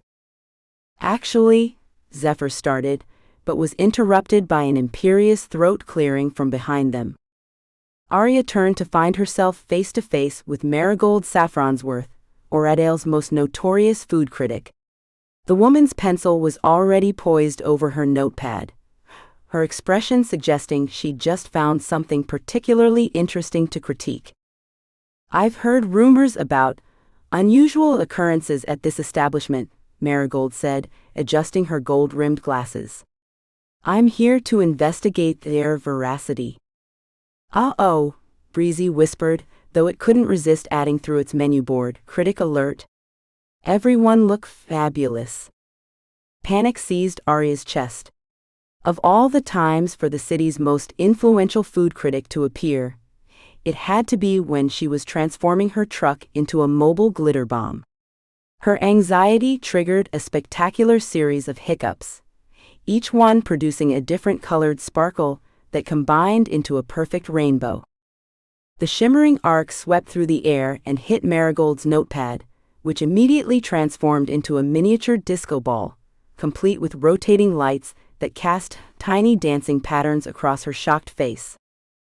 The truck, evidently deciding this was the perfect moment for musical accompaniment, began playing "Stayin' Alive." "I can explain," Aria squeaked, but another hiccup sent rose-gold sparkles cascading over Marigold's perfectly coiffed hair.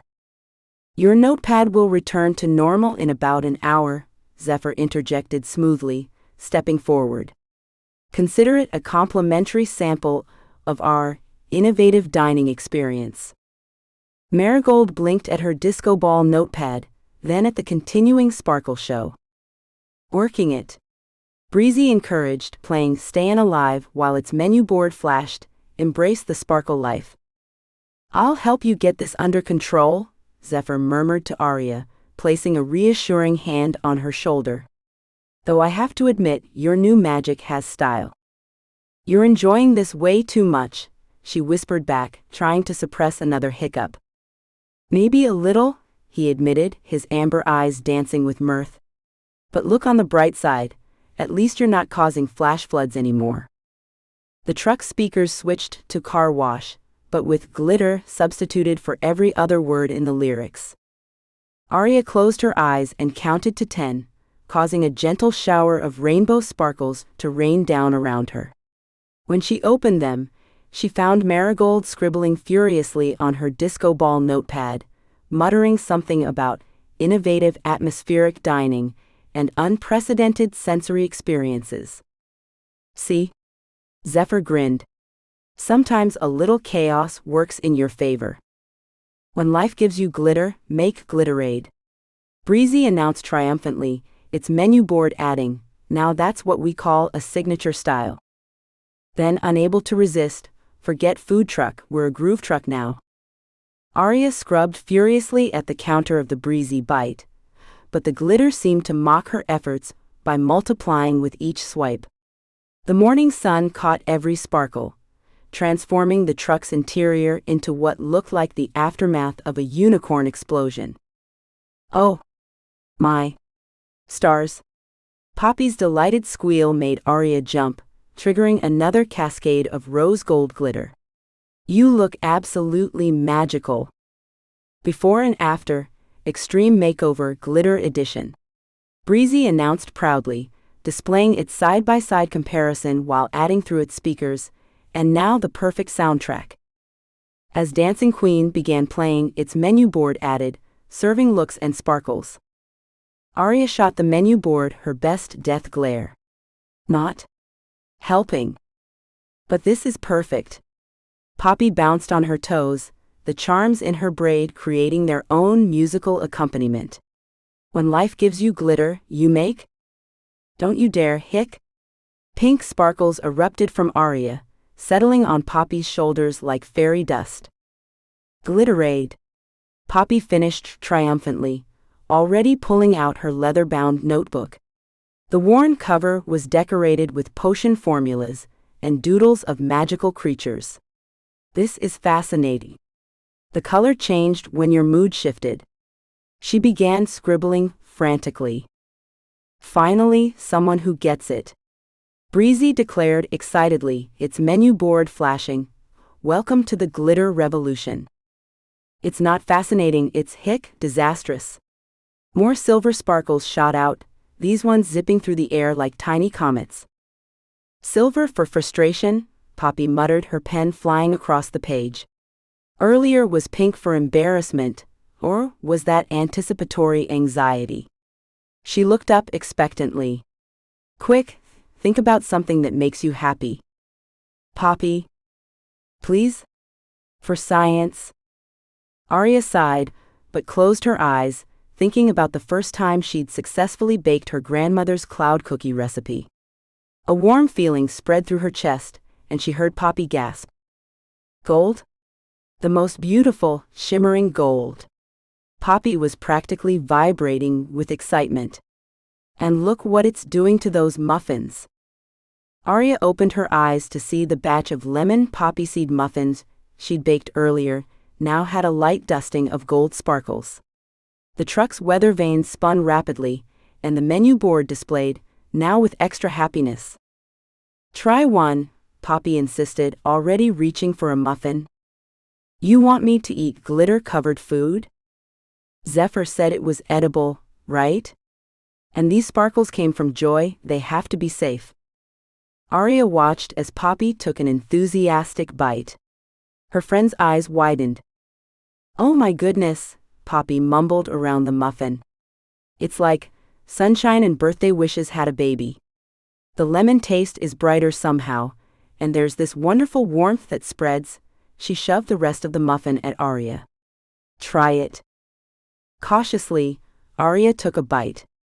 The familiar recipe now had an extra layer of sweetness, not overwhelming but enhancing, like the feeling of walking into sunlight after a long day indoors. "Now think about winning the Autumn Harvest Festival competition," Poppy suggested. The thought of finally showing up, Jasper Dulcet Bite, filled Aria with determination. A shower of silver sparkles descended on a batch of scones, making them shimmer like starlight. Poppy grabbed one immediately. "It fizzes. Like tiny champagne bubbles but cozier?" She was already writing again. "Gold for joy equals enhanced sweetness." Silver for determination, creates effervescence. Now with extra happiness. Breezy chimed in cheerfully, its weather vane spinning as its menu board cycled through suggestions. Sparkle Saturday, where magic meets munchies. Glitter gastronomy, taste the rainbow. The Great Glittering Feast, dinner and disco. We're brainstorming here. Breezy defended, when Aria rolled her eyes. Your truck might be onto something, Poppy said, charm bracelet jingling as she added another note. We could market this. Mood-enhanced meals or emotional eating, now actually good for you. You really think people will want to eat food covered in magical mood glitter? Are you kidding? This is Oradale. Last week, Madame Moonbeam's Crystal Cafe sold out of their Zodiac zucchini bread that changes flavor based on your star sign. Trust me, people will love this. The truck's weather vane performed what could only be described as a victory dance, spinning in elaborate figure eights. And look, Poppy continued, you're not even hiccuping anymore. Maybe the key is working with the glitter instead of fighting it? Aria looked around her truck. The morning sun caught every surface, creating a kaleidoscope of colors that she had to admit looked rather enchanting. Different colored sparkles danced through the air like aurora borealis in miniature, and even the usually pristine cooking equipment had taken on a whimsical charm. Fine, she conceded, a small smile tugging at her lips. But we're not calling it the Great Glittering Feast. Party pooper. Breezy huffed through its speakers, its menu board adding, where's your sense of adventure? Then, more encouragingly, but we still love you, boss. What about sparkle and spice? Poppy suggested, adding another page to her growing list of notes. Or the gleaming gourmet. Now you're just enabling them. But this time, the sparkles that erupted were a warm copper color, reflecting Aria's growing amusement. Ooh, copper. What were you feeling just then? Poppy's pen hovered eagerly over her notebook. Don't stop believin'. Breezy sang along with its speakers, while its menu board displayed, hold on to that glittery feeling. Then added mischievously, next customer in 3, 2, 1. Aria watched her best friend document every shimmer and shine, the weather vanes spinning in enthusiastic agreement with each new discovery. Maybe, just maybe, this wasn't the disaster she'd thought it was. Then again, she hadn't tried to explain to her next customer why their sandwich came with a side of emotional glitter. Aria hiccuped again, sending a cascade of emerald sparkles swirling through the truck's interior. The glitter caught the morning light, creating dancing patterns that reminded her of the northern lights she'd seen in postcards. Wait, she said, watching the shimmer settle. Are you seeing what I'm seeing? Poppy tilted her head, her charm bracelet jingling. Besides you turning into a human disco ball? Because that's been pretty hard to miss, oh. Her eyes widened as another copper and gold sparkles spiraling upward in perfect harmony. It's like aurora borealis in miniature. Dinner and a show? Now we're talking. Breezy announced excitedly, its menu board adding, finally someone sees our vision. Exactly. Poppy rummaged through her ever-present satchel, pulling out several small vials that glowed with different intensities. And look what I've been working on. My new mood enhancement potions could add another layer to the whole experience. She uncorked a bottle filled with what looked like liquid sunshine.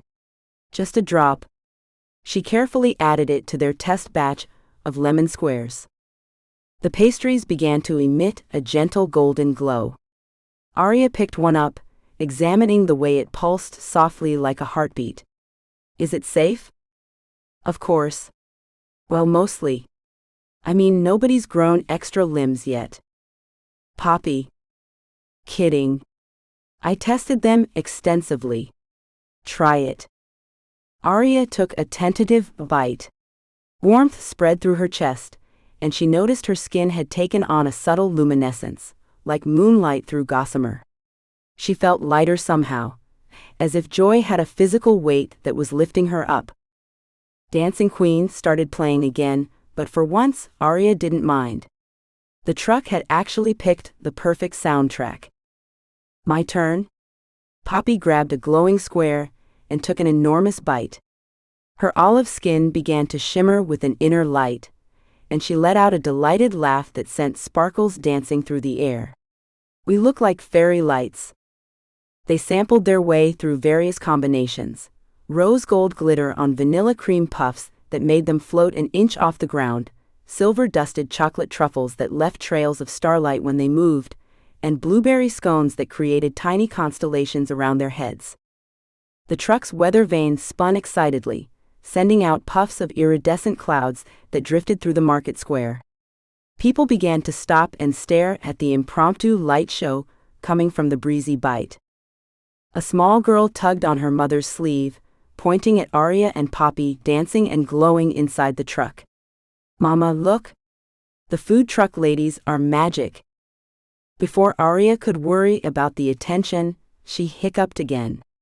This time, the sparkles formed themselves into tiny butterflies that fluttered around the gathering crowd. The children squealed with delight.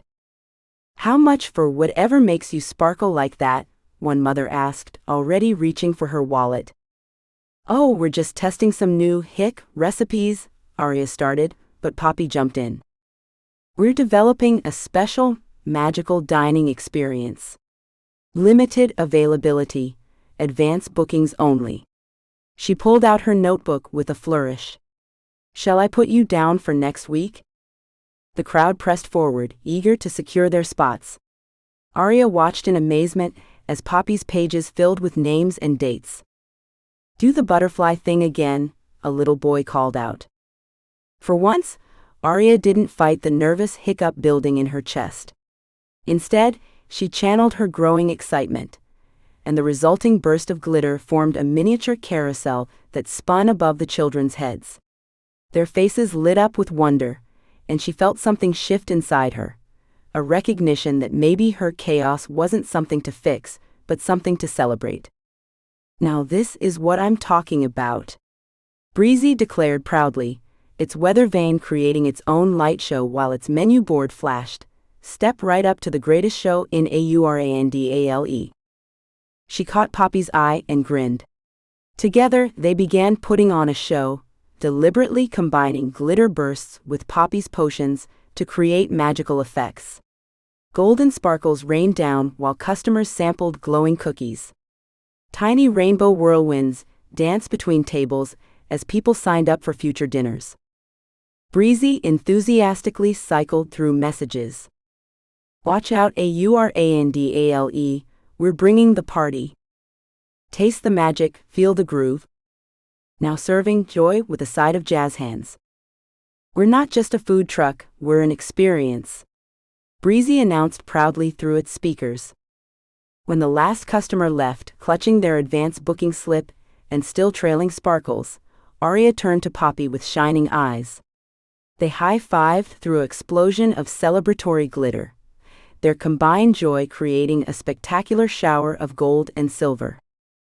The weather vane gave one final triumphant spin, and a perfect rainbow arced over the truck, each band shimmering with its own magical light. "Who needs perfect when you have pizzazz?" Breezy declared triumphantly, its menu board adding, "Chaos never looked so good." As "I'm Still Standing" began to play, Breezy's weather vane conducted along while its menu board displayed one final message: "This is our moment to shine," literally. Covered in multiple layers of magical glitter, glowing from several taste tests, and surrounded by the evidence of their successful morning, Aria couldn't help but agree. The truck started playing "I'm Still Standing," and this time she danced along without hesitation. Chapter 10: Nobody Messes with My Weather Vane. Aria hummed along to "Walking on Sunshine" as she chopped peppers for her lightning chili, the truck's usual morning playlist putting an extra bounce in her step. Through the service window, the market square glowed in pre-dawn light, strings of enchanted lanterns still twinkling against the pale sky. A shadow flickered past the window. She peered out, catching a glimpse of perfectly pressed chef whites disappearing behind a nearby stall. The truck's music skipped, then switched to Bad Moon Rising, before cutting out entirely. Having technical difficulties? She patted the counter. Don't tell me you're getting stage fright before our big night. Breezy's usual cheerful voice came out distorted. Something wrong, while its menu board flashed fragmented warnings. Sabotage detected. Magical attack in progress. Help. Systems failing. Breezy? Aria frowned. The truck had never had trouble communicating before. She reached for the weather vane's control panel, but a burst of cold air made her snatch her hand back. Okay, that's weird. Outside, early bird vendors set up their stalls, including Jasper, who was arranging his display of gilt-edged pastries with suspicious precision.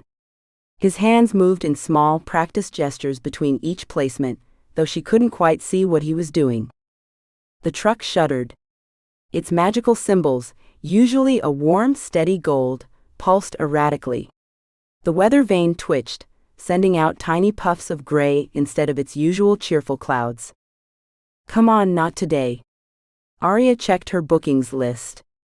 20 people had signed up for the inaugural spectacular Sparkle Supper, eager to experience the magical dining show she and Poppy had accidentally created. She couldn't afford any mechanical hiccups. By sunset, customers began arriving, their excited chatter filling the square. Aria served appetizers, constellation crackers that left trails of starlight as people reached for them, while trying to ignore the darkening sky overhead.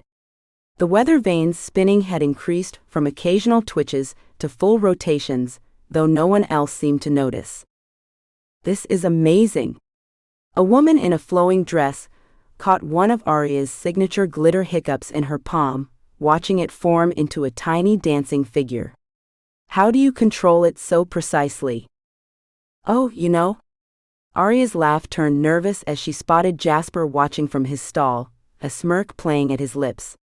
It's all about embracing the unexpected. The first real trouble started during the main course. Aria stirred her lightning chili, which usually produced gentle sparks that tickled pleasantly on the tongue. But when she lifted the ladle, actual electricity crackled across the surface, arcing toward the metal walls of the truck. Thunder rumbled overhead, much closer than it should have been. The weather vane spun violently, its usual soft whirring replaced by a high-pitched whine. Is this part of the show? Someone asked, as the temperature plummeted. Diners pulled their jackets tighter, breath visible in the suddenly frigid air. Not exactly. Aria reached for the weather vane's emergency shut-off, but another bolt of lightning, real lightning, shot from the pot of chili, striking a nearby table. Customers scrambled back as their glowing desserts exploded into showers of actual sparks. The truck speakers emitted bursts of static between desperate messages. Can't control static, magic overload. Its menu board flickered frantically. Warning, unauthorized magic. Systems compromise. Boss, make it stop. More lightning forked from the pot, and the weather vane's spinning reached a fever pitch. Wind whipped through the square, scattering napkins and sending smaller items flying. The enchanted lanterns swayed wildly, their light stuttering like dying stars. Everyone inside. Aria called out as rain began to fall, thick, heavy drops that sizzled where they hit the ground. Head to Madame Rosemary's tea shop. I'll sort this out. The truck lurched, its panels creaking. Through the window, she spotted Jasper making one final gesture before slipping away into the chaos, leaving his perfectly arranged display untouched by the magical storm. The weather vane gave an alarming screech, and Aria felt her own magic responding to the tampering, building like a pressure system about to break. Her next hiccup produced not glitter, but actual lightning, branching out from her in all directions. Thunder crashed directly overhead, as she grabbed the weather vane with both hands, trying to force it still. Ice crystals formed where her fingers touched the metal, and the truck's symbols pulsed between colors faster and faster, like a heartbeat gone wrong. "Come on, Breezy," she whispered through chattering teeth. "Fight it with me." Through the static and chaos, Breezy managed one clear message on its board: "We're in this together, boss." Before dissolving back into emergency warnings: critical system failure imminent. Magical overload detected. Please help. The first hailstone struck the truck's roof with a metallic ping that made Aria flinch. Within seconds, more followed, not the usual pea-sized pellets, but gleaming spheres the size of golf balls. They crashed against the Breezy Bite's metal surface in a deafening drum roll, creating a perfect circle of destruction around her truck, while leaving the rest of the market oddly untouched. "Everyone under cover." She raised her hands, attempting to conjure a protective barrier. Instead, another glitter hiccup escaped, catching the falling hail in its sparkly wake. The ice crystals absorbed the shimmer, transforming into disco ball projectiles that scattered rainbow light across terrified faces. A woman in a silk scarf frantically waved her wand, conjuring a flimsy umbrella that immediately inverted under the assault. "My soufflé," she wailed as her dessert collapsed beneath the spangled barrage. The weather vane's rotation reached impossible speeds, its normally cheerful chimes transformed into a banshee shriek. Above it, storm clouds spiraled inward like water down a drain, forming a funnel directly over the Breezy Bite. The truck's magical symbols strobed between colors, their usual warm glow replaced by sickly flashes that matched the tempo of the thundering hail. Breezy's speakers emitted a pained screech as its menu board flashed fragmented warnings. "Sab static, help static, JASP. Systems failing." Breezy's voice crackled through bursts of interference. "What are you trying to tell me?" Aria gripped the counter as another wave of supernatural cold swept through the truck. Ice crystals formed on her eyelashes, and her breath came out in glittering clouds. Through the curtain of crystalline hail, she spotted Jasper. He stood beneath his stall's awning, one hand pressed to his chest in an expression of exaggerated concern. But his other hand moved in small, precise gestures at his side, each motion corresponding to a new surge in the magical storm. "Sir, please, you must take shelter," he called to a fleeing customer, his voice carrying perfectly despite the chaos. His fingers twitched, and a particularly large hailstone shattered a glass of lightning chili, sending electrified liquid spattering across 3 tables. Aria tried to counter the weather pattern, reaching for the calm she usually found in her magic. But panic bubbled up instead, triggering another glitter hiccup that turned an entire cluster of hailstones into spinning disco lights. They bounced off the cobblestones like demented ping-pong balls, sending the last few stubborn customers running for cover. "My hat. The food. Someone stop this." Chairs toppled as people fled, leaving half-eaten meals steaming in the supernatural cold. Lightning chili sparked and fizzed.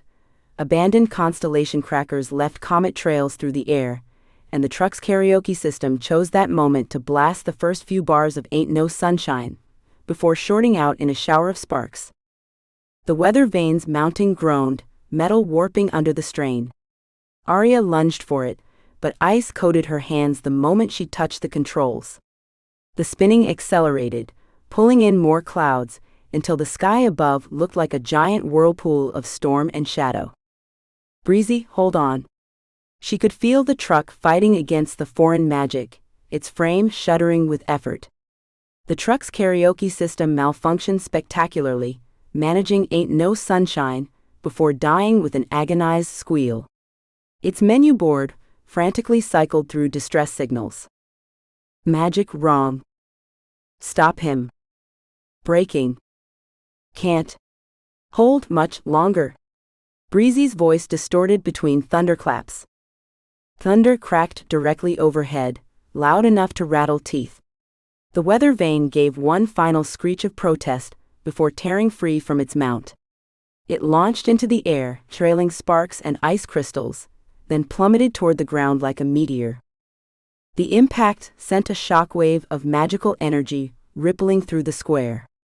Hailstones exploded into clouds of glittering shrapnel, and the storm clouds above began to rotate even faster, now free from the weather vanes containing influence.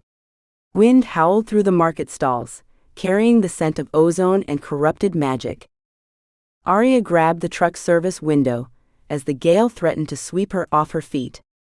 Ice coated every surface, and lightning danced between the drops of frozen rain, turning the air around the Breezy Bite into a crackling cage of winter storm and electricity. Through failing systems and freezing circuits, Breezy managed one last message, its usual cheerful font now jagged with urgency. "Run? Please." Then in smaller fading text, "Sorry we couldn't protect you." Before the menu board went completely dark, leaving only the sound of crackling ice and corrupted magic. The market square looked like a war zone crossed with a disco. Shattered hailstones glittered on every surface, their crystalline remains catching what little sunlight filtered through the swirling clouds above. The Breezy Bite sat in the epicenter, frost coating its usually cheerful teal exterior like a mourning shroud. Aria huddled inside, surrounded by the wreckage of her magical kitchen. Scattered ingredients covered the floor, constellation crackers ground to stardust, lightning chili frozen solid in its pot, leaving crackling patterns in the ice. Her hands shook as she tried to brush frost from the truck's control panel, but the magical symbols remained dull and lifeless. Breezy managed a weak beep, its menu board displaying broken messages. Who RT? BRKN? SRRY? Oh Breezy no. She reached out to touch the flickering display, triggering another hiccup. This time, instead of her usual golden sparkles, sad blue glitter drifted down like tears. "I'm so sorry. I should have protected you better." The air shifted behind her, carrying the faint scent of sandalwood and lightning. Zephyr materialized without his usual theatrical flair, no witty one-liner, no swirling column of smoke. Just quiet concern as he took in the devastation. I felt the magical disruption. His voice was soft, almost gentle. "Are you?" The weather vane. Another cascade of blue glitter punctuated her words. "It's not just equipment, Zephyr. It's part of Breezy's heart. The magic that lets them sense the weather, channel my power." She gestured helplessly at the broken component, lying in a pile of frost-covered debris. Without it, the truck's systems struggled to communicate. Me can't feel. Its frame shuddered with a mechanical sob. Zephyr moved carefully through the cramped space, his shoulders tense. Aria noticed the way his hands trembled slightly as he crouched to examine the weather vane, but he didn't retreat. Instead, he took a slow, deliberate breath and reached for the damaged piece. Golden smoke curled from his fingertips as he turned the weather vane over, tracing the intricate patterns etched into its surface. The enchantment isn't completely destroyed. He spoke with careful focus, as if concentrating on the task helped him ignore the close quarters. "See these runes? They're cracked, but the core magic still pulses. Like a heartbeat." Aria hiccuped another shower of blue sparkles. "Can you fix it?" "Temporarily." Sweat beaded on his forehead as he channeled more power into the weather vane. The golden smoke thickened, weaving through the broken components like thread through fabric. Djinn magic is adaptable. We can bind other enchantments, shore them up until they heal naturally. It won't be permanent, but it should stabilize Breezy's systems. Breezy's symbols flickered weakly back to life, its menu board displaying cautious hope. Magic detected. Repairs in progress. Please work, please work.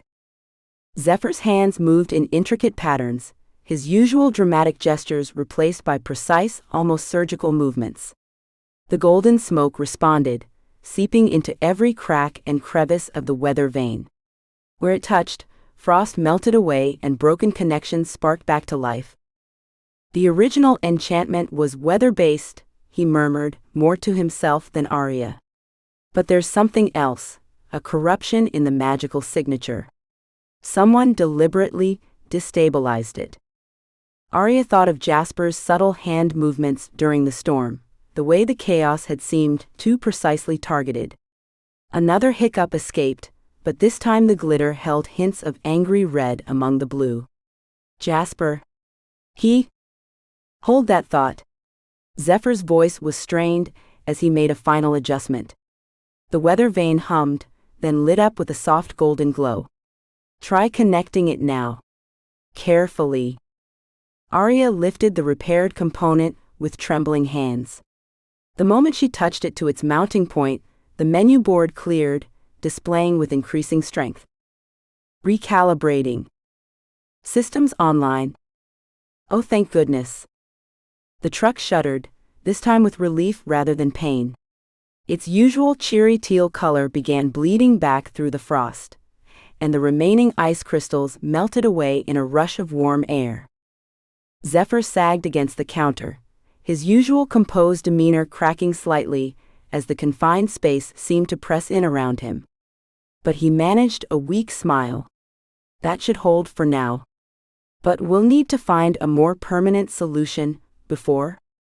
I Will Survive played softly through the speakers as the menu board added. Still a bit wobbly. But better. Thank you, Smokey. Don't call me that, Zephyr muttered, but there was no heat in it. His hands had finally stopped trembling, though Aria noticed how he kept glancing at the door. She reached out instinctively, then hesitated. Zephyr, you didn't have to. I mean, with the small space and everything. Yes, I did. He straightened up, trying to reclaim some of his usual poise despite the obvious strain. Besides, I couldn't let our favorite dramatic diva stay broken, could I? The market would be far too quiet without Breezy's commentary. Flattery will get you everywhere, Breezy displayed cheerfully, before adding, and I am not dramatic. Then, cranking up Gloria Gaynor, okay, maybe a little.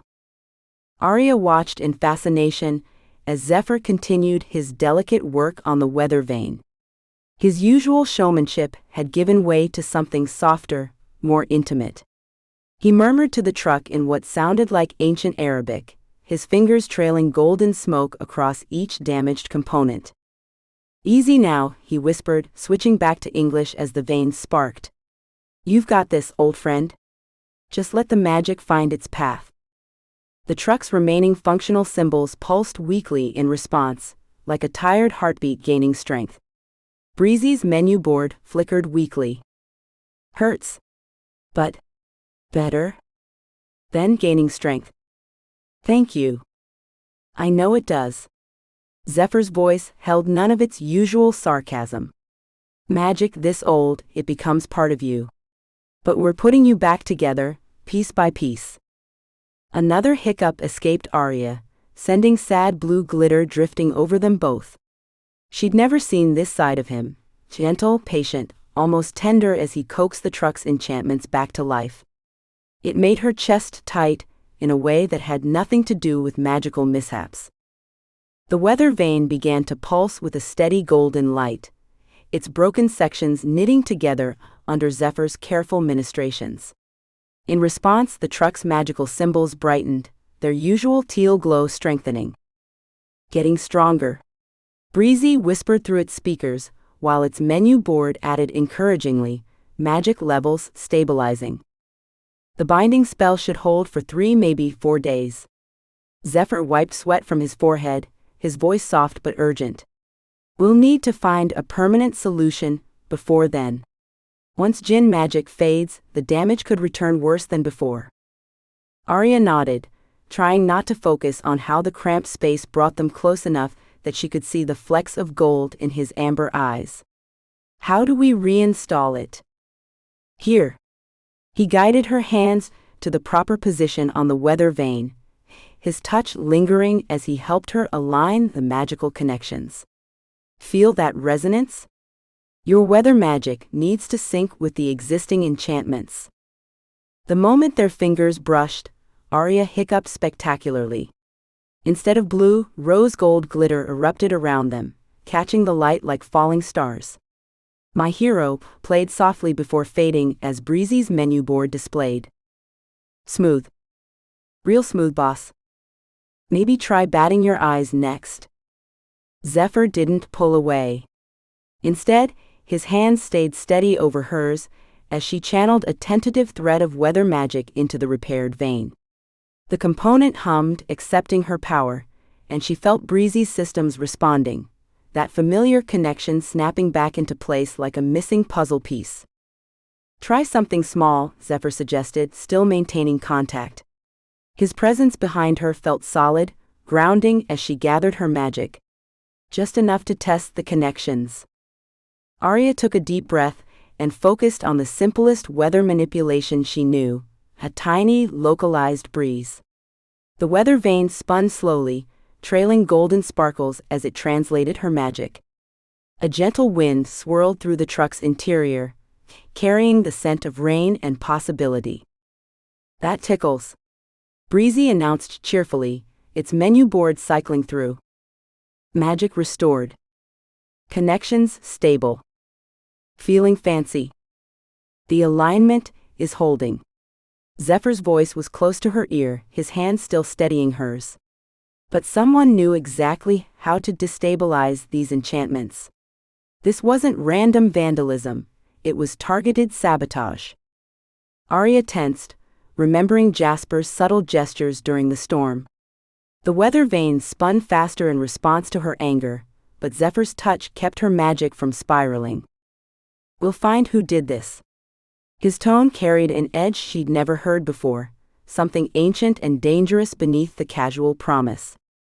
He shifted slightly, and she realized his stance had become protective, almost possessive. No one messes with he caught himself, clearing his throat. With the truck. Or its witch. Oh please, Breezy's menu board flashed impatiently. Just kiss already. Its speakers attempted, "Can you feel the love tonight?" before shorting out. Breezy. Aria scolded, hiccuping another cloud of rose gold glitter. Save your strength, Zephyr told the truck, though Aria noticed he still hadn't stepped away. Focus on integrating the repair spell. Fine, Breezy displayed with obvious sass. But I'm keeping receipts. Then, unable to resist, adding. Chapter 1, The Longing Looks. Chapter 2, The Lingering Touches. Loading Chapter 3. The weather vane continued its lazy spiral, leaving trails of golden light that mixed with Aria's glitter in the air around them. For a moment none of them moved, witch, Djinn and magical food truck suspended in a bubble of shared understanding and unspoken possibilities. Chapter 11, Starlight, Starbright, Just Kiss Already. Aria settled onto the pile of mismatched cushions Zephyr had arranged on Breezy's roof, trying not to focus on how the Djinn's shoulder brushed against hers as he sat down. The truck hummed contentedly beneath them, playing what sounded suspiciously like a jazz version of Moonlight Serenade. The weather vane spun lazily, creating perfect stargazing breezes that ruffled her curls. You picked a good spot, she said, tilting her head back to take in the night sky. Oradale's floating lanterns had dimmed for the evening, leaving the market square bathed in starlight. It's different now. Zephyr's voice held a note of wonder tinged with melancholy. The stars, they've shifted. He leaned back on his hands, close enough that she could feel the warmth radiating from him. See that cluster there? In my time, it formed the tiger's eye. Now it looks more like, well, I suppose humans call it the Little Dipper. A hiccup escaped her, sending silver glitter cascading around them like miniature shooting stars. Ambiance enhanced. Breezy whispered through its speakers, its menu board adding smugly, "You're welcome." Zephyr chuckled, but his eyes remained fixed on the sky. He lifted one hand, golden smoke curling from his fingers as he traced an unfamiliar pattern in the air. This was the desert rose. See how these stars curved like petals? And here? The smoke shifted, drawing another constellation. The merchant's scale. We used it for navigation before. His voice trailed off, the golden smoke wavering. Aria held her breath, sensing the weight of unspoken memories. The lamp didn't have windows. The words came slowly, as if each one cost him something. No stars. No sun. No way to mark the passing of time except. He swallowed hard, his form flickering at the edges. Sometimes I'd count 1 to 1,000, over and over. Sometimes I'd sing every song I knew. Sometimes I'd just float. Exist. Until existing became its own kind of darkness. The smoke from his fingers turned darker, almost bronze, swirling around his hands like shackles. His shoulder against hers felt less solid, as if he might dissolve completely into mist. "Oh, this is getting good," Breezy murmured softly, keeping its volume low as its menu board displayed, "You're free now." Zephyr's hands were shaking, the smoke pattern of ancient stars dissolving into formless wisps. Without thinking, Aria reached over and caught his trembling fingers with her own. His skin felt cool, almost insubstantial, but he didn't pull away. "I used to imagine them," he whispered. "The stars. Drew them in my mind until I wasn't sure if I remembered them correctly or if I'd invented new ones. After a few centuries, I couldn't tell the difference anymore." Another hiccup escaped her, but this time the glitter was soft purple, falling around them like twilight snow. The truck's weather vane turned slowly, creating a cocoon of warm air that smelled faintly of jasmine. A scent she'd noticed always seemed to follow Zephyr. "Tell me about another one," she asked softly, keeping her grip on his hand steady as his form gradually solidified. "A constellation from your time?" He took a shaky breath, then lifted their joined hands. Golden smoke began to flow again, steadier now, as he drew a complex pattern against the night sky.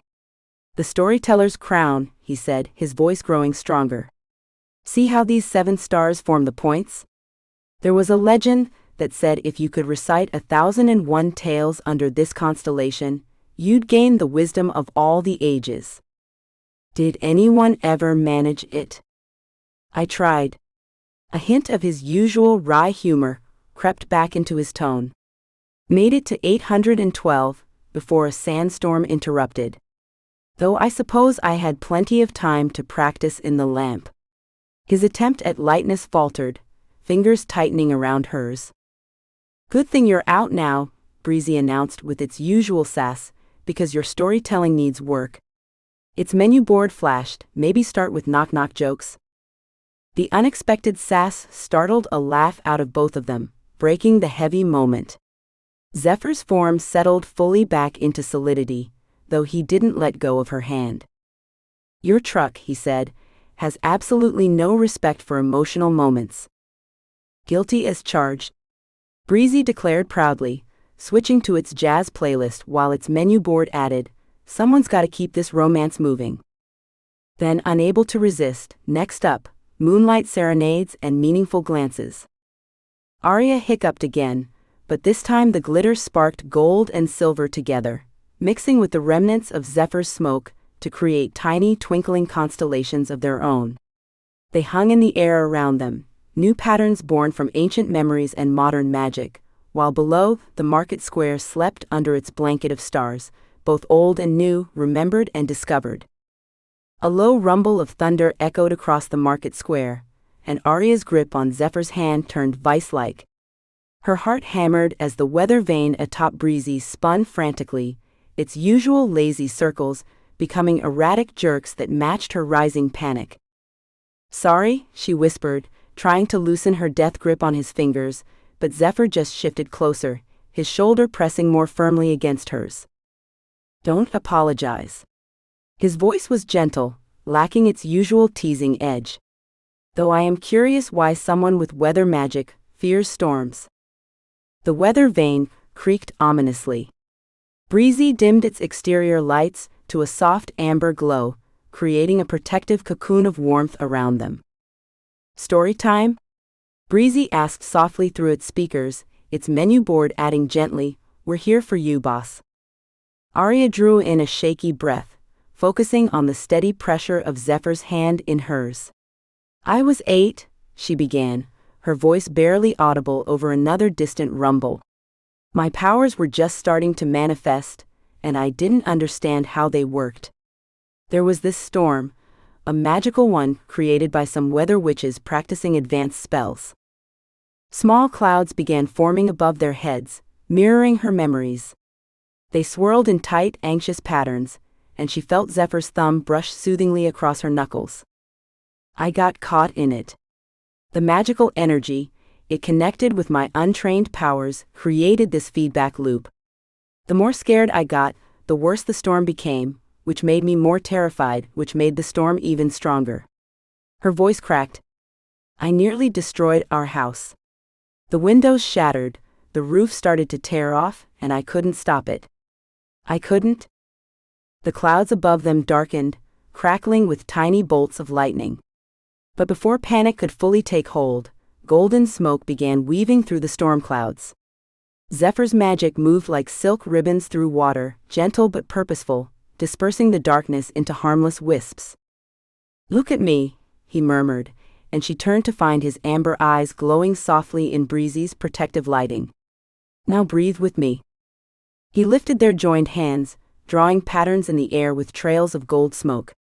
As she matched his steady breathing, their magic began to dance together, her storm clouds shifting from threatening gray to peaceful purple, his smoke curling through them like gentle lightning.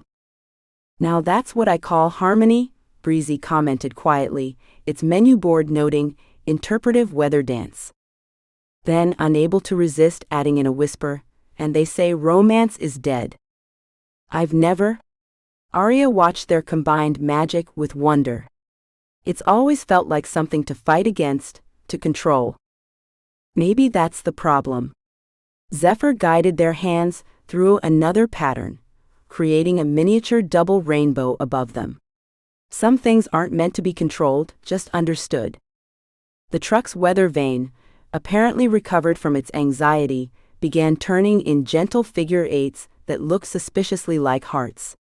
The ambient lighting shifted to match their magic's colors, casting everything in soft gold and purple.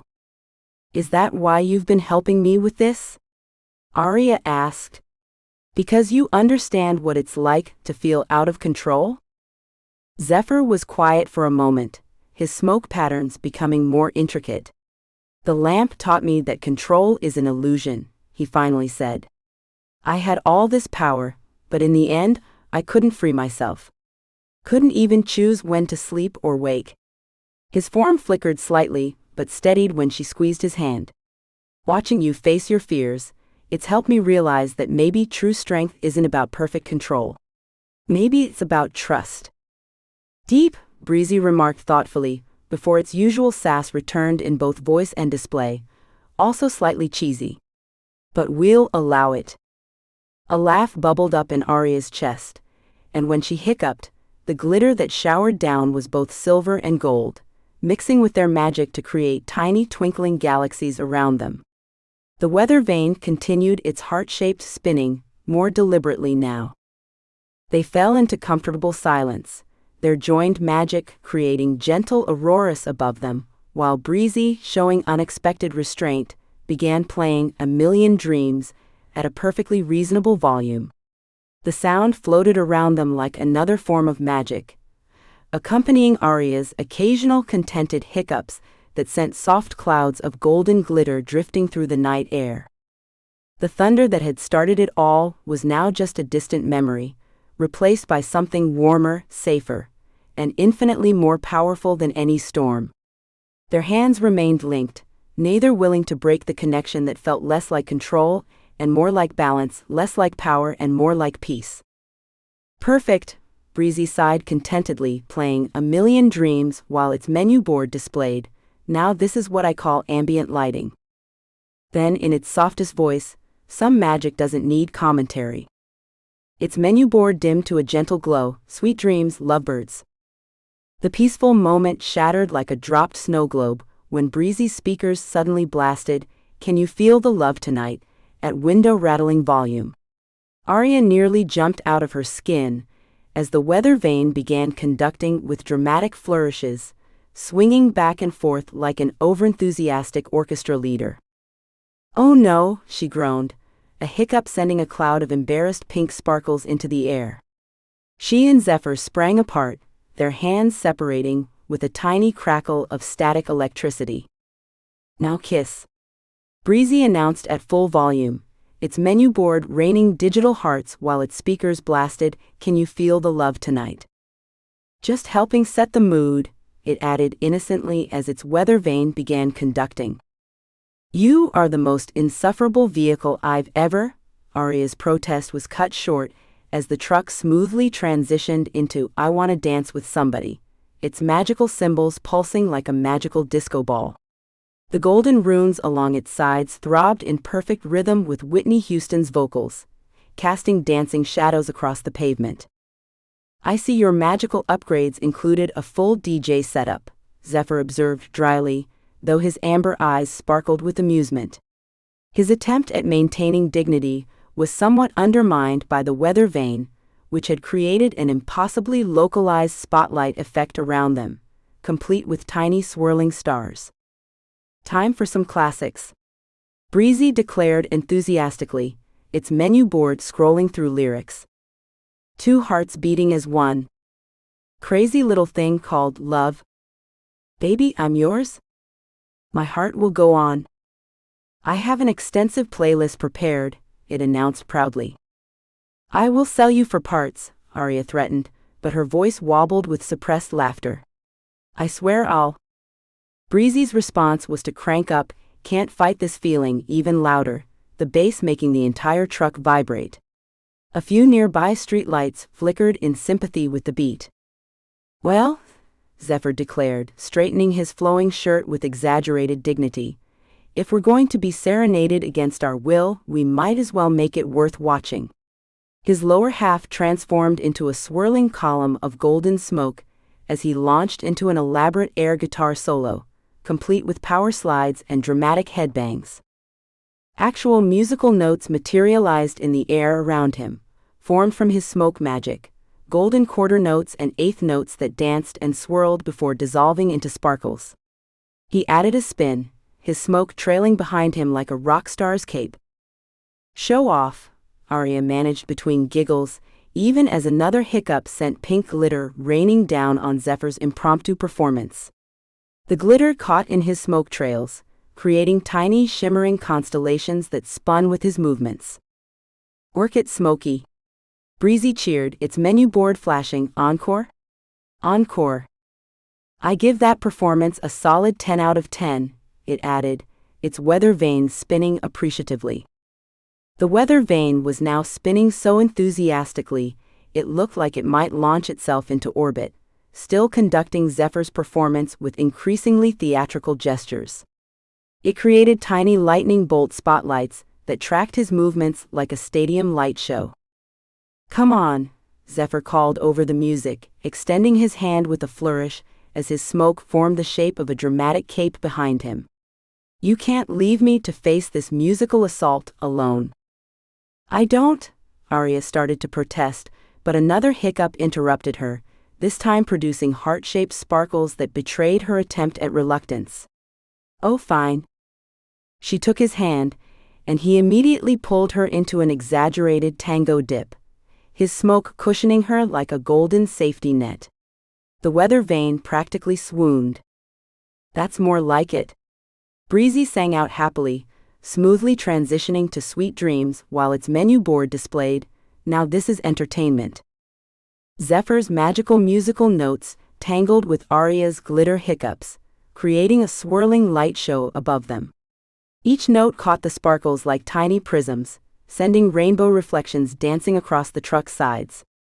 The magical symbols pulsed in appreciation, adding their own golden glow to the impromptu dance party.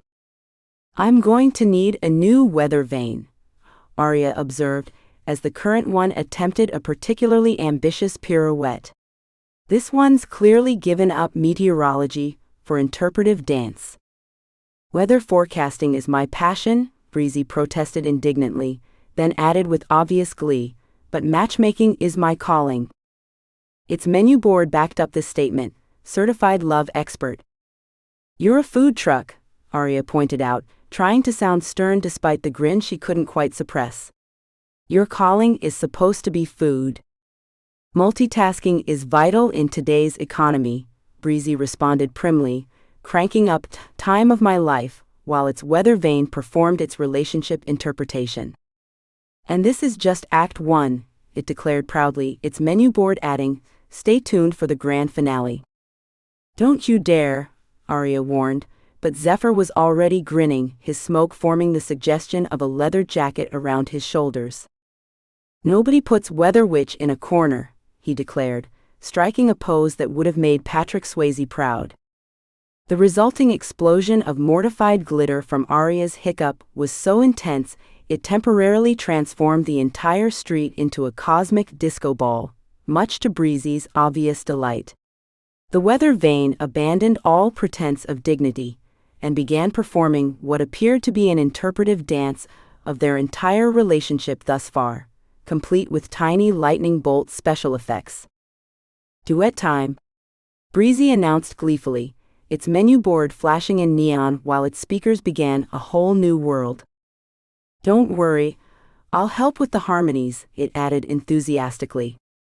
Aria's mortified, no, absolutely not, dissolved into a hiccup that sent crystalline glitter spiraling through the air. The sparkles caught the magical light from the truck's cymbals, transforming the quiet market corner into an impromptu disco wonderland. Zephyr's smoke curled dramatically as he shaped it into what looked suspiciously like Aladdin's vest. He extended his hand, golden mist swirling to form an imaginary microphone. I can show you the world, he sang, deliberately off-key and with enough theatrical swagger to make Broadway actors blush. I will turn you back into smoke, Aria threatened, but another hiccup betrayed her, sending heart-shaped sparkles floating between them like tiny constellations. The weather vane, apparently deciding its conductor role needed more pizzazz, began creating miniature shooting stars that arced overhead in perfect time with the music. Each one left trails of silver light that hung in the air like celestial confetti. Shining, shimmering, splendid, Zephyr continued, his voice cracking on the high notes in a way that had to be intentional. He twirled closer, his smoke forming elaborate arabesques around them both. Princess Aria's verse coming up. Breezy called out excitedly, its menu board displaying, Get ready for magic? 3, 2, 1. Oh, for heavens! Aria's protest ended in another sparkle-producing hiccup as the verse approached. The weather vane aimed its spotlight expectantly at her. A whole new world, she finally sang, making it as deliberately awful as possible, complete with exaggerated opera gestures. Her voice wobbled like a kazoo in an earthquake, but the weather vane conducted her performance with enthusiastic approval. That's it, work those notes, Breezy encouraged as they sang. Zephyr's magical music notes tangled with her glitter hiccups, creating tiny fireworks that popped soundlessly overhead. Don't you dare close your eyes, he harmonized, using the term very loosely, while his smoke formed a flying carpet beneath their feet. A small crowd of market cleaners gathered, their work forgotten as they watched the spectacle. Someone started clapping along, and Breezy, ever the enabler, increased the volume. Hold your breath, it gets better, they belted together, their voices clashing in spectacular discord. The weather vane orchestrated a growing light show, sending tiny lightning bolts dancing between the truck's magical symbols in rainbow arcs. Bravo! Called one of the cleaners, waving her broom like a lighter at a concert. Encouraged by their audience, Zephyr spun Aria in a dramatic twirl that left trails of golden smoke and silver glitter mixing in the air. His smoke carpet lifted them a few inches off the ground as they reached the song's climax. A whole new world, They stretched the final note well past its natural conclusion, Aria adding a theatrical swoon while Zephyr's smoke created spinning stars around them. Standing ovation material. Breezy announced proudly, its menu board displaying review. We should take this show on the road, it suggested. Get it? Because I'm all ready? Aria collapsed against the truck's side, breathless with laughter. Zephyr landed beside her, his smoke settling into gentle swirls as golden music notes continued to pop like bubbles around them. Her hiccups had created a storm of tiny, music note-shaped sparkles that drifted down like shimmering snow. That was? She started, but another hiccup interrupted her, this one producing miniature disco balls that spun lazily through the air. Magnificent? Spectacular? A tour de force? Zephyr suggested, his amber eyes dancing with mischief. Ridiculous, she corrected, but she couldn't stop grinning. The weather vane took a series of elaborate bows, apparently accepting credit as their artistic director. The opening notes of Time of My Life began to play, softer this time, as their impromptu audience dispersed with final waves and applause. Encore tomorrow? Breezy asked hopefully, its menu board adding, please? Pretty please? I have so many more songs queued up, it added enticingly. Aria looked at Zephyr, at the mixture of golden smoke and silver glitter still swirling around them like a magical snow globe, at the weather vane now conducting a gentle waltz with itself. Their earlier serious conversation felt miles away, replaced by something lighter but no less meaningful. We've created a monster, she said, gesturing at the truck's continuing light show. I prefer to think of it as a very enthusiastic fairy godmother, Zephyr replied, reaching out to catch one of her sparkly hiccup notes. It dissolved against his fingers like stardust. With questionable taste in music. Excuse you. Breezy huffed indignantly, its menu board flashing, my taste is impeccable. Then, unable to resist, adding, though I do take requests, especially romantic ones. The weather vane punctuated this with its jazz hands finale, while Breezy hummed contentedly, another successful performance by yours truly. Chapter 12, Storms a-Brewin', and I Don't Mean the Coffee. Aria spread her grandmother's weathered recipe books across the Breezy Bite's counter, their pages fluttering in the gentle breeze that always seemed to follow her. Zephyr hovered nearby, literally. His lower half had dissolved into wisps of golden smoke that curled around the truck's interior like curious fingers.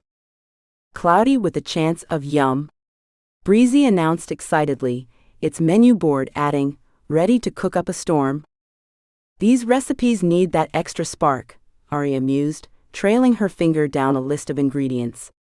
A hiccup escaped her, sprinkling star-shaped glitter over the pages. Something to make them memorable. More memorable than your current glitter situation? Zephyr smirked, plucking a sparkly star from where it had landed on his nose. She shot him a look that would have been more effective if another hiccup hadn't produced a tiny rainbow. I was thinking something like, thunderclap tacos. Now you're talking. Zephyr's smoke swirled faster with excitement. Though maybe we should start with a gentler storm. Boom or bust. The menu board chimed in. Their first attempt at the tacos went spectacularly wrong. The moment their test customer, a brave food cart vendor named Marco, took a bite, the resulting sonic boom set off every car alarm in a 2-block radius. Dogs started barking, and several pigeons took emergency flight. Sorry. Aria called out to the startled market crowd, while Zephyr hastily waved his hands to silence the chaos. That's one way to make noise in the industry. Breezy called out cheerfully over the chaos, its menu board flashing, boom goes the taco. Maybe a touch less thunder next time, it suggested helpfully. Their next experiment went more smoothly. Zephyr stood behind Aria as she stirred the eye of the storm soup, his hands guiding hers in gentle circular motions. The warmth of his touch sent pleasant shivers down her spine, though she blamed it on the magical current flowing between them. "Gentle now," he murmured near her ear. "Let the magic find its natural flow, like wind following its path." Their combined energy created perfect spirals in each bowl, the soup swirling in mesmerizing patterns that caught the light like mother of pearl. Steam rose in elegant curves, carrying the scent of herbs and possibility. "Now that's what I call a flavor tornado." Breezy sighed contentedly, watching them cook. Its menu board displayed less boom, more zoom. "The chemistry in my kitchen is getting steamy," it added with a knowing tone. "The weather vane's getting ideas," Aria observed, as the metal rooster began conducting their cooking session like a symphony, sending tiny sparks of lightning in time with their stirring. Next came the lightning strike lemonade, which crackled with actual electricity when poured. Zephyr took an experimental sip, and his eyes widened as his hair slowly rose until it stood completely on end, golden static dancing between the strands. His shocked expression, part delight, part surprise, sent Aria into a fit of giggles that produced a shower of rainbow glitter. "You look like you stuck your finger in a socket." "I feel like I could power the whole market," he admitted, his voice slightly buzzy. Little sparks jumped between his teeth when he smiled. "Electrifying performance," Breezy declared, its menu board scoring 10 out of 10 would shock again. "Hair-raising results," it added with obvious delight. The Cloud9 cotton candy proved to be their masterpiece of the day. Aria infused each batch with weather magic, while Zephyr added a touch of Djinn enchantment. The result was a confection that floated serenely above its stick, changing colors like a sunset as clouds passed overhead. The weather vane had fully embraced its role as conductor, directing their movements with elaborate flourishes. Each successful creation earned a shower of magical sparks, while less successful attempts got a gentle rain of encouragement. "Pink for clear skies," Aria noted, watching the cotton candy shift colors. "Purple for storms." "Gold for sunset," Zephyr added, reaching up to catch a piece that had floated too high. His smoke curled around the cotton candy, making it sparkle like it had captured stars. "Sweet forecast ahead," Breezy announced proudly, its voice taking on a weather reporter's tone. Its menu board predicted, "Chance of sugar storms, 100%. "My kind of weather report," it added cheerfully. A small crowd had gathered outside the truck, watching through the serving window as each new treat took shape. The cotton candy drifted in lazy circles, the soup spiraled in perfect formations, and even the tacos now produced a satisfying little pop instead of their earlier window-rattling boom. Aria caught her reflection in one of the truck's many shiny surfaces. Her hair wild from the magical energy, cheeks flushed with excitement, and glitter still occasionally falling from her lips when she laughed. But for once, she didn't mind the chaos. It felt right, like weather itself, unpredictable, beautiful, and impossible to contain in neat little boxes. "I think we've got ourselves a menu," she said, watching as Zephyr's hair finally settled back to its normal rakish sweep. "A menu that bites back," he agreed, dodging a particularly enthusiastic spark from the weather vane's performance. "That's my kind of food truck," Breezy declared proudly before asking hopefully, "Next up, interpretive dance?" Its menu board added enticingly, "I have the perfect playlist." "Just saying," it whispered as the weather vane pirouetted, "we could add dinner theater to our repertoire." "Don't encourage them," Aria muttered to Zephyr, but she was smiling as another hiccup released heart-shaped glitter that merged with his golden smoke, creating tiny shimmering whirlwinds throughout the truck. Aria wiped sweat from her brow as she faced their next challenge, hurricane hot wings. "Maybe we should start with a gentle breeze," she suggested, but the sauce already had other ideas. The moment she added her weather magic to the mixture, it began to spin. What started as a playful swirl quickly evolved into a miniature tornado of orange sauce that lifted straight out of the bowl, splattering the ceiling with spicy droplets. "Duck!" Zephyr called, his golden smoke surging forward to create a containment barrier around the sauce cyclone. Though I have to admit, he strained against the whirling condiment, they're living up to their name. "Wing it!" Breezy called out excitedly before warning, "Incoming sauce at 2 o'clock. Its menu board flashed, "Duck and cover."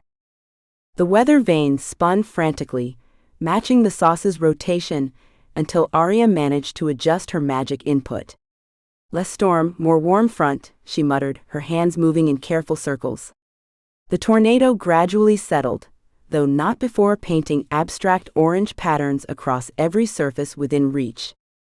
"At least we know they pack a punch," Zephyr said, wiping a streak of sauce from his cheek and tasting it. His eyes widened. "And quite literally, too. Is my smoke changing color?" Sure enough, his usually golden wisps had taken on a slight orange tinge. The truck helpfully played a few bars of Ring of Fire. Before Aria could respond, her latest glitter hiccup created tiny cloud shapes that caught in Zephyr's smoke, making him look like a sunset with weather effects. They locked eyes for a moment, before dissolving into laughter. "Precipitation you can drink?" Breezy announced enthusiastically, its weather vane spinning in anticipation. "And look at that form," it added appreciatively as they worked together. "Why do I feel like we're about to make another mess?" Aria asked, but she was already reaching for the glasses. The concept seemed simple enough: create drinks that rained from top to bottom inside their glasses, never emptying. The execution, however, proved more challenging. Their first attempt resulted in a glass that rained upward, defying gravity and soaking them both. "Here," Zephyr said, stepping behind her again. His hands covered hers on the glass, and Aria tried to ignore how her pulse quickened at his touch. Think of it like controlling a real storm, contained but continuous. Together, they managed to create the perfect balance. The finished mocktail featured a tiny storm system, complete with miniature lightning, that flashed through the purple liquid as it rained eternally within its glass. Its menu board proclaimed, "Forecast calls for endless refills." With each successful creation, Aria felt her confidence growing. The weather magic, that had once felt like a wild storm inside her, began responding more precisely to her commands. When she crafted a perfect spiral of wind to garnish their storm surge sliders, the tiny cyclone stayed exactly where she wanted it. "You're getting better at this," Zephyr observed, still occasionally sparking from their earlier lemonade experiment.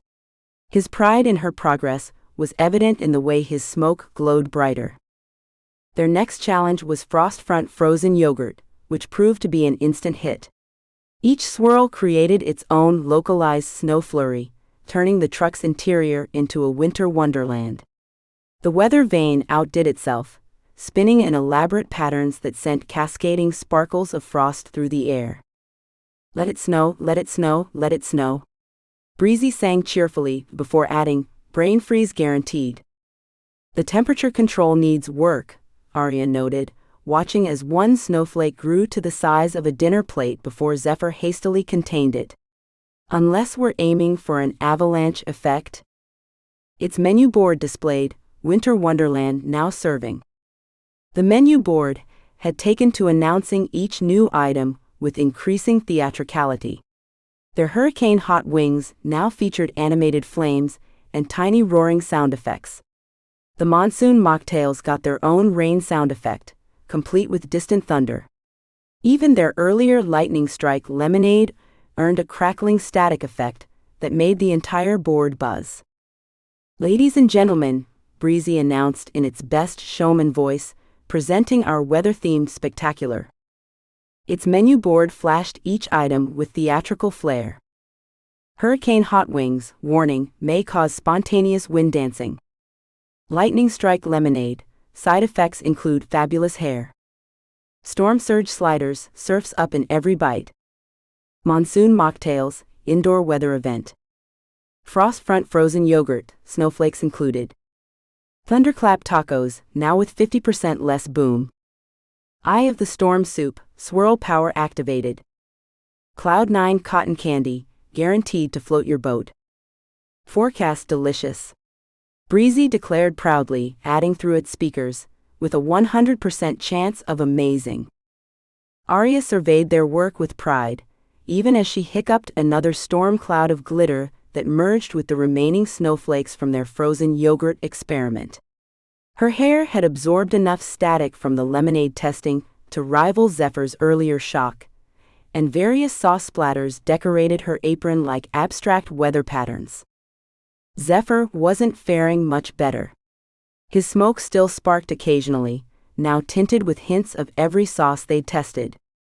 Frost crystals clung to his shoulders, and somehow he'd ended up with a perfectly formed mini cloud hovering just above his left ear. Yet his grin was infectious as he sampled their final creation.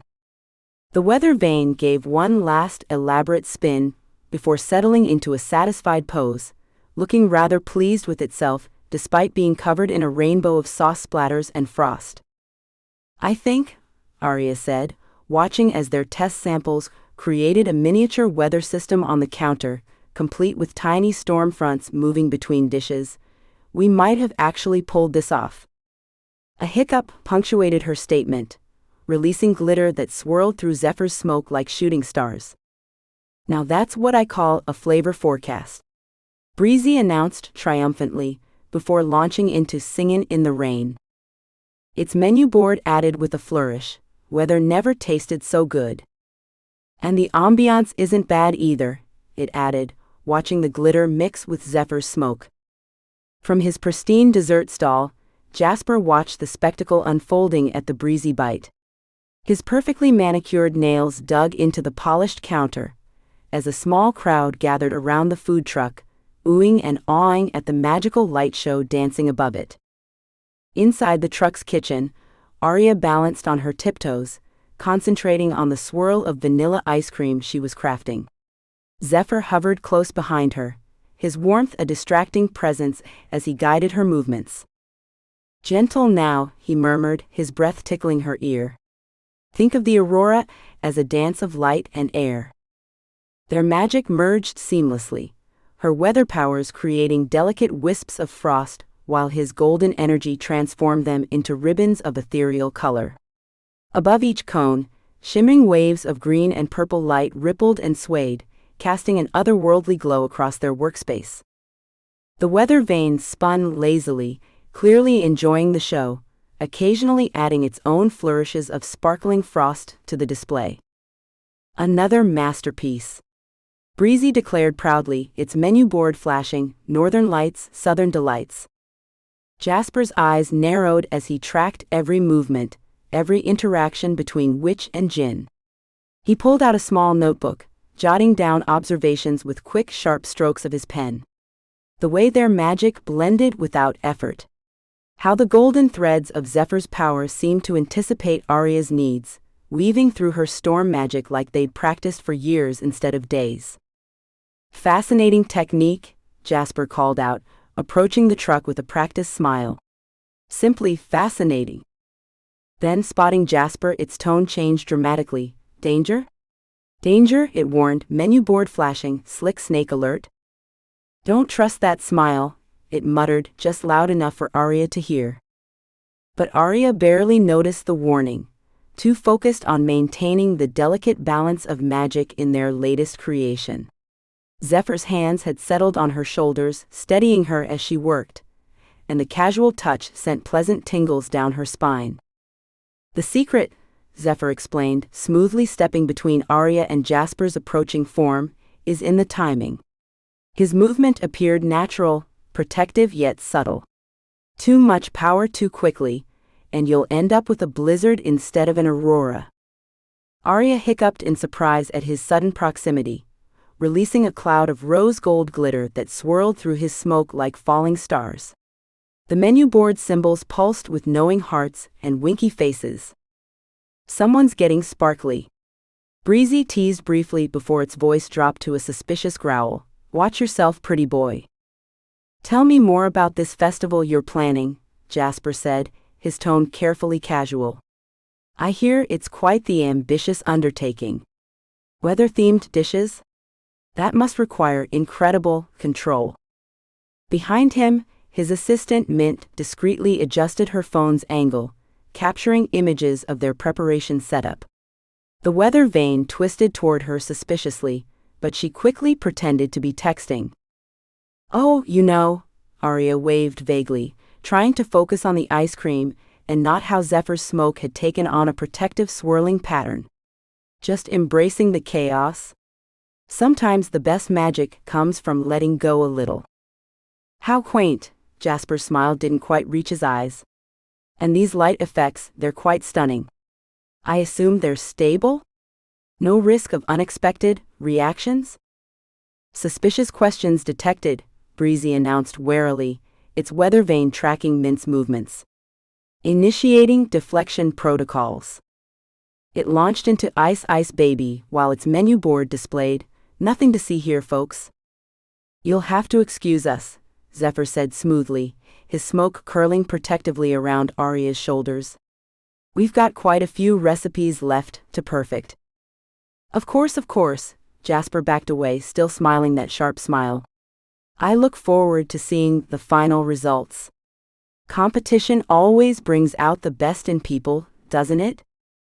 As he returned to his stall, Mint lingered, snapping one final photo while pretending to admire the aurora effects.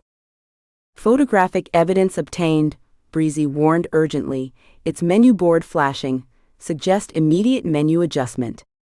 Then, unable to resist, adding in a whisper, though the protective boyfriend look is working for you, Smokey. But Aria was distracted by how Zephyr's smoke remained draped around her shoulders like a warm scarf, his usual golden glow tinged with hints of protective red. The aurora's fading, she noted, watching as the lights above their test cone dimmed slightly. Then let's make another, Zephyr suggested, his hands returning to guide hers. Practice makes perfect, after all. From his stall, Jasper reviewed Mint's photos with growing interest, particularly the ones showing the precise moment their magic combined. His own perfectly crafted desserts suddenly seemed dull in comparison to the living light show across the way. Well, he muttered, adding another note to his growing list. This simply won't do at all. Jasper sauntered back to the Breezy Bite later that afternoon, a stack of embossed business cards fanned in his manicured hands. I've been thinking, he announced, leaning against the counter with practiced casualness. Perhaps we could collaborate on the festival. Combine our unique talents. The weather vane spun furiously, generating a gust that scattered his cards like confetti. Several flew straight into a puddle, their golden lettering bleeding into expensive paper. Oh dear, Aria said, not quite hiding her smile as Jasper's perfectly styled hair ruffled in the breeze. The weather can be so unpredictable. Oops, Breezy said innocently as the wind scattered Jasper's cards, its menu board flashing, totally accidental. Wink wink. My weather vane seems to have a mind of its own, it added sweetly. Thank you for the offer, Aria continued diplomatically, but I think we're finding our own groove. Something dangerous flickered in Jasper's eyes, though his smile remained pleasant. Of course. The offer stands should you change your mind. He retrieved one slightly damp card, placing it deliberately on their counter before retreating. As the afternoon progressed, Aria and Zephyr fell into an easy rhythm preparing whirlwind wraps, tortillas filled with spiced chicken and swirling with mini cyclones of sauce.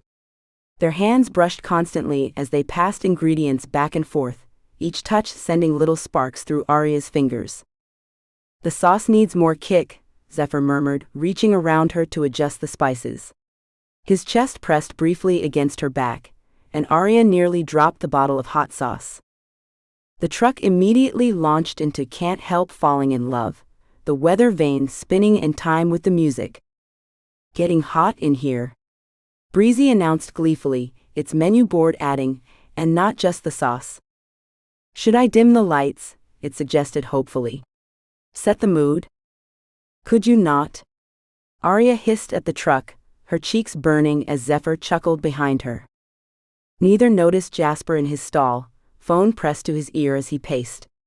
"Yes, I understand the regulations," he was saying, voice low. "But surely there must be some loophole regarding unregistered magical fusion." "I've got just the playlist," Breezy declared, switching songs while its menu board displayed, "Romantic Cooking Hour in Progress." "You two have such wonderful chemistry," it added innocently. The truck switched to "The Way You Look Tonight" when Zephyr helped Aria plate their next creation, his smoke wrapping around her waist to steady her as she balanced on her tiptoes. A hiccup escaped her, showering them both in silver glitter. "You're doing that on purpose," she accused the truck as Zephyr brushed sparkles from her hair, his touch lingering longer than necessary. In his back room, Jasper carefully examined samples of their food under magical enhancement crystals. He noted how Aria's weather magic created perfect microclimates within each dish, while Zephyr's powers stabilized and enhanced the effects. Their combined magic signatures pulsed with an annoying harmony that made his teeth ache. "Fascinating," he muttered, scribbling observations. "The resonance patterns suggest a deeper connection than mere collaboration. Perhaps if we disrupt the synchronization." As sunset painted the market in golden hues, Aria and Zephyr stood back to admire their completed menu board. Each item sparkled with promise: thunder rumble crumble, cyclone cones, lightning strike bites. "We did it," Aria breathed, turning to find Zephyr already looking at her. Their faces were inches apart, his amber eyes reflecting the truck's twinkling lights. The weather vane had outdone itself, creating a canopy of tiny stars that danced above them like fireflies. "Kiss, kiss, kiss," Breezy chanted excitedly before catching itself. Nice menu." Its menu board cycled through. "Perfect moment alert. Don't mind me, just creating ambiance. Someone make a move already." Zephyr's smoke curled around them both, warm and protective. "We make quite a team," he said softly, reaching up to brush away a stray bit of glitter from her cheek. At last played softly as Breezy whispered, "Now this is what I call a perfect evening." Its menu board added dreamily, "Love is in the air and so is glitter." Their laughter echoed across the market square, bright and genuine as they tried to dodge the persistent sparkles. The Breezy Bite glowed like a beacon of warmth and joy in the gathering dusk, its magical symbols pulsing with contentment. Meanwhile, in his darkened stall, Jasper arranged his notes with precise movements. Charts tracking magical resonance patterns covered one wall, while detailed sketches of the weather vane's construction filled another. His perfectly crafted desserts sat untouched, his focus entirely on the papers before him. "Let them have their moment," he murmured, a cold smile playing across his features as he added another calculation to his growing plans. After all, the best storms always follow the warmest days. Chapter 13, Wishes Gone Wrong, I Told You So. The morning sun barely peeked over Oradale's festival grounds as Aria backed the Breezy Bite into its designated spot. Her stomach churned with pre-event jitters, but those weren't the sparkles she was worried about. No, her attention kept drifting to Zephyr, who stood increasingly rigid as other vendors began setting up their stalls. "Just a little to the left," he called out, his voice tight. His usual golden glow flickered like a faulty light bulb as a cart loaded with magical cotton candies squeezed past. "Personal space invasion, at 2 o'clock. Breezy warned anxiously, its menu board flashing. "Caution? Crowding in progress." "Easy there, Smokey," it added softly, noting his distress. I know, Aria muttered, cranking the wheel. The weather vanes spun anxiously, creating tiny whirlwinds that scattered her prep notes across the dashboard. Zephyr's form wavered, smoke dissipating and reforming as he pressed himself against the truck's side to let another vendor pass. His fingers left slight dents in the metal where he gripped it. "You're denting my paint job, Smokey," Breezy said gently, its menu board displaying but I'll allow it. Just breathe. We've got you, it whispered supportively. Sorry, Zephyr managed, trying to smooth out the marks. His hands trembled. It's just, he cut off as someone started assembling tent poles inches from where he stood. Aria's heart clenched. She'd never seen him this pale, this close to losing his corporeal form entirely. Even during their pillow fort disaster, he'd maintained some semblance of control. But now, with vendors and booths closing in from all sides. Hey, she called softly, abandoning the driver's seat to reach for him. Look at me, not them. His amber eyes locked onto hers, wild and desperate. The cotton candy cart backed up suddenly, its wheels scraping against the curb with a metallic shriek. Zephyr flinched violently, his lower half dissolving into panic swirls of golden smoke. I can't, he gasped, pressing further against the truck as though trying to phase through it. Too close, everything's too. A hiccup burst from Aria's throat, showering them both in anxious silver glitter. I wish you didn't have to deal with this fear. The words hung in the air for one crystallized moment. Aria's hands flew to her mouth, but it was too late. Golden light exploded outward from Zephyr's form, freezing everything in its radius. The weather vane stopped mid-spin.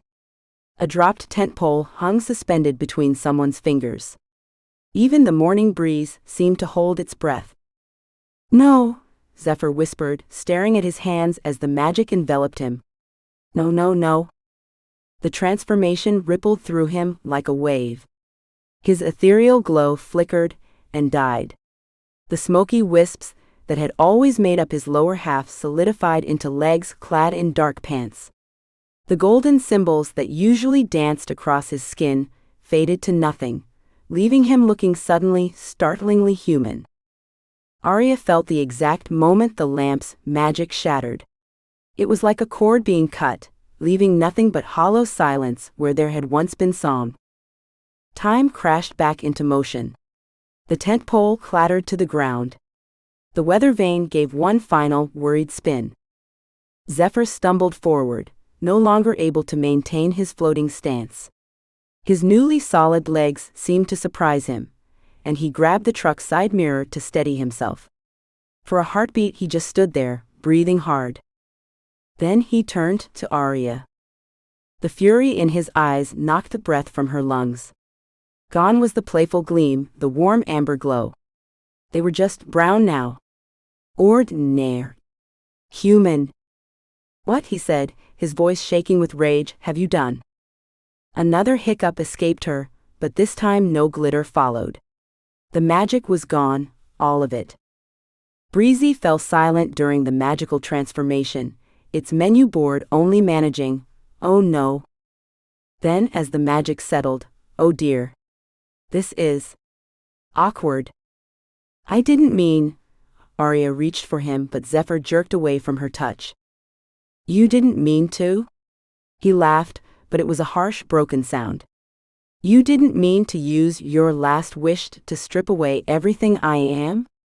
To make me, he looked down at his solid form with disgust. This? I was trying to help. The words tasted like ash in her mouth.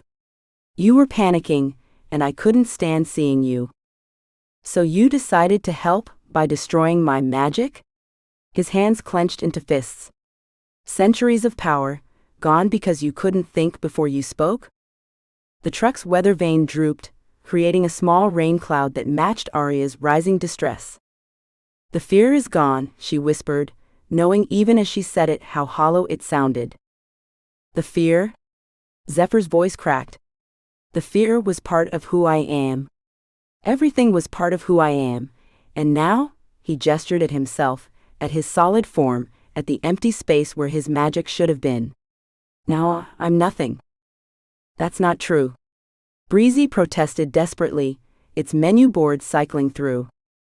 You're still you. We can fix this.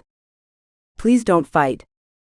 We're all still here for you, it added softly, though its weather vane drooped sadly.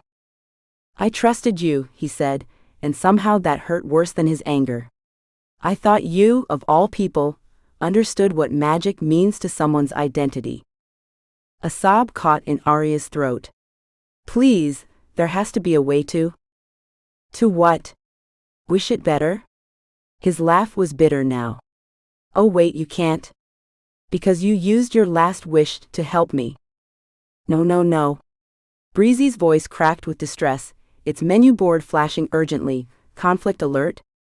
Hearts breaking. Please don't do this, it whispered as Zephyr approached. Zephyr advanced toward Aria. His movements were jerky, uncertain, a man learning to walk after centuries of floating. But his rage carried him forward, each step growing more stable than the last. You had no right, he said, voice trembling. The words seemed to physically strike Aria, making her stumble back against the truck's side. No right to decide what parts of me needed fixing. I'm so. A hiccup cut off her apology, spraying black glitter that hung suspended in the air like morning confetti. Sorry. Another hiccup, another shower of darkness. I wasn't thinking, hiccup. Straight. The glitter began swirling around them, caught in the desperate currents of her distress. Zephyr's ordinary brown eyes tracked the movement, and his expression twisted with fresh pain. Do you know what you've taken from me? He held up his hands, turning them over as if searching for the missing golden symbols. I spent centuries, Aria, maintaining my magic in that lamp. Through darkness, through isolation, through madness itself. That power was the only thing that kept me sane. The weather vane drooped lower with each word, creating a small storm cloud that wept gentle tears onto the pavement. I held onto who I was by remembering how it felt to bend reality. His voice cracked. To dance between forms, to feel magic singing in my veins. And you, he pressed a hand to his chest, fingers clutching at his shirt. You ripped it all away with 3 careless words. Aria reached for him, her fingers trembling. Please, there has to be. Zephyr stumbled backward, his newly permanent feet catching on the uneven ground. He windmilled his arms, trying to float on instinct, only to fall harder into the realization that he couldn't. Sorry. Breezy apologized quickly, as sorry seems to be the hardest word began playing. Its menu board flashed, inappropriate song choice. Abort. Stop it. Zephyr slashed his hand through the air, a gesture that should have silenced the music with magical force. Nothing happened. The truck fell quiet anyway, responding to the raw anguish in his voice rather than any supernatural command. I can't even, he stared at his hand, then let it fall limply to his side. I can't do anything anymore. Can't float, can't change form, can't even silence a temperamental food truck. His laugh was hollow. I'm just ordinary. That's not true. Breezy protested weakly, its voice barely above a whisper. You're still? Still what? Zephyr's voice rose, drawing curious glances from early festival goers setting up nearby. A Djinn who can't grant wishes? A magical being with no magic? I'm nothing but a cautionary tale, now. Don't let weather witches make impulsive wishes, kids, or you might end up like me. Its menu board tried desperately. Still special. Still important. Still family. Black glitter continued to rain from Aria's hiccups, coating the ground around her feet in a growing circle of regret. She wanted to explain that she'd only wanted to help, that seeing him suffer had broken something inside her, that she'd trade her own magic in a heartbeat to fix this, but every attempt at speech just produced more hiccups, more glitter, more proof of everything he'd lost. Zephyr took another step back, then another, each movement becoming slightly more coordinated as he adjusted to his new reality. I need to. He glanced around at the bustling festival grounds, at all the magical vendors setting up their enchanted wares. His jaw tightened. I can't be here. Wait, Aria managed between hiccups. Don't? But he was already turning away, pushing through the growing crowd with determined steps. She watched his dark head disappear among the festival goers, taking with it all the warmth and magic that had made her food truck feel like home these past weeks. Breezy fell silent, its usual chatter replaced by a soft mechanical whimper. Its menu board displayed only. The weather vane drooped completely, creating one final tiny raindrop that fell like a tear.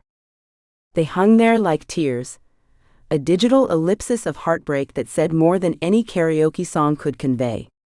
Black glitter settled around Aria's feet, no longer swirling but lying still and lifeless, much like the magic she'd accidentally stripped from the man she'd grown to care for. The morning sun continued to rise over the festival grounds, casting cheerful light on the growing crowd, but Aria felt nothing but shadow. Her weather vane hung limp and unresponsive, the small storm cloud having exhausted itself into nothing. Even her hiccups finally subsided, leaving her in silence, broken only by the distant chatter of excited festival goers. She pressed her forehead against the truck's cool metal surface, closing her eyes against the sight of that devastating ellipsis. I really messed up this time, didn't I? Oh honey, Breezy whispered, its voice heavy with shared pain as Aria leaned against it. Its menu board remained stuck on those 3 devastating dots. Finally, in the smallest possible font, sometimes there are no words. Aria stood frozen in the Breezy Bite's doorway, one hand gripping the frame so tightly her knuckles turned white. Zephyr's figure, walking instead of gliding, stumbling slightly as he adjusted to permanent legs, grew smaller and smaller until the festival crowd swallowed him completely. The sight of him actually touching the ground with each step felt fundamentally wrong, like watching a bird try to swim. The show must go on. Breezy attempted weakly, before immediately switching to all by myself at Aria's protest. Please don't, she whispered. The music scratched to a halt, then switched to Celine Dion's mournful piano intro. All by myself, don't wanna be all by myself. Aria slumped against the counter, not even bothering to scold the truck for its melodramatic song choice. A fresh wave of hiccups seized her, but instead of the usual sparkly black glitter, the particles falling from her lips were a dull, lifeless gray. They settled across the prep station like volcanic ash, coating the carefully arranged ingredients for her storm-themed menu. The weather vane creaked overhead, moving with painful slowness as it pointed in the direction Zephyr had disappeared. Its usual cheerful spin had devolved into arthritic jerks, and after a moment it simply drooped, the metal feathers wilting like a forgotten bouquet. Its menu board cycled through increasingly distressed messages. Come back. Please. Anyone? He won't, Aria said, brushing gray powder from her recipe cards. And I don't blame him. She picked up a lemon, trying to focus on the task at hand. The lightning strike lemonade had been their first successful collaboration. Zephyr's ability to infuse static electricity with her weather magic had created the perfect balance of spark and sweetness. Now her hands moved through the motions mechanically, slice, squeeze, strain. No, you're squeezing too hard, Zephyr had said, his hands ghosting over hers. The juice gets bitter that way. Let me show you. His fingers had been surprisingly solid for someone who could turn into smoke, warm against her skin, as he demonstrated the perfect pressure. Aria blinked hard and reached for the sugar syrup. The recipe card was barely legible under its coating of grief glitter, but she'd memorized the proportions days ago. 2 parts syrup to 3 parts juice, a pinch of powdered storm clouds, currently looking more like drier lint, and this was the part where Zephyr would wave his hand over the pitcher, golden symbols glowing on his wrists, as he added that crucial spark of Djinn magic. The part where she'd pretend not to notice how his eyes crinkled at the corners when he concentrated, or how his smile lit up brighter than any lightning when the spell worked perfectly. She poured a test glass and took a sip. The lemonade hit her tongue with all the excitement of tap water, creating the barest static tingle, more carpet shock than electrical storm. Without his magic enhancement, it was just slightly fizzy lemonade. Oh honey, Breezy sighed as Aria tasted the flat lemonade. Its menu board flickered sympathetically. Needs more. Everything. That's not helping, Aria muttered, but her heart wasn't in the reprimand. The truck's menu board flickered between sad emoji faces, finally settling on a simple broken heart symbol. She stared at the growing pile of ash-like glitter covering her workspace. Every surface in the truck held memories of their time together. The spot where he'd first materialized in a swirl of golden smoke, the corner where he'd practiced controlling his magic by levitating sugar cubes, the window where they'd watched shooting stars after closing time while the truck serenaded them with increasingly unsubtle love songs. Stop it, she told herself firmly, but another hiccup betrayed her attempt at composure. We have customers coming soon. We have to hiccup, focus. The weather vane gave one last pitiful creak and stopped moving entirely. Aria picked up another lemon, but her hands shook too badly to grip the knife properly. She set both down before she could hurt herself, watching as gray particles continued to drift down like toxic snow. The festival would be starting soon. People would expect magical treats, weather-themed wonders, the spectacular display she and Zephyr had planned together. Instead, she had a broken weather vane, depressed kitchen equipment, and enough grief glitter to bury her entire menu in metaphorical ashes. I miss him too, Breezy admitted quietly as Ain't No Sunshine played. Its menu board displayed simply, truck status, heartbroken. Then even softer, family isn't complete without him. For once, Aria didn't argue with the truck's playlist. She just stood there, surrounded by the gray remains of her glittery hiccups, while Bill Withers sang the truth her heart couldn't voice. And this house just ain't no home anytime he goes away. Outside the Breezy Bite, the festival crowds began to gather, their excited chatter drifting through the window like a cruel reminder of what should have been. Aria stared at their signature storm cloud soufflés, each one deflating in slow motion without Zephyr's magic to keep them aloft. Her own weather magic sparked uselessly at her fingertips, unable to replicate the delicate balance they'd perfected together. Maybe we could substitute, she muttered, trailing off as another hiccup sprayed gray glitter across the recipe cards. Look on the bright side. Breezy attempted cheerfully, though its voice wavered. What bright side? Aria asked, voice cracking. Its menu board flashed hopefully. Cloud, you feel better? A tiny rain cloud formed near the ceiling, responding to her distress. Without Zephyr's enchantment, the weather vane hung motionless, leaving the cloud to drip steadily onto the counter. Each drop seemed to echo in the cramped space, alone, alone, alone. Then trying again. Sorry, that was seriously bad, I'm just trying to. Precipitation, your mood. Aria's laugh came out more like a sob. Please stop. You sound just like, she couldn't finish the sentence.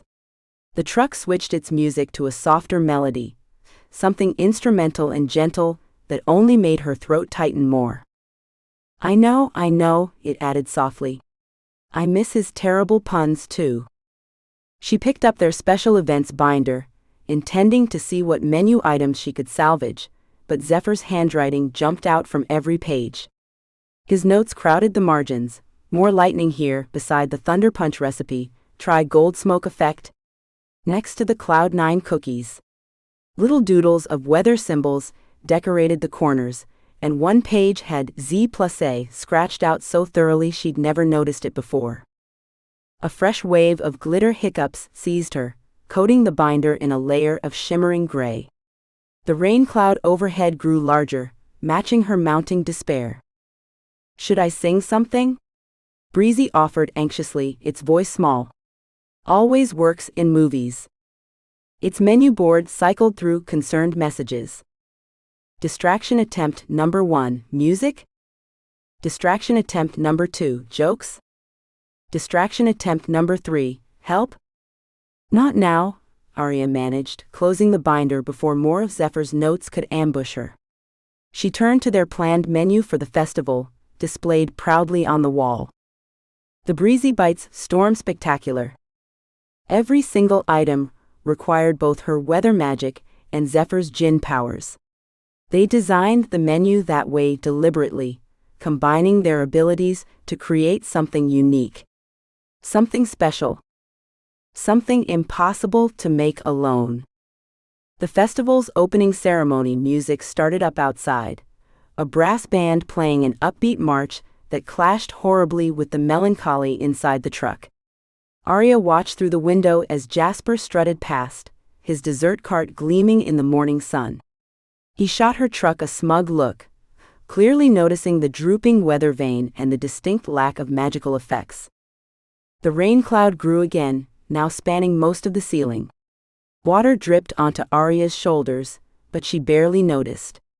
Her glitter hiccups had slowed, the particles shifting from gray to a dull bronze that looked like tarnished dreams. Customers coming. Breezy warned nervously, its voice rising with panic. What should we do? Its menu board flashed desperately. Emergency protocol needed. Menu status complicated. Magic status incomplete. Aria straightened her apron, feeling the weight of water and failure dragging at her shoulders. The first customers were indeed approaching, drawn by the truck's usual reputation for magical treats. She could see their excited faces, children pointing at the weather vane that normally danced and spun. The truck began playing, "The Storm is Passing Over," but softly, like a lullaby for dying magic. Bronze glitter settled around Aria's feet as she forced herself to face the window, her smile as fragile as a soap bubble in a hurricane. "Welcome to the Breezy Bite," she said, her voice steady despite the rain running down her face, some from the cloud above, some from emotions she couldn't control. "Today's menu is..." She paused, staring at the impossible list of items she and Zephyr had created together. "Today's menu is..." "Oh dear," Breezy whispered as Aria struggled with the menu. Its menu board displayed softly, "Family recipes need both chefs." Another hiccup escaped, dusting the counter with lifeless bronze sparkles that looked nothing like the joyful glitter of before. The rain cloud pulsed gently overhead, a physical manifestation of the storm in her heart. Through the window she could see more customers queuing up, their expectations as heavy as storm clouds, while inside the truck speakers whispered, "The storm is passing over, passing over." Chapter 14, Thunder, Lightning, Very, Very Enlightening. Dark clouds rolled across the festival sky like spilled ink, matching Aria's mood as she handed another disappointing thunder punch to a customer. Without Zephyr's magic to add the signature rumbling effect, it was just punch with a fancy name and some edible glitter, which, given her current emotional state, came in shades of dreary gray and dull bronze. "It's different today," the customer said politely, taking a sip. Their forced smile told her everything. The wind picked up, rattling the weather vane that had been suspiciously still all morning. It creaked once, twice, then spun like a possessed carnival ride. "Weather alert," Breezy announced urgently. "Time to adult." "Thanks for the warning," Aria muttered, watching the last traces of blue sky disappear behind the roiling clouds. A distant rumble made her shoulders tense. "Like I couldn't figure that out myself." Its menu board flashed, "Storm incoming. Emotional support truck activated." "Unlike some Djinn we know," it added under its breath. "Not now," Aria whispered, her voice catching as another rumble, closer this time, shook the square.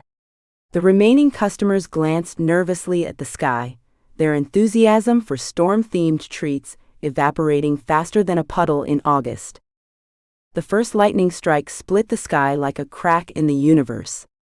Aria's chest seized, her breath coming in short gasps as memories flooded back, being trapped in that treehouse during the worst storm of her childhood, watching helplessly as her magic made everything worse instead of better. Hic!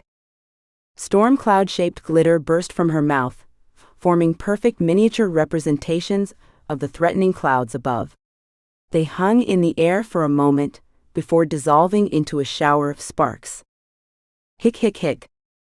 More glitter clouds erupted with each hiccup, creating an impressive but entirely unwanted light show.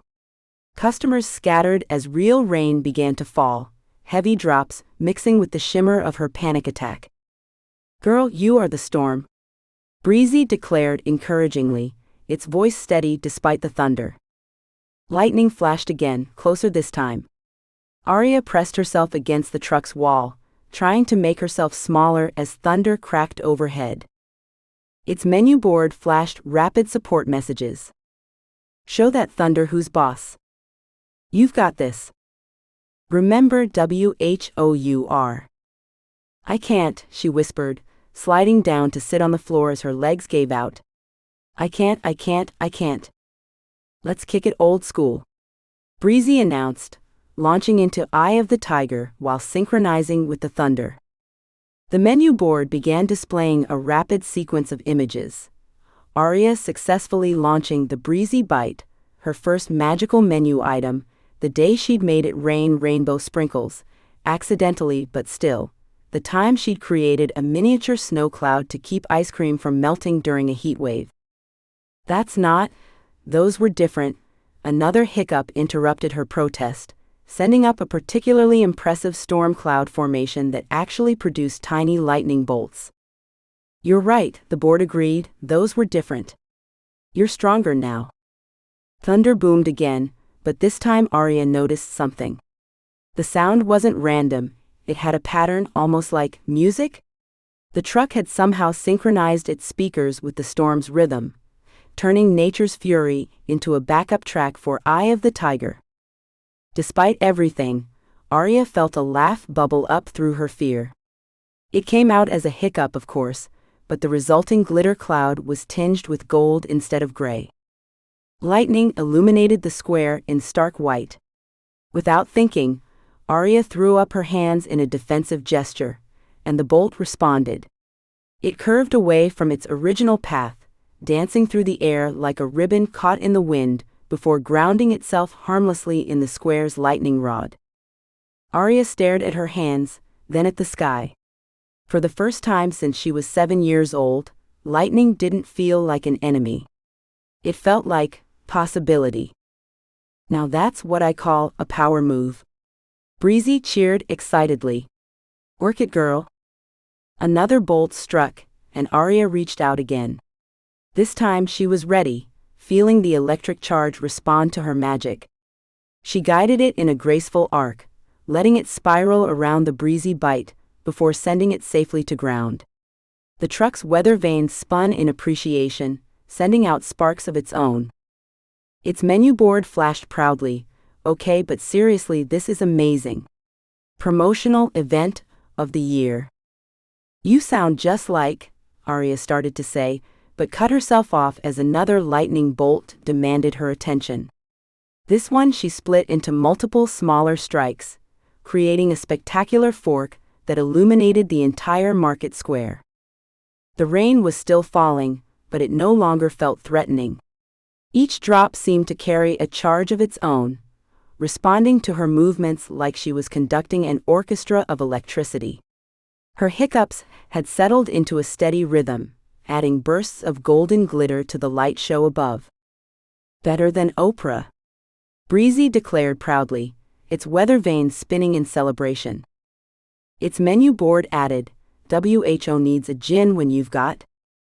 Then quickly corrected, "Actually, ignore that last part, just focus on the lightning." "You're definitely more dramatic," Aria said, directing another lightning bolt into a spiral pattern. The fear wasn't gone completely, she could still feel it humming beneath her skin, but it had transformed into something else. Something that felt almost like power. The truck speakers smoothly transitioned from Eye of the Tiger to Thunderstruck, because of course they did. But as Aria conducted her impromptu lightning symphony, she had to admit, it was the perfect soundtrack for finally facing her fears. The storm crackled with untamed energy, but for once, Aria didn't feel the need to run from it. She raised her hands, fingers spread wide, and felt the electric charge respond to her movements. Okay, honey, work those jazz hands. Breezy cheered enthusiastically. Now let's try directing that bad boy to the left. No, your other left. Aria adjusted her stance, redirecting a particularly enthusiastic lightning bolt away from Mrs. Pepperwhistle's herb cart. The elderly witch gave her a grateful thumbs up from beneath her rain-repelling umbrella. Hick! A burst of silver glitter exploded outward, catching the lightning's reflection and creating a prismatic display that drew gasps from the few vendors still huddled under their awnings. Its menu board flashed, Storm Witch Supreme. And they said I was dramatic, it added proudly. I don't know about supreme, Aria muttered, but her next gesture sent a perfect spiral of electricity dancing above the market square. The weather vane spun in approval, somehow managing to look smug despite being an inanimate object. Darling, if you could see what I'm seeing, the truck's voice cut off as another round of thunder rolled through. Actually, speaking of seeing things, maybe we should do something about all this rain? Some of us aren't waterproof, you know. Aria nodded, focusing on the clouds above.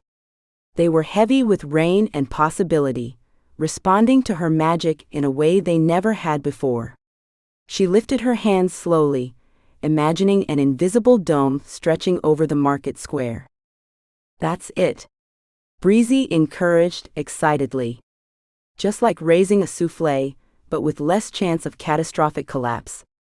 Hick hick. Twin bursts of glitter shot upward, merging with the forming barrier. The rain continued to fall, but now curved around an invisible shield, creating a curtain of water that surrounded the market without touching it. Its menu board cycled through. Slay Queen. Weather Goddess mode activated. Jasper WHO. A particularly loud thunderclap punctuated the truck's sass, and Aria channeled the sound into a rolling wave that traveled the perimeter of her magical dome.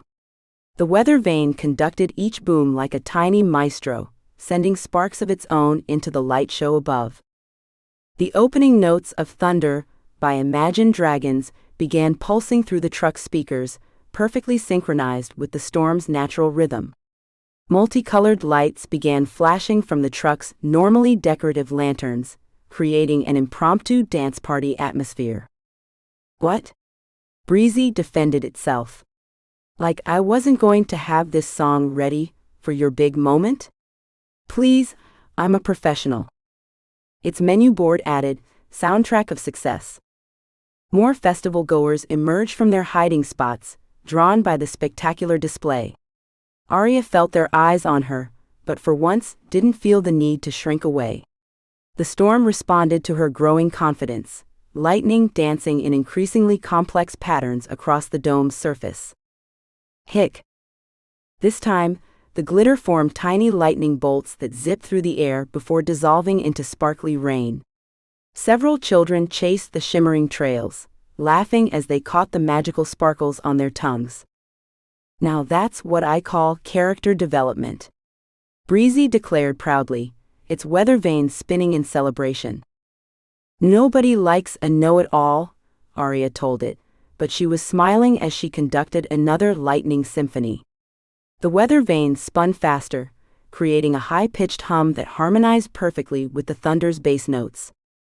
Excuse you, everybody loves a know-it-all when they're right, Breezy retorted.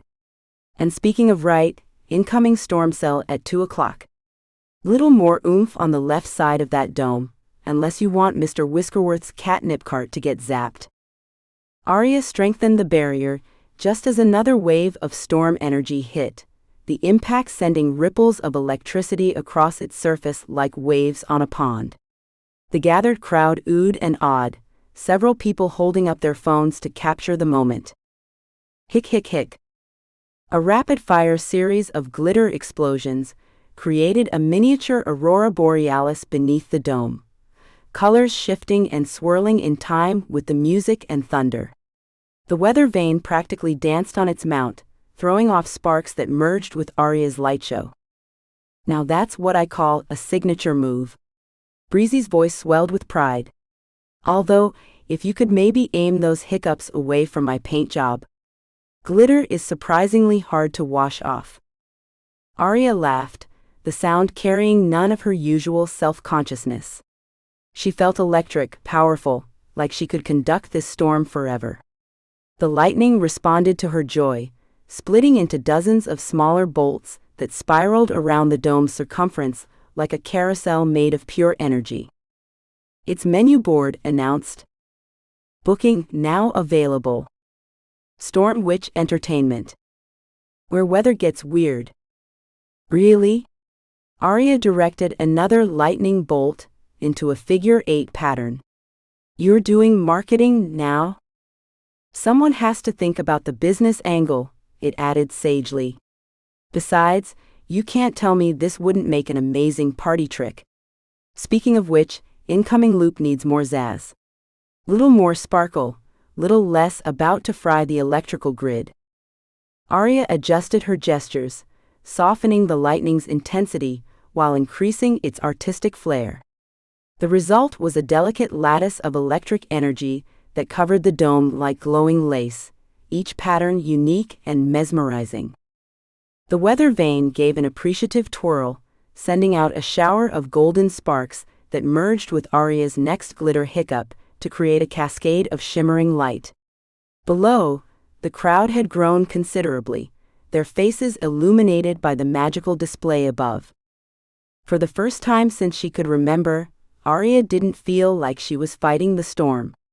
She was dancing with it, conducting it, making it an extension of herself rather than an enemy to be feared. Each crack of thunder felt like applause, each lightning strike like a spotlight on her newfound confidence. Aria stood at the heart of her magical storm, watching in wonder as another glitter hiccup merged with the falling rain. The crystalline droplets caught the light of her impromptu lightning show, scattering rainbow reflections across the protective dome. Each sparkle seemed to dance with purpose now, no longer an embarrassing side effect, but part of nature's light show. "Finally getting it, huh?" Breezy asked softly, its menu board flashing proudly. "The Queen of Storm has arrived. And look, no property damage," it added cheerfully. "Maybe," she admitted, lifting her hands to direct another wave of energy. This time, instead of fighting the flutter of anxiety in her chest, she let it flow through her. The resulting lightning pattern mirrored her nervous excitement, creating a delicate spiderweb of electric blue that pulsed in time with her heartbeat. The weather vane spun with renewed enthusiasm, its usually erratic movements falling into perfect synchronization with her gestures. Each rotation sent out a fresh spray of magical sparks that merged with her storm, creating layers of atmospheric effects she'd never dreamed possible.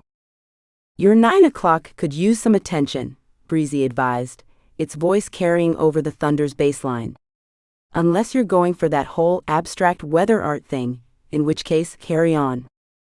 Aria laughed, the sound echoing through the dome as she adjusted her stance.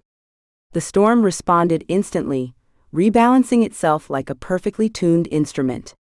She felt different somehow, lighter, as if accepting her connection to the weather had lifted a weight she hadn't known she was carrying. Hic. This time, the glitter spiral twisted upward, catching in a localized breeze she hadn't consciously created. The effect resembled a tiny tornado made of starlight, drawing gasps from the small crowd that had begun to gather at the dome's edge. "You know what?" Aria directed the glitter tornado toward her cooking station. "You're absolutely right." She reached for her signature chili, no longer trying to suppress the weather magic that naturally infused her cooking. Instead, she let it flow freely, creating a miniature storm system above the pot. Lightning crackled between tiny clouds, seasoning the dish with literal electricity, while her latest glitter hiccup added an ethereal shimmer to the steam. "Now that's what I call cooking with gas," Breezy exclaimed excitedly. "Or lightning. Whatever works." A tentative customer approached, drawn by the spectacular display. Aria served them a bowl of the storm-charged chili, complete with its own personal rain cloud that drizzled perfectly temperature-matched droplets into the dish. The rain is actually a concentrated blend of spices, she explained, surprising herself with her newfound confidence. And the lightning adds a natural smoky kick. The customer's eyes widened at the first bite, then crinkled with delight. It's like tasting a thunderstorm. But in a good way. Its menu board cycled through. Whether you like it or not, we're cooking up a storm. Taste the thunder. Aria moved to her dessert station, where her lemon tarts sat waiting. Instead of trying to maintain perfectly sunny weather above them, she created a gentle weather pattern that shifted between sun and rain, forming tiny rainbows that arched over each pastry. Hick hick. The double glitter burst settled over the tarts like edible stardust, making them shimmer in the storm light. The weather vane gave an appreciative twirl, sending out a shower of golden sparks that perfectly complemented the display. More customers gathered, phones out to capture the magical fusion of food and weather. Aria felt their attention, but for once didn't feel overwhelmed by it. Each dish she prepared became its own weather story. The spicy noodles swirled in a controlled waterspout, the grilled cheese sandwiches toasted under concentrated sun rays that broke through personal rain clouds. I'm thinking we need a new tagline, Breezy mused thoughtfully. Where every meal is a force of nature? That's actually not terrible, Aria admitted, directing a small front of cool air to flash chill her next batch of storm-brewed tea. The drinks developed swirling patterns of clouds in their depths, tiny lightning bolts, occasionally illuminating the glasses from within. The weather vane began a complex, spinning routine, almost like it was showing off for the growing audience. Each rotation seemed to amplify Aria's natural magic, making the lights dance and the storm sing in perfect harmony with her movements. A young girl near the front of the crowd gasped as Aria hiccuped again, sending a cascade of glitter through her latest weather pattern. The sparkles caught in the updraft, forming constellations that slowly revolved above the food displays. Can you make it do that again? The girl asked, eyes shining with wonder. Aria smiled, no longer feeling the need to apologize for her magical quirks. Better yet, she said, how about I show you how to catch them? She created a gentle breeze that carried the next burst of glitter in a playful spiral around the girl, who laughed in delight as the sparkles danced just within reach. Its menu board displayed new and improved, now with 100% more weather. Side effects may include joy, wonder, and spontaneous dancing. Each new dish Aria prepared seemed to come with its own weather personality. The soup swirled with miniature fog banks that parted to reveal hidden vegetables. The bread rolls developed perfect golden crusts under precision-controlled sunbeams. Even her simple butter cookies carried a hint of ozone, crackling with tiny static charges that tickled pleasantly on the tongue. The weather vane's excitement became contagious, its spinning creating a symphony of magical chimes that complemented the storm's music. Aria found herself moving with it, each gesture flowing naturally into the next as she conducted her culinary weather orchestra. Hick. The latest glitter explosion created a aurora curtain that rippled above her workspace, its colors shifting in response to her emotions. Joy brought out golds and pinks, while her focused concentration added deeper blues and purples to the mix. The effect was mesmerizing, turning simple food preparation into performance art. I hate to say I told you so. Breezy began smugly, then immediately continued. Actually, no, I don't. I totally told you so. Yes, yes. Aria waved off the comment with a grin, sending a spiral of rainbow-hued rain in the truck's direction. You're very wise and all-knowing. Truck 1, self-doubt 0, the message board tallied helpfully. The truck's speakers crackled to life, and the opening notes of "This Is Me" filled the air. Aria turned, ready with a sarcastic comment, but stopped short when she saw the menu board. Instead of its usual snark, it displayed a photo slideshow, moments she hadn't even realized the truck had captured. There she was on her first day, drenched and frustrated as the weather vane spun wildly. Another image showed her failed attempts at controlling her powers, complete with accidental rainbows and misfired lightning.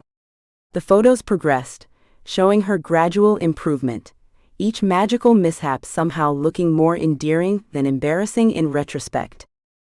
"Are you actually being nice?" she asked the truck, her voice catching slightly. "Remember when?" Breezy began softly as it displayed the slideshow, its usual sass replaced with genuine warmth. Its menu board cycled through gentle captions. "Where it all began. Growing pains and rain pains. Look how far we've come." The final image showed her as she was now, confident, surrounded by her magical weather effects, glitter and all. A laugh bubbled up from deep in her chest, genuine and free. Above her, the storm responded with heart-shaped lightning bolts that pulsed in time with her joy. Another glitter hiccup sent sparkles spinning through the air, and the weather vane caught them in its rotation, weaving them into intricate patterns that resembled constellations. "My daughter does something similar," a customer said, pointing to her young girl who was busy creating tiny butterflies from soap bubbles. "We used to think it was just messy, but look how beautiful they are." The truck smoothly transitioned to playing soft background music, creating a cozy atmosphere that encouraged more sharing. An elderly man demonstrated how his magic made flowers bloom in unexpected colors, while a teenage boy admitted his sneezes created musical notes. "I once turned my entire garden into a jazz concert," the boy said, grinning. "Mom was mad about the petunias, playing saxophone at midnight." Magical Mishaps Anonymous, now in session. Breezy announced cheerfully.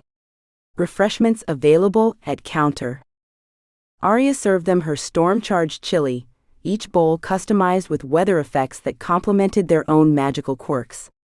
The flower-changing man received his with a miniature rainbow that changed colors in sync with his magic, while the musical teens portion came with tiny thunderclaps that added percussion to his sneezes. As she worked, another glitter hiccup escaped, but this time Aria didn't flinch or apologize.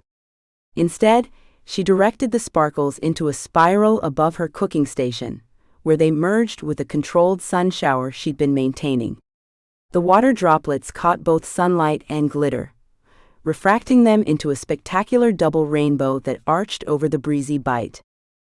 "Now this is what I call dinner and a show," Breezy declared proudly, watching Aria work. Its menu board flashed. Character growth, 100%. Serving confidence with a side of sass. Glitter included at no extra charge. "You know what?"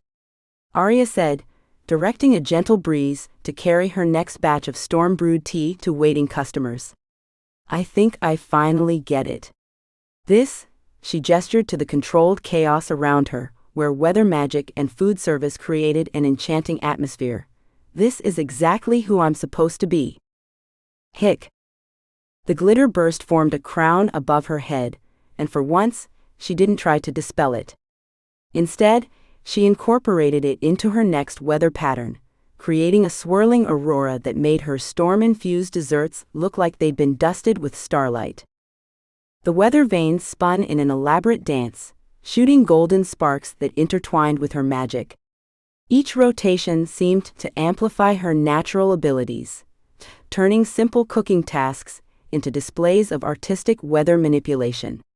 Lightning seasoned dishes with precise strikes, while carefully controlled wind currents carried aromas through the crowd, drawing more customers to her counter. Storm Witch. No apologies needed, perfectly imperfect, exactly as you should be, the truck's message board proclaimed, as the weather vane launched into a grand finale of light and motion. The display sent cascading sheets of magical energy through her storm dome, creating a light show that rivaled the northern lights. Aria stood in the center of it all, her magic flowing freely as she conducted her symphony of weather and cuisine. The glitter in her hair caught the lightning's glow, her smile as bright as the double rainbow above, finally at peace with every sparkling, stormy, perfectly chaotic part of herself. Chapter 15. Watch Me Steal the Show with a Side of Storm. Through the shimmering curtain of rain, Aria spotted a familiar figure zigzagging between puddles. Poppy bounded toward the Breezy Bite, her satchel bulging with potion ingredients and her rain-repelling charm creating a perfect dry sphere around her. "Which squad, assemble?" Breezy announced dramatically, its menu board flashing. "Backup has arrived." "Really?" Aria raised an eyebrow at the truck's antics. "Every hero needs an entrance theme," it insisted, launching into Eye of the Tiger. "I brought reinforcements," Poppy announced, dumping an array of colorful vials onto the counter. "Also, your storm is giving everyone fantastic hair volume, by the way. We should totally market that." Aria watched as her best friend began arranging the potions in a precise pattern. "What exactly are you planning?" "Remember those mood-lifting drops I've been working on?" "Well, what if we?" Poppy gestured enthusiastically, sending a cascade of dried flower petals into the air. "Combine them with your weather magic?" Before Aria could respond, the truck's weather vane swiveled sharply, creating a miniature whirlwind that caught the falling petals and transformed them into floating points of light. They drifted through the rain like fairy lanterns, each droplet catching and magnifying their glow.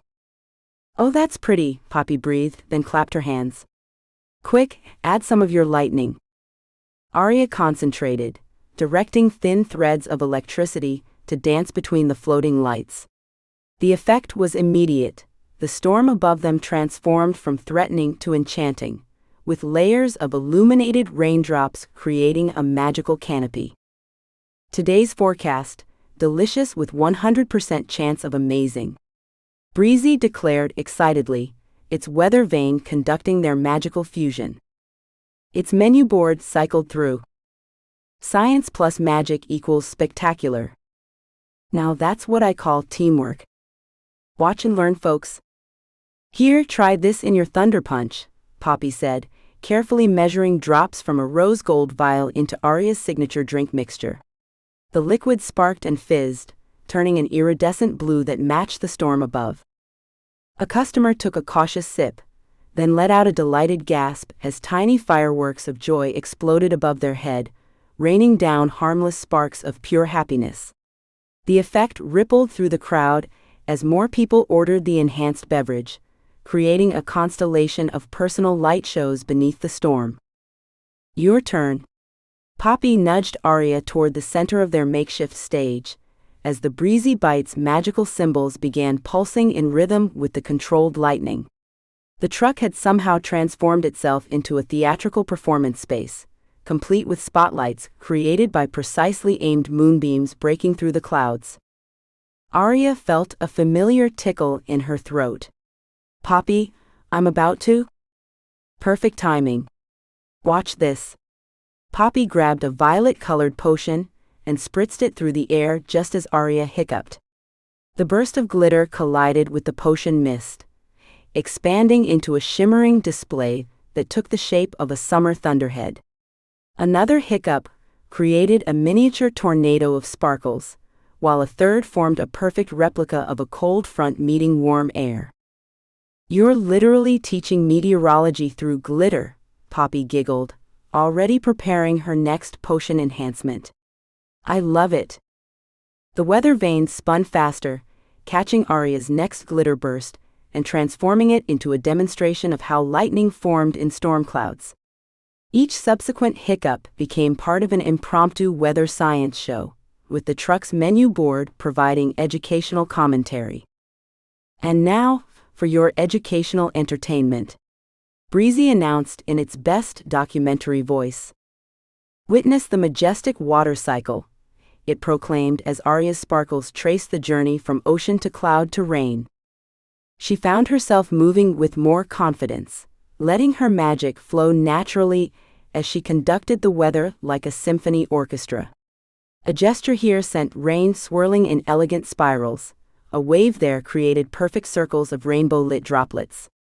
The storm responded to her touch as if it had always been meant to dance this way, no longer a force to be feared, but a partner in her performance. Poppy worked alongside her, adding splashes of her potions to create new effects. A dash of her Aurora essence made the rain leave trailing ribbons of color in its wake. Her star shower solution caused each droplet to chime musically as it fell, turning the storm into a crystalline wind chime. "Now this," Poppy said, measuring 3 precise drops of a golden liquid into their latest batch of Thunder Punch, "is what I call a proper storm party." The drink began to glow from within, and when customers took a sip, their laughter turned into actual thunder, gentle rolling peals that harmonized with the Breezy Bite's background music. Breezy, clearly enjoying itself, had switched to playing Singin' in the Rain, though its weather vane was definitely adding its own percussion section to the classic. Another glitter hiccup escaped, and this time Poppy was ready with a swirl of her rainbow refraction remedy. The sparkles expanded into a 3-dimensional map of wind currents, showing how different weather patterns merged and moved across the sky. Customers pointed and gasped as the glittering display demonstrated the formation of a perfect supercell, though this one rained down candied rose petals instead of hail. "Storm Witch, now with 300% more sparkle," the truck's board announced proudly. "Pairs well with Thunder Punch and spontaneous weather lectures." The Breezy Bite shifted into full performance mode as Aria prepared her next dish. The truck's speakers crackled to life with a dramatic orchestral buildup that would have made any reality TV show proud. Presenting, Breezy announced in its most dramatic show host voice, the Thunderbolt Tacos. The weather vane spun rapidly, creating a perfect spotlight effect in the rain as Aria lifted the plate. Lightning crackled between her fingertips, caramelizing the special sauce right before the customer's eyes while the truck belted out great balls of fire. "Really?" Aria muttered to the truck, but she couldn't help grinning as the customers gasped and applauded. "Everyone's a critic," the menu board responded, before switching to customer reactions in real time. "OMG, the sauce literally sparkles." #StormWitch is giving me life right now. Wait till TikTok sees this. "Oh my, is that Channel 5? Breezy whispered excitedly. "Quick, how's my paint job looking?" A local news van pulled up, and a reporter with perfectly coiffed hair ducked under one of Poppy's rain-repelling bubbles. "This is Claire Weatherby with Channel 5 News, coming to you live from what might be the most unusual dining experience Oradale has ever seen." Aria's stomach did a nervous flip, but Poppy squeezed her hand. "You've got this," her friend whispered, already mixing a new batch of her confidence-boosting elixir. The weather vane created a series of synchronized rain curtains, forming natural partitions between dining areas while maintaining perfect dry spots for each customer. The truck, clearly showing off now, coordinated its magical symbols to pulse in rhythm with each rain pattern. "And now," Poppy announced, "for something really special." She pulled out a shimmering violet vial and winked at Aria. "Ready for the cyclone Sundays?" Aria nodded, focusing her magic while Poppy added drops of her joy-inducing potion to their signature ice cream base. The combination of their magic caused the dessert to lift from its cup, swirling upward in a perfect miniature tornado. Enchanted toppings, sparkle-charged sprinkles, mood-shifting chocolate sauce, and weather-responsive whipped cream orbited the frozen cyclone like delicious debris clouds.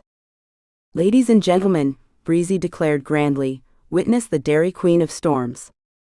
Its menu board announced, "These Sundays will blow you away. But in a good way, we promise." Now that's what I call a sweet storm. The news crew zoomed in as the first customer took a bite. Their eyes widened in delight as the enchanted ice cream created tiny snow flurries above their head, complete with aurora-like colors from Poppy's potion. More reactions flashed across the board. "Is the ice cream singing to me?" My sprinkles just spelled out, "Have a nice day." Can clouds taste like happiness? Because I think they do. Aria noticed movement at the edge of the crowd. Jasper's customers were drifting over, drawn by the spectacular display and the genuine joy radiating from each patron.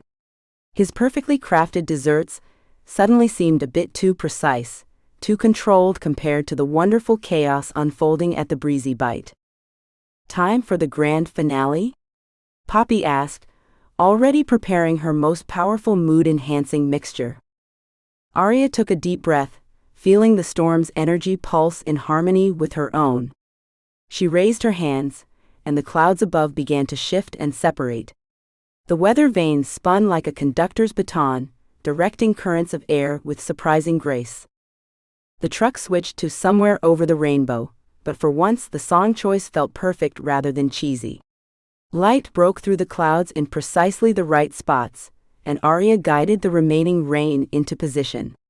Colors burst across the sky as a magnificent rainbow materialized, arching perfectly over the Breezy Bite. Poppy's potion release added an extra dimension to the light show, causing each rainbow band to shimmer with additional hues that reflected the joy of the crowd below. The weather vane gave one final, triumphant spin before settling into a satisfied stillness. WHO needs normal when you can have spectacular. The truck's message glowed against the rainbow-lit sky as cameras flashed and social media notifications pinged across the market square. And there you have it, Oradale. Claire Weatherby beamed at her camera. A magical fusion of weather, wit, and wonderful food that's taking the city by storm, quite literally. Back to you in the studio, Tom. The truck's board couldn't resist one final comment. Weather pun game, strong. Karaoke game, stronger. Food truck sass, strongest. Aria laughed, sending a shower of glitter into the rainbow-tinted air as she hiccuped. The sparkles caught the light and transformed into tiny prisms, multiplying the colors above until the entire market square shimmered like a kaleidoscope come to life. Jasper Dulcetbite stood beneath his pristine white awning, watching his carefully orchestrated culinary empire crumble in real time. The line for the Breezy Bite stretched past 3 market stalls. Customers huddled cheerfully under their umbrellas while waiting for Aria's latest storm-inspired creation. His own display of meticulously crafted desserts sat untouched, each item positioned at precisely 45-degree angles on enchanted floating platters. The magical preservation spells kept them looking perfect. Too perfect, perhaps, like museum pieces rather than food meant to be enjoyed. "This is unacceptable," he muttered, adjusting his already immaculate chef's whites. "These people wouldn't know refined cuisine if it." Someone's thunder struck. Breezy announced gleefully, its menu board flashing, and not in the AC/DC way. "Watch this," it whispered mischievously as its weather vane targeted Jasper. Before Jasper could properly scowl, the truck's weather vane swiveled toward him with suspicious precision. A tiny storm cloud materialized above his perfectly coiffed hair, releasing a personal downpour that somehow avoided his expensive outfit entirely, as if the cloud was just trying to make a point rather than cause actual damage. Chef Dulcetbite. His assistant, Marina, appeared at his elbow, clutching her designer tablet. The food blog Magical Munchies just canceled their feature on your crystallized rose petal soufflés. There, she winced. They're covering the Breezy Bite instead. What? He spun around, sending the tiny storm cloud spinning with him like a soggy halo. Those soufflés took 3 weeks to perfect. The rose petals are enchanted to sing Baroque music when... That's exactly the problem. Marina threw her hands up, her professional demeanor finally cracking. Nobody wants singing flowers anymore. Look at them. She gestured toward Aria's truck, where customers were laughing as their thunderclap tacos created tiny lightning shows with each bite. They want food with heart, not mathematical precision. The truck's magical symbols pulsed in time with the lightning, creating an impromptu light show that had several food bloggers filming in delight. Their cameras pointed steadfastly away from Jasper's stall, despite his collection of award-winning pastries practically begging for attention. I refuse to lower my standards to whatever this circus act is, Jasper declared, watching as one of Aria's desserts created a miniature aurora borealis above a delighted child's head. Then you can maintain those standards alone. Morena unpinned her assistant badge and placed it precisely in the center of his prep station. I quit. I'm tired of measuring vanilla beans to the millimeter and color-coding sprinkles by shade variation. But the Instagram aesthetic is dead, chef. Like your soufflés are about to be. Right on cue, his signature desserts began to deflate, their perfectly timed rise and fall schedule somehow transforming into a synchronized descent. Each soufflé sank with a soft, disappointed sigh, like dozens of tiny judges expressing their disapproval. Ooh, drama alert. Breezy stage whispered, its menu board cycling through. Breaking news, assistant rebellion. Precision, 100%, joy, 0%. Soufflé? More like soufflé. Not that we're keeping score, it added innocently. But if we were? Desperate to salvage something of the day, Jasper grabbed a tray of his most expensive creations, gold-leafed macarons enchanted to make the eater temporarily speak in rhyming couplets. Free samples, he called out, his voice carrying the same forced precision as his plating technique.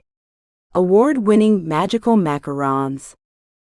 Oh honey, no, Breezy sighed dramatically as Jasper offered free samples. A few people glanced his way, but at that exact moment, Aria's truck created a perfect double rainbow that arched over her entire queue.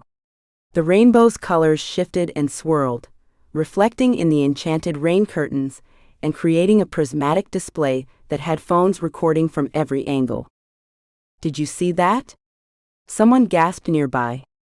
Nothing artificial about that magic, it's all heart. Total game changer, another voice agreed. Like, you can taste the passion in every bite. Jasper's macarons suddenly felt heavy in his hands, their golden surfaces reflecting his stricken expression with mirror-like clarity. Each perfectly measured, precisely executed bite now seemed to mock him with its soulless perfection. A food blogger rushed past him, camera already rolling. Oh my god, you guys, you have to see this. The Breezy Bite is absolutely crushing it with their new storm menu. The authenticity is just... She paused to wipe away what appeared to be a genuine tear of joy. It's everything. The truck's weather vane did a victory spin, sending a shower of warm, shimming raindrops over its happy customers. Each drop caught the light like a tiny prism, turning the entire queue into an Instagram-worthy wonderland, the kind of spontaneous magical moment that Jasper had spent months trying to artificially engineer. His personal storm cloud chose that moment to release a single, dramatic thunderclap, causing several nearby customers to jump and then laugh when they realized the source. The Breezy Bites board updated with impressive comedic timing. Forecast: 100% chance of wounded pride, with scattered ego showers, and a side of karma. Jasper watched as Aria, glitter cascading from another excited hiccup, served up a batch of her storm surge sundaes. The desserts swirled with actual clouds, creating tiny weather systems unique to each customer's mood. One particularly happy Patron sundae produced heart-shaped snowflakes that melted into rainbow puddles. Now that's magic, Morena said softly from behind him, already wearing a Team Breezy Bite pin on her lapel. Maybe if you spent less time plotting and more time feeling, chef, your food wouldn't taste like a mathematical equation. The last of his soufflés gave up their fight against gravity, collapsing into sad little puddles of technically perfect mediocrity. Even his enchanted garnishes, each herb cut to exactly 3 centimeters, seemed to droop despite their stasis spells. The tiny storm cloud above his head finally dispersed, but not before spelling out one last message in delicate lightning script. "Sometimes perfection is the enemy of delicious," Breezy quoted sagely before adding, "but sass is always on the menu." It's menu board's final display. Game set match. Chaos 1, control 0. Glitter included, free of charge. Jasper couldn't even argue with meteorological mockery. He stood alone at his pristine counter, surrounded by flawless failures, while the Breezy Bite's line grew longer and the sound of genuine laughter echoed through the market square. Jasper straightened his already pristine chef's coat as market manager Hawthorne approached, her clipboard radiating an ominous glow. The meticulous spreadsheets floating above the surface showed declining numbers in angry red. Chef Dulcetbite. She adjusted her wire-rimmed glasses, each lens shifting like a kaleidoscope. "We need to discuss some concerning feedback." His stomach dropped.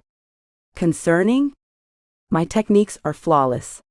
Each dessert is mathematically perfect, yes." She flipped through several hovering pages. "But we've received complaints about soulless confections and automated authenticity. One customer said your macarons made them feel like they were eating a spreadsheet." "That's absurd. The enchantments are precisely calibrated to—" A burst of laughter from the Breezy Bite's direction cut him off. Aria had just hiccuped mid-preparation, sending a shower of golden glitter cascading over a batch of storm cloud scones. Instead of panicking, she'd rolled with it, adding a theatrical flourish that transformed the accident into an impromptu light show. The glitter settled into swirling patterns that danced across the pastry's surfaces. "Now that's what I call organic marketing," Manager Hawthorne murmured, watching the crowd's delighted reaction. "Notice how she's not measuring the glitter distribution or calculating the optimal sparkle radius?" Jasper winced. "But consistency is crucial for creating forgettable perfection?" She tapped her clipboard. "Your technical scores are impeccable, but your connection rating has dropped below acceptable levels. The market's enchantments measure customer satisfaction through emotional resonance, not precision." He watched as Aria's next hiccup created a miniature fireworks display above her truck. The crowd oohed and awed while Breezy announced cheerfully, "Surprise sparkle special, its menu board flashing. Now with 100% more whoops. And 0 measuring spoons required," it added smugly. "You have 2 weeks," Manager Hawthorne said, her tone gentler now. "Find your spark, Chef Dulcetbite. Technical excellence means nothing without heart." She left him staring at his reflection in a perfectly polished display case. Each pastry sat in its designated spot, measured to the millimeter. Every garnish aligned with geometric precision. It looked like a museum exhibit, beautiful, untouchable, and distinctly lifeless. His gaze drifted back to the Breezy Bite, where Aria was teaching a young customer how to safely hold their lightning strike lemonade. The drink crackled with tiny electrical charges, but instead of being scared, the child giggled as harmless sparks danced between their fingers. The truck's weather vanes spun lazily, catching Jasper's attention. As he studied the scene, trying to understand the ineffable quality that made her chaos work, the menu board suddenly changed. Character development, loading. 60%. He almost smiled, before catching himself. But something had shifted in his chest, a rigid piece of his perfectionism cracking just enough to let in a whisper of understanding. Taking a deep breath that ruffled his meticulously pressed collar, Jasper walked toward the Breezy Bite. The crowd parted instinctively, perhaps sensing the significance of the moment. "Miss Twisterleaf," he said, his usual smooth tone carrying an unfamiliar note of uncertainty. "Your integration of weather magic with culinary applications is remarkably innovative." Aria paused mid-garnish, a tiny storm cloud hovering above her latest creation. Thanks? She studied his face, searching for the hidden barb in his compliment. I mean it. He gestured to the swirling patterns in her storm cloud scones. The way you've harnessed atmospheric variables for flavor enhancement, it's unlike anything I've seen in classical magical gastronomy. The truck cymbals pulsed softly, and a gentle melody began playing, not its usual karaoke blast, but something that sounded almost like a soundtrack to their moment of détente. Aria's smile grew genuine. That means a lot, coming from someone with your technical expertise. She hiccuped, sending a shower of glitter over them both. Instead of recoiling, Jasper watched as the sparkles settled into his perfectly pressed whites, adding an unexpected touch of whimsy. Perhaps, he said slowly, brushing at the glitter but not really trying to remove it, there's something to be said for embracing imperfection. Or at least not measuring it with a ruler, Aria quipped, but her tone was warm. Is this really happening? Breezy asked softly, playing gentle background music. Its menu board displayed. Witnessing history. From perfectionist to progress. And he hasn't even measured the glitter. Jasper turned back toward his stall, his steps lighter despite the glitter trailing in his wake. Around him, Aria's success continued to sparkle, literally and figuratively, as customers enjoyed their magical treats. The afternoon sun caught the remaining glitter in his hair, transforming his usually severe appearance into something almost approachable. And that's what we call character development, Breezy declared proudly. Its menu board glowed. Today's special. Humble pie. Pairs well with growth. Chapter 16, Look Who's Back, I Knew He Couldn't Stay Away. Aria wiped down the Breezy Bite's counter, her movements mechanical as she processed Jasper's unexpected olive branch. The market square had emptied as dusk approached, leaving only the gentle patter of leftover raindrops and the occasional spark from her lightning strike lemonade dispenser. The weather vane's sudden excited spin caught her attention. It whirled like a sugar-rushed ballerina before freezing, pointing decisively toward the square's entrance. Baby, come back. Breezy sang dramatically, before stage whispering, everyone act natural. What are you? The words died in her throat as she turned. Hiccup. Golden glitter exploded around her, hanging suspended in the misty air like fireflies caught in amber. Through the sparkling haze she saw him, Zephyr, walking toward the truck. Actually walking, his feet splashing through puddles instead of floating above them. He looked different. Gone were the flowing robes and mystical accessories. Instead, he wore jeans and a simple white Henley that somehow made him appear both more human and just as devastating. His hair was damp from the lingering drizzle, but his amber eyes still held that otherworldly warmth that made her stomach flip. The menu board began cycling messages faster than a sugar-rushed squirrel. Oh. It's him. Finally. Someone get the popcorn. Aria, he started, just as she fumbled the stack of plates she'd been holding. He lunged forward, helping her catch them before they could shatter. Their fingers brushed, and she noticed his skin no longer held that subtle golden shimmer. Hiccup. More glitter, this time in swirls of nervous purple and anticipatory blue. Your timing's improved, she managed, setting the plates safely aside. Usually you show up after I break things. A ghost of his familiar smirk crossed his face. I figured I should try something new. Being predictable got old. Don't mind me, Breezy whispered, switching to all by myself at a strategic moment.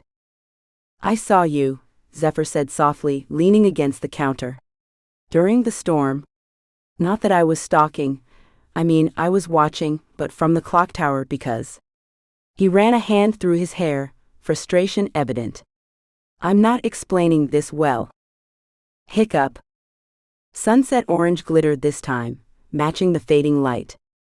Take your time, Aria said, trying to ignore how the Breezy Bite was now displaying dramatic pause countdown. "You were magnificent," he burst out. "The way you faced that storm, not just faced it but embraced it. Directed it. Made it dance." His eyes tracked a spiral of glitter as it drifted between them. "I've spent centuries defining myself by my powers, hiding behind them. When you wished away my claustrophobia." "I'm so sorry about that," Aria interrupted, but he held up a hand. "No, let me finish. When you made that wish, I lashed out because you stripped away my armor. But watching you today, seeing you stand in that storm without any wishes or magical fixes." He gestured to the glitter surrounding them.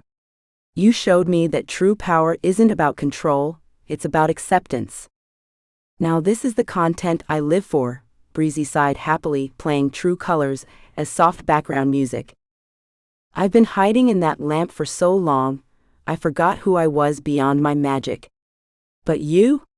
He smiled, catching a piece of glitter and watching it fade on his palm. "You hiccup sparkles and laugh about it. Your truck serenades strangers and you roll with it. Your weather vane has more personality than most people, and you just embrace the chaos." Hiccup.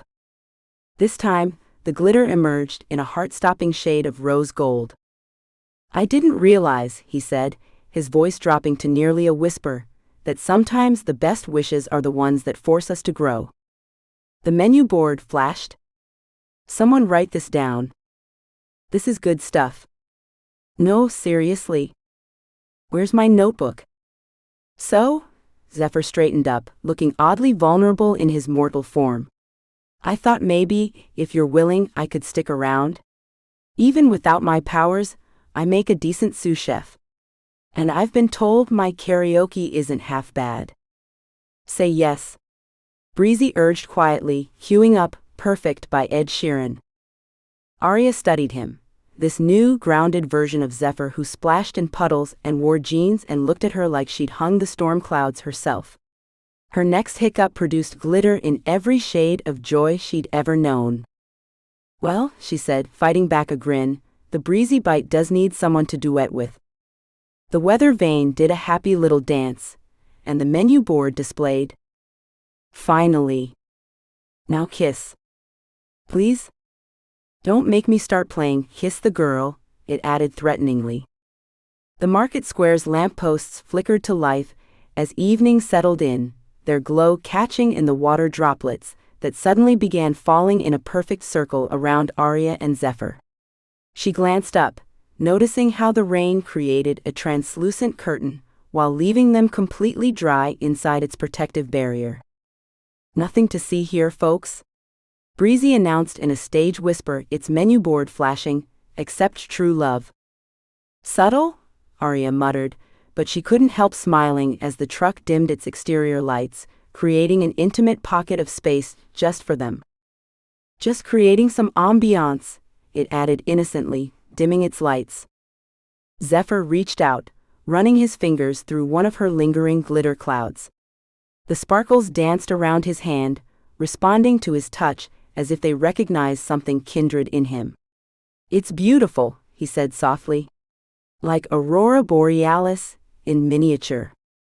Hiccup. This time, the glitter emerged in swirling patterns of deep purple and silver, creating tiny constellations between them. "I used to hate it," Aria admitted, watching the sparkles drift. "Just another way my magic refused to behave. And now?" She considered the way the glitter caught the lamplight, how it transformed the simple space into something magical. "Now it's just me. Unpredictable, a little messy, but perfect," Zephyr finished. The word carried weight, especially as Ed Sheeran's voice softly filtered through the truck's speakers, singing about dancing in the dark. "Romance level, maximum," Breezy declared softly, its voice thick with emotion. The weather vane spun lazily, generating a gentle breeze that carried the scent of rain and possibility. Aria felt the air currents wrap around them both, her wild weather magic meeting his newly mortal presence. Instead of clashing, they merged, creating something new and unexpectedly harmonious. "You know," Zephyr said, his voice thoughtful as he watched their magics dance, "I spent centuries thinking power meant having all the answers. Granting wishes, bending reality, it became my shield." He gestured to himself, to his very human form. "I thought losing that would break me." Hiccup. Iridescent glitter spiraled upward, catching in his dark hair like stars. "But then I saw you during that storm," he continued. "You weren't fighting it anymore. You were—" He searched for the right words. "Making peace with the chaos?" Aria suggested. "Exactly." His smile held wonder. "You showed me that sometimes our biggest limitations are the ones we put on ourselves. That true strength isn't about control, it's about acceptance." The truck speakers adjusted the music's volume just slightly, making sure Ed's lyrics about finding love right where you are drifted perfectly through their rain-curtain sanctuary. "Someone's been practicing this speech," Breezy whispered approvingly. "Its menu board displayed. And it's working." "I'm not crying, you're crying." "Okay, maybe I'm crying." Zephyr stepped closer, and Aria's breath caught as he brushed a curl from her face. "Maybe," he said softly, "some wishes work out exactly as they should even when they go completely sideways." Hiccup. The glitter that burst forth formed perfect hearts, floating between them like tiny love notes written in starlight. "Says the guy who lost his magical powers," Aria pointed out, but she couldn't keep the warmth from her voice. "And gained something better." His amber eyes held hers. "The chance to really live. To splash in puddles and burn toast and figure out who I am without centuries of expectations."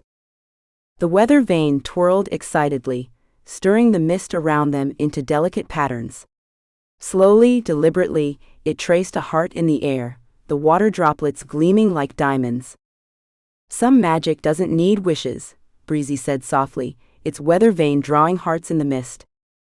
Standing there in their private rain-curtained world, with glitter hearts dancing around them and their magics intertwined, Aria understood what the truck meant. Some magic wasn't about power or control or perfect wishes. Sometimes it was about finding someone who saw your chaos and raised you acceptance. Someone who could lose everything they thought defined them and still look at you like you were the real miracle. The weather vane gave a satisfied spin, and the breeze carried the scent of possibility and new beginnings. In that moment, surrounded by her truck's matchmaking attempts and Zephyr's transformed but unchanged heart, Aria felt her own magic settle into something steady and sure. Like the eye of a storm, but warmer. Like coming home, but braver. "Kiss him already," the menu board insisted, unable to maintain its momentary subtlety. "Oh, don't. But seriously. Kiss him." The rain curtain sparkled, the music played softly, and their magic continued its gentle dance through the evening air. The Breezy Bite dimmed its interior lights to a soft glow, and Jack Johnson's "Better Together" drifted through the speakers at just the right volume. Aria watched as their private rain curtain sparkled, creating a cocoon of intimacy that felt both magical and somehow perfectly ordinary. "You're plotting something," she said to the truck, but her voice held more affection than accusation. "Just setting the mood," Breezy said innocently, dimming its lights. Its menu board flashed, "Ambiance is an art." Hiccup. This time, the glitter emerged in swirls of deep blue and gold, creating a miniature galaxy between them. Aria wrapped her arms around herself, watching the colors dance. "Sometimes I wonder if I'm just too much." The storms, the glitter, the constant emotional weather report. She gestured at the sparkling evidence surrounding them. "It's a lot to handle." Zephyr reached out, running his fingers through the glitter cloud. The sparkles seemed drawn to him, wrapping around his hand like affectionate cats.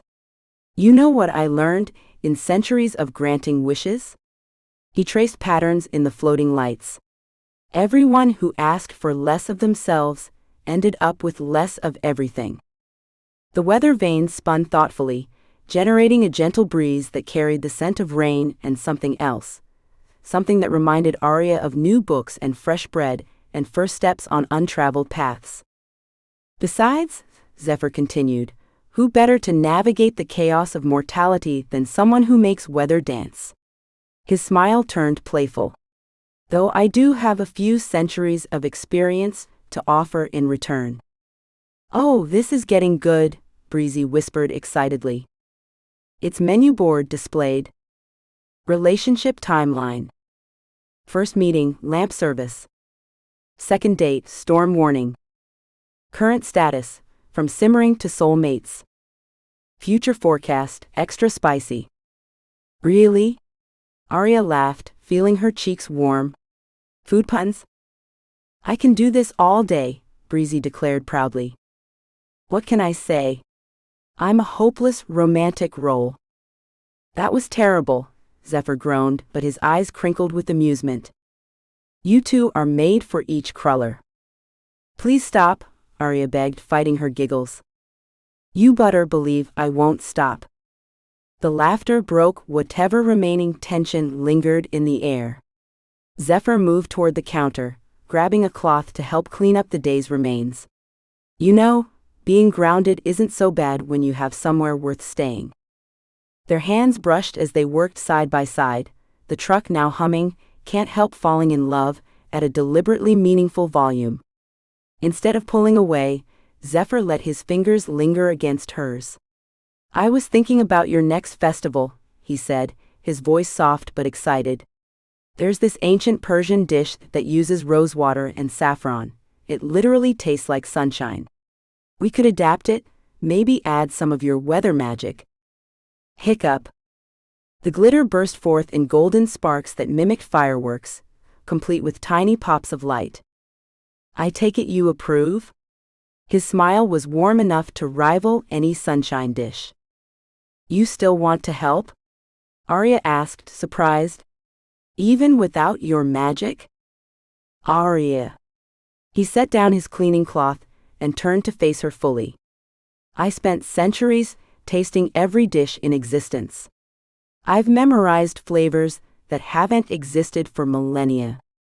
Magic or not, I know how to make food sing. His expression softened. Besides, someone needs to keep you from adding lightning to everything. Oh, like you're one to talk, Breezy scoffed playfully. Its menu board flashed. Remember the Phoenix Ash cookie incident? That was one time, Zephyr protested. One time too many. Breezy retorted. Its board displayed. Still finding feathers in my oven BTW. Then added, some of them still smoke. Aria's next hiccup produced glitter in the shape of tiny phoenixes, which swirled around them before dissolving into sparks. The weather vane spun contentedly, creating a breeze that carried the lingering scents of the day's cooking. Cinnamon and cardamom, vanilla and rain, possibility and promise. We could do a fusion menu, she suggested, excitement building. Traditional recipes with weather magic twists. Like that Persian sunshine dish, but with actual mini rainbows garnishing it. Or that Norwegian snow pudding you mentioned, Zephyr added, but with real snowflakes that never melt. Their ideas flowed faster, each suggestion building on the last. The menu board struggled to keep up. Potential menu items. Management not responsible for floating customers, it added primly. Hiccup. This time, the glitter formed into miniature versions of their proposed dishes, spinning like a tiny, sparkling cooking show in the air between them.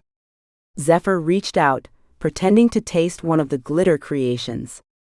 Needs more storm, he declared with mock seriousness. Everything needs more storm with you, Aria laughed, but her heart felt full watching him playfully interact with her magical mishap. Less flirting, more planning. Breezy insisted, though its voice was fond. Though the sexual tension does make the food taste better. You, Aria pointed at the menu board, are worse than Poppy. I take that as a compliment. Also, you're welcome for the mood lighting. The rain curtain shimmered, Jack Johnson's voice faded into Ed Sheeran's, and the weather vane continued its gentle dance, spinning dreams of future festivals into the evening air.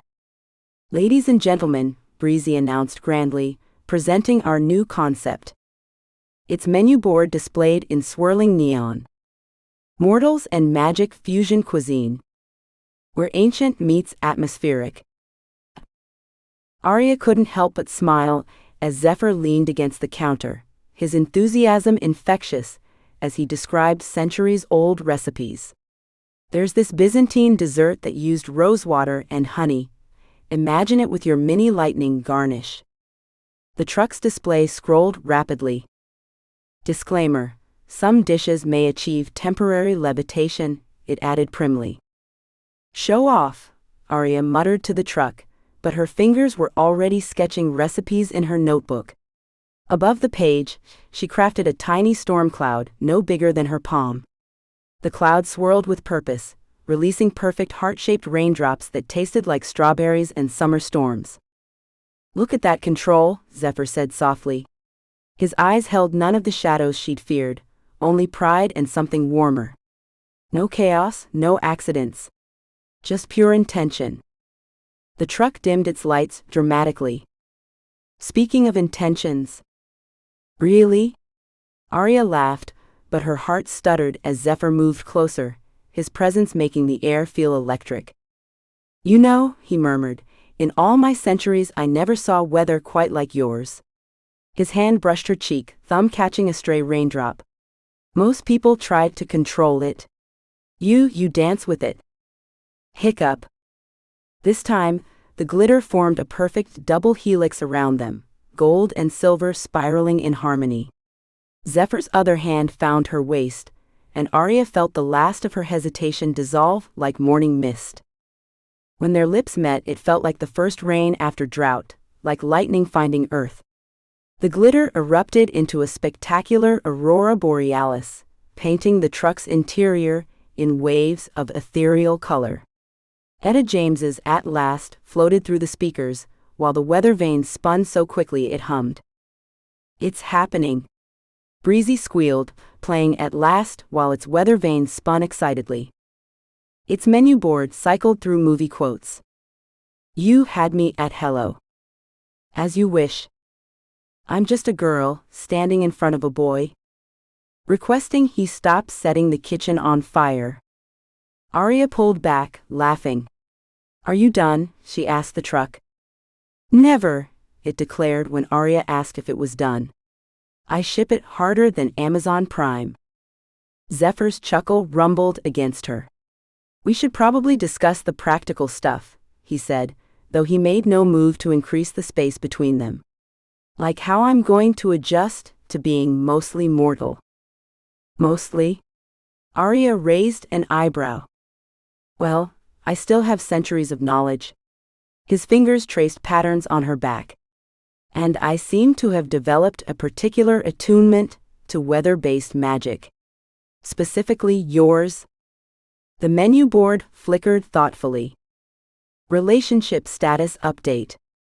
From it's complicated to magical power couple. We'll figure it out together," Aria said, surprising herself with how much she meant it. "Starting with tomorrow's service. I'm thinking we lean into the fusion concept, your expertise, my magic." "Perfect." Zephyr's smile held no trace of his former arrogance. "I can handle the base recipes, while you add the atmospheric elements. Partners? Dream Team alert. Watch out, AURANDALE. These two are about to serve happiness with a side of wonder." Hiccup. The glitter formed tiny replicas of their proposed dishes, dancing through the air like delicious constellations. "We should head home," Aria said reluctantly. "Early prep tomorrow." "Correction, you should take a romantic moonlit stroll while I practice my power ballads." "That's actually not a bad idea," Zephyr admitted. They stepped out into the evening market, hands naturally finding each other. Behind them, Aria's glitter hiccups created a trail of starlight, turning their path into something from a fairy tale. The weather vane, not to be outdone, began sketching heart shapes in the darkening sky. Happily ever after. With a chance of magical chaos. The truck's final message glowed softly as they walked away, their combined shadows stretching long across the cobblestones. Each step left a constellation in their wake, while above them, the weather vane's hearts danced like fireflies in the twilight. "Your truck," Zephyr said, squeezing her hand, "is absolutely insufferable." Hiccup. This time, the glitter formed the words, "You're welcome" in elegant script, floating briefly before dissolving into the evening air. "True," Aria agreed, leaning into his warmth. "But its heart's in the right place. Somewhere between the karaoke machine and the deep fryer." Their laughter mingled with the sound of distant wind chimes and the gentle hum of magic that always filled Oradale after dark. The market's floating lanterns seemed to glow brighter as they passed, casting warm halos around their entwined figures. Behind them, very faintly, they could hear the opening notes of "Can't Help Falling in Love" drifting from the truck's speakers. "Some things never change," Zephyr said fondly. "Some things don't need to," Aria replied, watching as her next glitter hiccup created a perfect miniature galaxy above their heads, stars spinning in lazy circles like sugar and coffee. Chapter 17. Jasper Gets Served and Not the Good Kind. Aria was in the middle of garnishing her best-selling Thunderbolt tacos when Jasper's voice cut through the lunch rush like a knife through butter. "This establishment is a menace to public safety." He gestured dramatically at three officials in crisp white uniforms, their badges glinting in the sunlight. "Her weather magic is completely unregulated." The lunch crowd parted like a sea, revealing Jasper in his pristine chef whites, a triumphant smirk playing across his face. Aria's stomach dropped, but before she could respond, "Oh, it's showtime," Breezy announced gleefully. Its menu board flashed. "Ladies and gentlemen, presenting Caught Indiana 4K. Security footage, roll." "Would you like to see it in slow motion?" it asked sweetly as the footage played. The screen displayed crystal-clear footage of Jasper skulking around the truck at midnight, tampering with the weather vane while muttering incantations.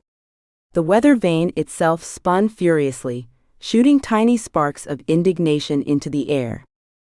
That's clearly doctored," Jasper spluttered, his perfectly coiffed hair wilting slightly. "The receipts keep coming," Breezy declared proudly. "If I may," a woman in a purple cardigan stepped forward from the crowd. "I've been drinking Ms. Twisterleaf's rainbow raindrop tea for 3 weeks now." She smiled warmly at Aria. "After 5 years of seasonal depression, I finally saw colors again. Really saw them."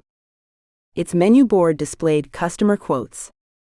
"The sunrise smoothie helped my daughter ace her test." "That misty morning muffin cured my writer's block." "The gentle breeze brew helped me propose." Zephyr, who'd been quietly observing from the prep station, squeezed Aria's hand under the counter. She felt steadier, despite the glitter threatening to escape with each nervous hiccup. "These testimonials are irrelevant." Jasper marched forward, his designer shoes clicking against the pavement. "Allow me to demonstrate the dangers."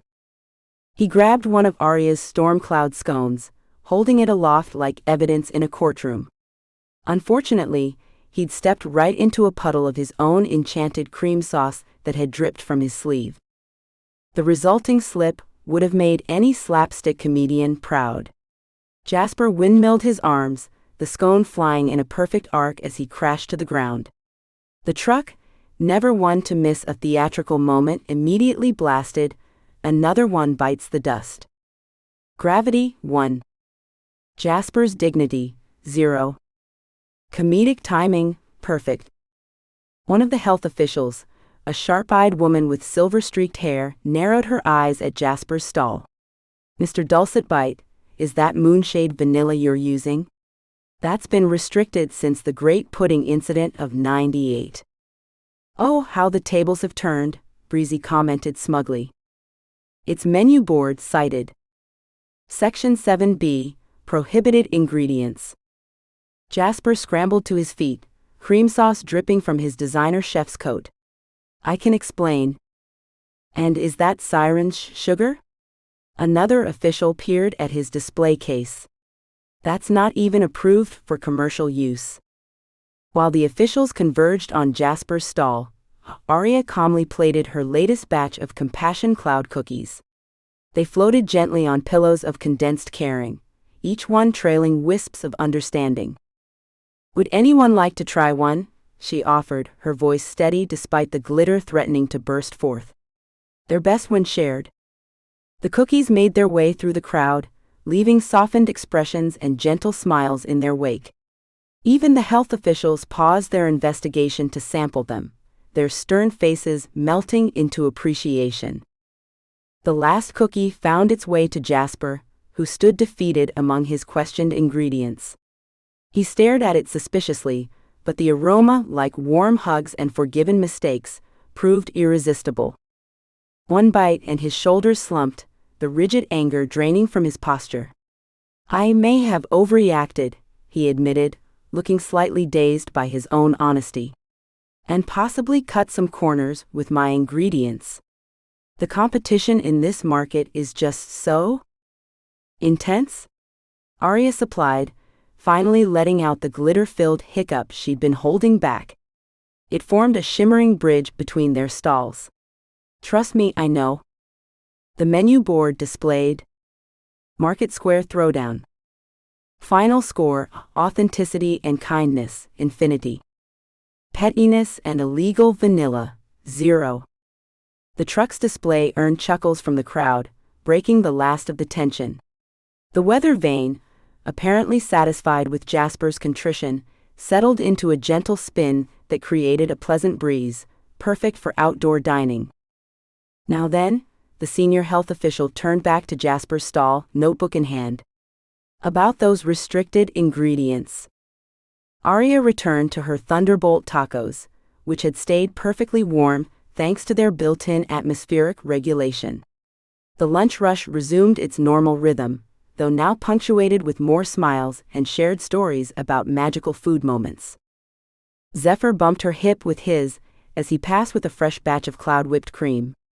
Not bad for a Tuesday lunch service. Hiccup. This time, the glitter formed a tiny trophy that read, Best Response to Attempted Sabotage. Also winning. Should we play We Are the Champions? Breezy asked innocently. The truck's right, Zephyr grinned, catching some of the glitter and adding it to their latest dessert special. Though I think we can workshop that last category. The market square buzzed with an energy that had nothing to do with Aria's weather magic. One by one, vendors stepped forward, their voices rising above the midday bustle. My flowers have never bloomed better, declared Flora Nightbloom, the botanical witch from stall 7. She held up a bouquet of midnight orchids that practically danced in the gentle breeze from Aria's weather vane. That microclimate she created last week? Perfection. Look who's getting rave reviews, Breezy announced proudly. Its menu board displayed Customer Review Number 147. Best microclimate ever. Jasper's face reddened. A few happy flowers don't negate the risks. Oh, pipe down, Dulcet Bite, called Marcus Sundew from his honey stall. My bees are practically writing poetry thanks to her morning mist spells. Productions up 30%. Breezy's projection expanded across the market's eastern wall, displaying a growing collection of reviews in elegant script. Moisture levels optimal. Perfect pollination conditions. No more soggy bread days. Finally, my soufflés don't collapse. Aria fought back a nervous hiccup, but when it escaped, the resulting glitter formed a spectacular spiral that highlighted each review like a spotlight. Several tourists immediately started taking photos. That's not. I mean, Jasper stammered, but his protests were cut short by the arrival of a familiar figure pushing through the crowd. Excuse me. Coming through. Official paperwork holder, make way.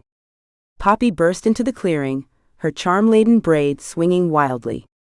She brandished a thick folder, decorated with weather symbols.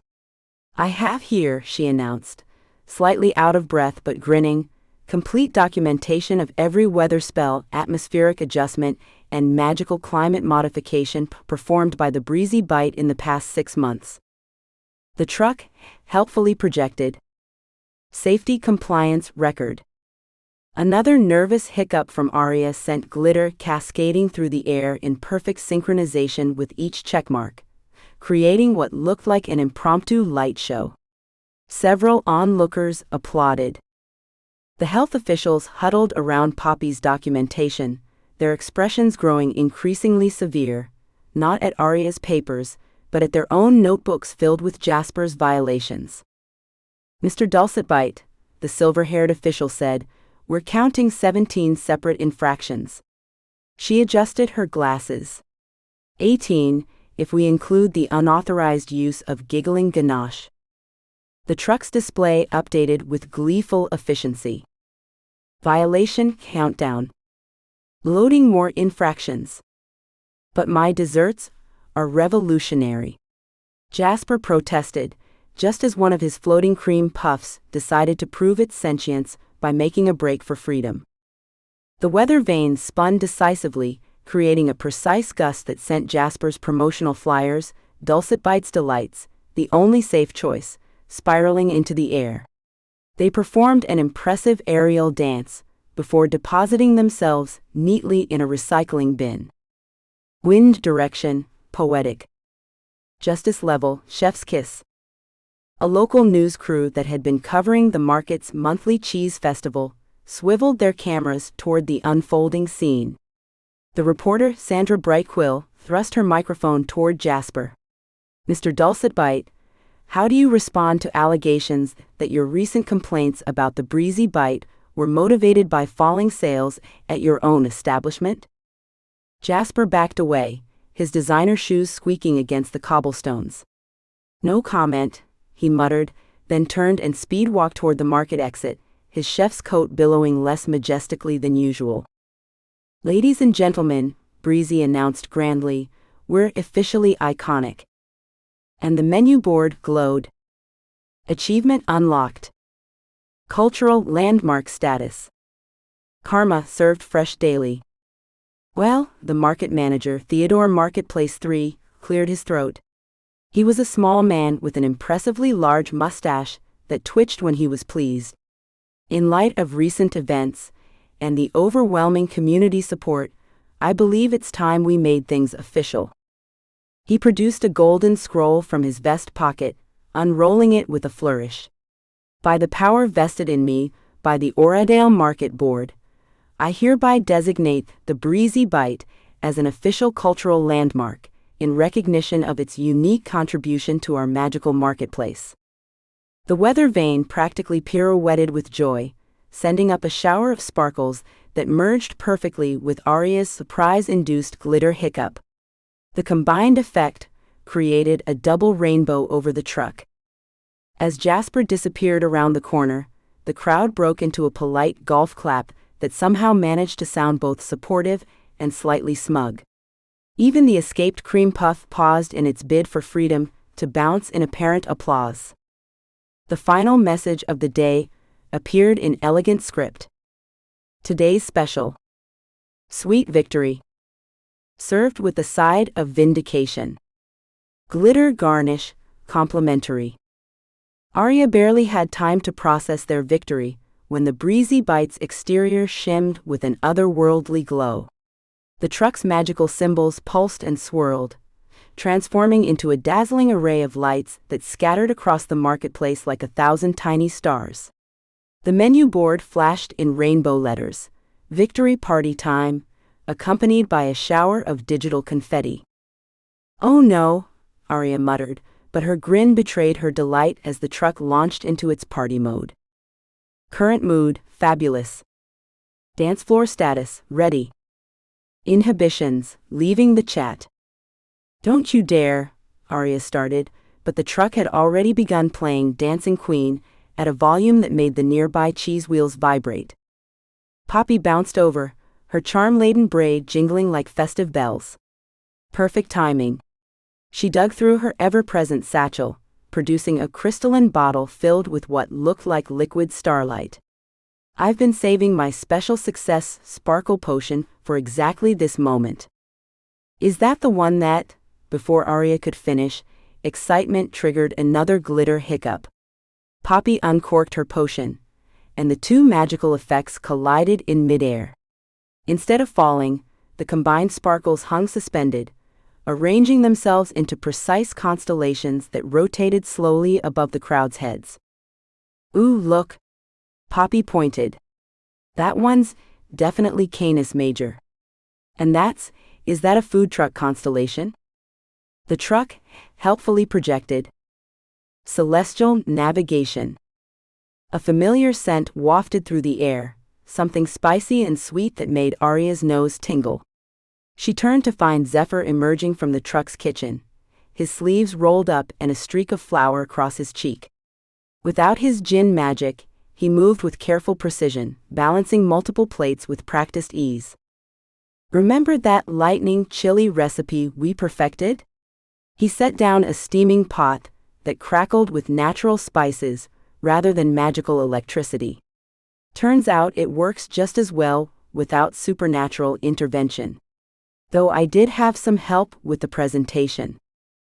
The truck dimmed its lights to a warm golden glow, creating the perfect ambiance for the feast Zephyr had arranged. Each dish represented a milestone in their culinary experiments.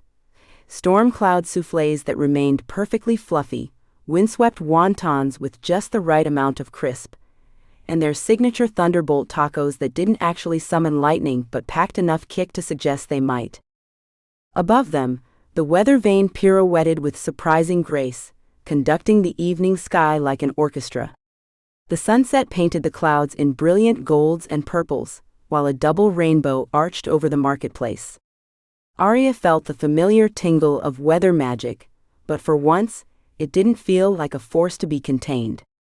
Instead, she let it flow through her, guiding rather than fighting it. With a gentle gesture, she pulled moisture from the air, shaping it into miniature clouds that told their story. A tiny lamp appeared, followed by a puff of smoke that formed Zephyr's silhouette. The truck's first karaoke disaster played out in wispy vapor, earning laughs from the crowd as the cloud truck belted silent songs into the sky.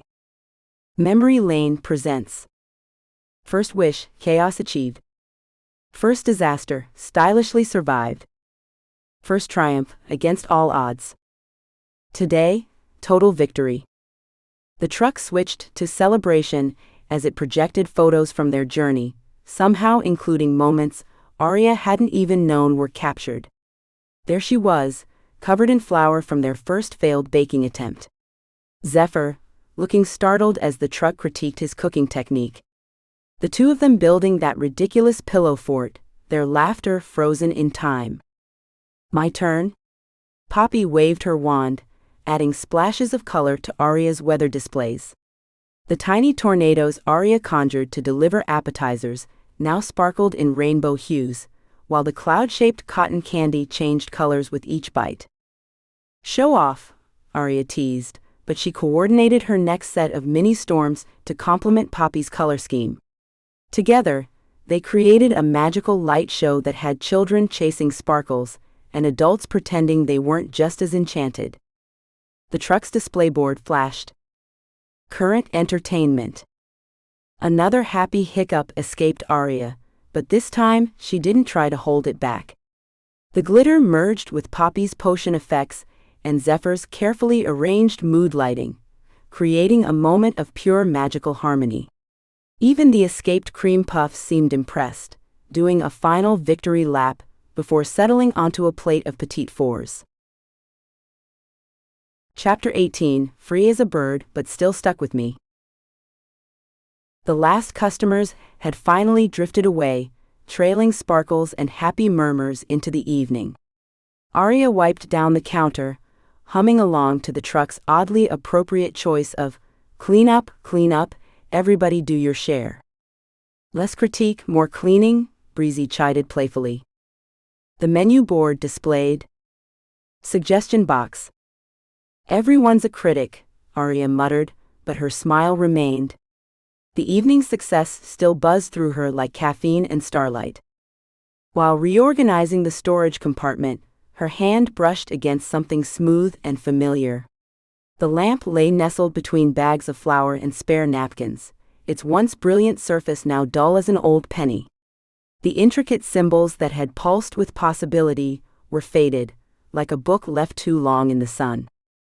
The menu board flickered anxiously. Caution. Emotional moment detected. Weather protocols, standing by. Tissue box, location G7. Aria traced the lamp's curved handle, remembering how it had glowed that first night. How Zephyr had emerged in a swirl of golden smoke, all snark and mystery. Their argument about the truck's personality. You wished for repairs, not Broadway ambitions. The way he'd helped her face her fears, even as he battled his own. And then that final wish, the one that stripped away his magic, the core of who he was. She'd only wanted to help, to free him from his fears, but instead. A crash from the kitchen interrupted her thoughts. Zephyr stood on tiptoe, stretching for a container of star anise that sat just beyond his reach. Without his ability to float or transform into smoke, he looked surprisingly human. Vulnerable. Need help? Aria started to ask, but the words caught in her throat. Seeing him struggle with such a simple task made her chest ache. Before she could stop herself, she whispered, I wish you could be free to be yourself, magic and all. Everyone remained calm. Breezy announced excitedly, clearly not remaining calm itself. Its menu board updated rapidly. Processing unexpected input. Magic levels rising. Selecting appropriate soundtrack. The lamp grew warm in her hands. Not the gentle warmth of sunshine, but the fierce heat of transformation. Golden light spilled from its surface, brighter than all three previous wishes combined. The symbols rekindled, not with their old patterns, but with new ones that seemed to dance and pulse with their own rhythm. Aria? Zephyr turned, his eyes widening as light spiraled around him like a friendly cyclone. What's happening? The weather vane atop the truck spun like a compass gone mad, its arrows pointing everywhere and nowhere. Each rotation sent ripples of magic through the air, making Aria's hair float as if she were underwater. The lamp vibrated, humming a note that harmonized perfectly with the truck's systems. Current status. Then the lamp began to dissolve, its solid form becoming golden smoke that twisted through the air like calligraphy. It wrapped around Zephyr in elegant spirals, and for a moment, Aria saw ancient symbols written in light across his skin. His eyes glowed amber, then gold, then white. The truck, never one to miss a theatrical moment, blasted break free at window-rattling volume. Freddie Mercury's voice soared, as the last traces of the lamp merged with Zephyr, returning the ethereal shimmer to his presence. His feet lifted slightly off the ground, and his lower body shifted into that familiar column of smoke.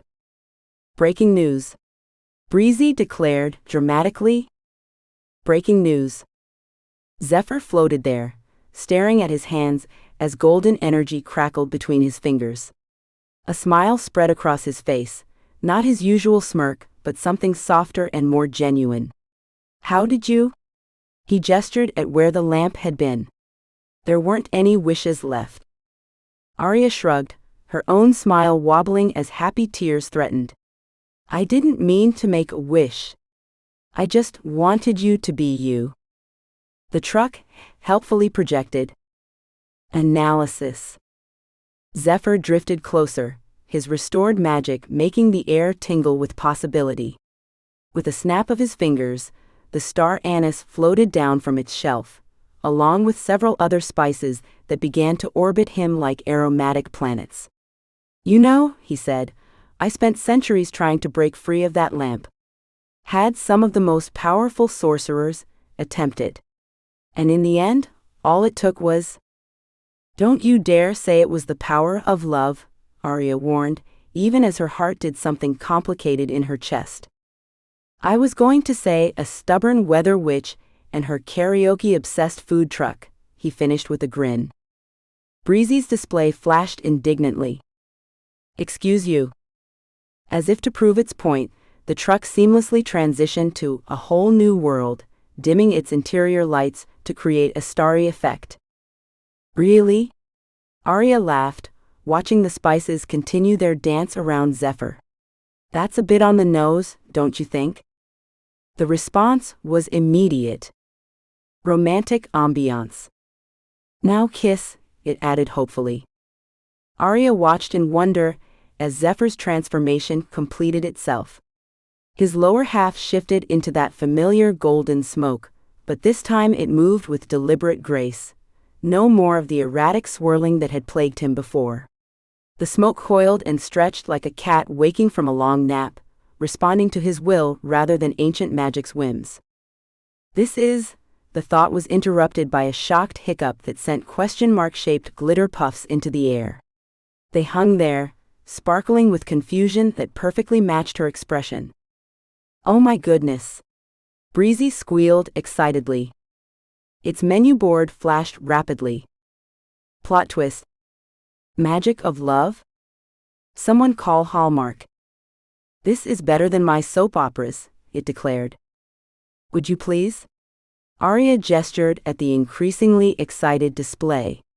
Another hiccup escaped, adding more glittery punctuation to the air. Zephyr laughed, the sound rich with newfound freedom. Oh no, I think Breezy's earned the right to be dramatic. He raised his hands, and golden light danced between his fingers like liquid sunshine.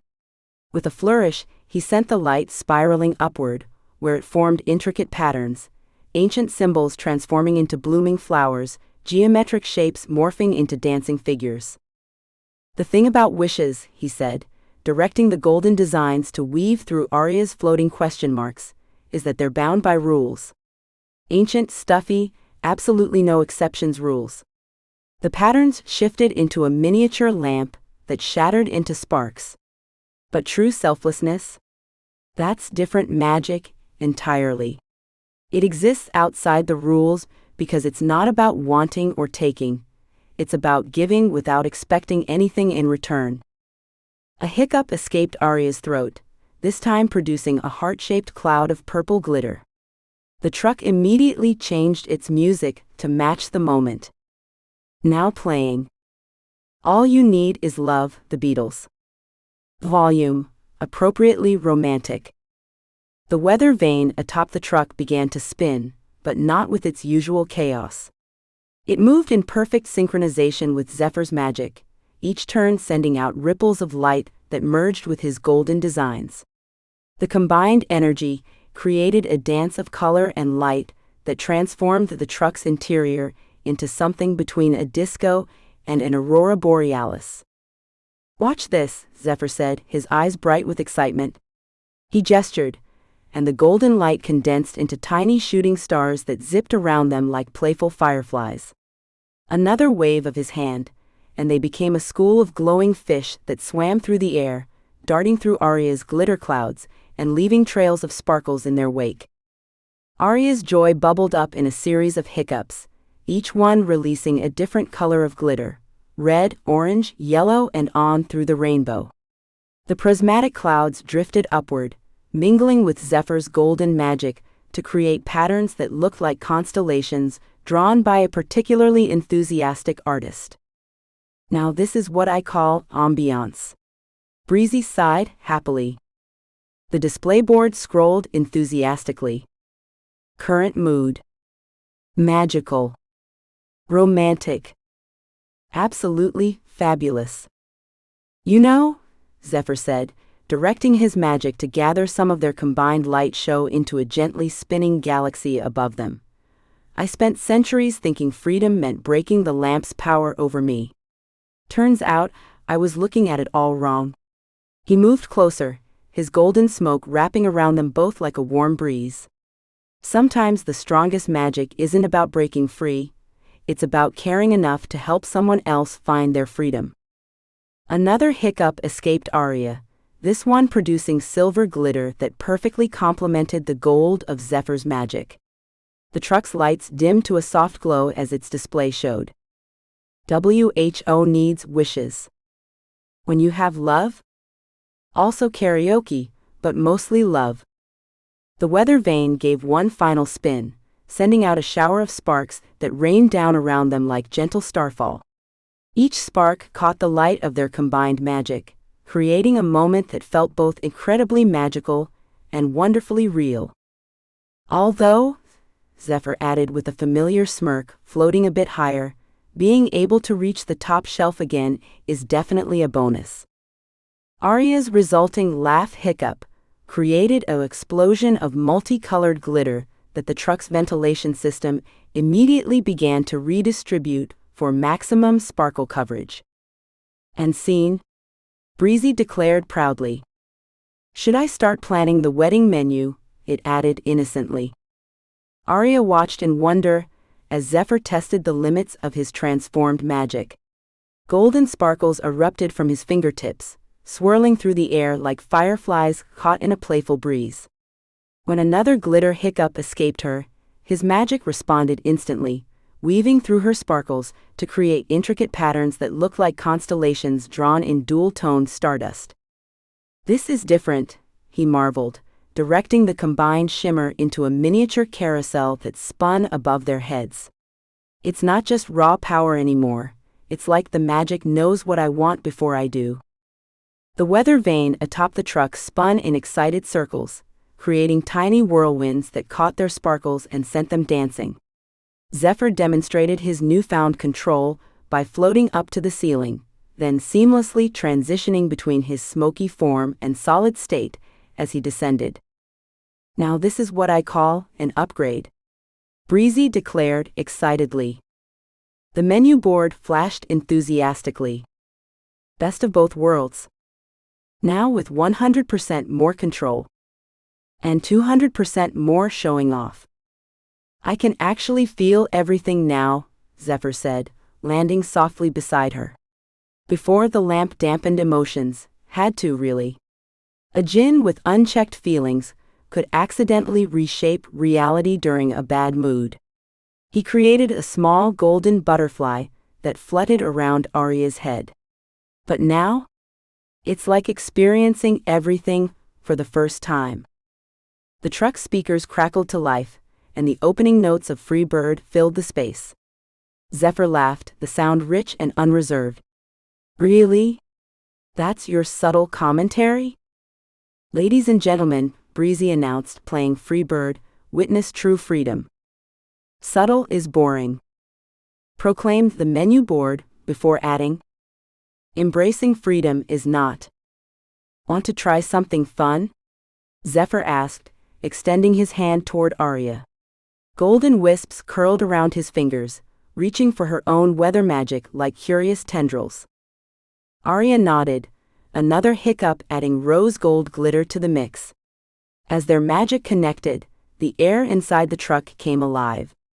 Tiny storm clouds formed near the ceiling, each one a perfect miniature that rained different colored droplets. Lightning jumped between them in delicate arcs, more like fairy lights than actual storms. The truck enhanced their display with its own light show, its magical symbols pulsing in rhythm with their combined power. Stop everything, Breezy squealed. Look at this magic. The menu board couldn't contain its excitement. Power couple alert.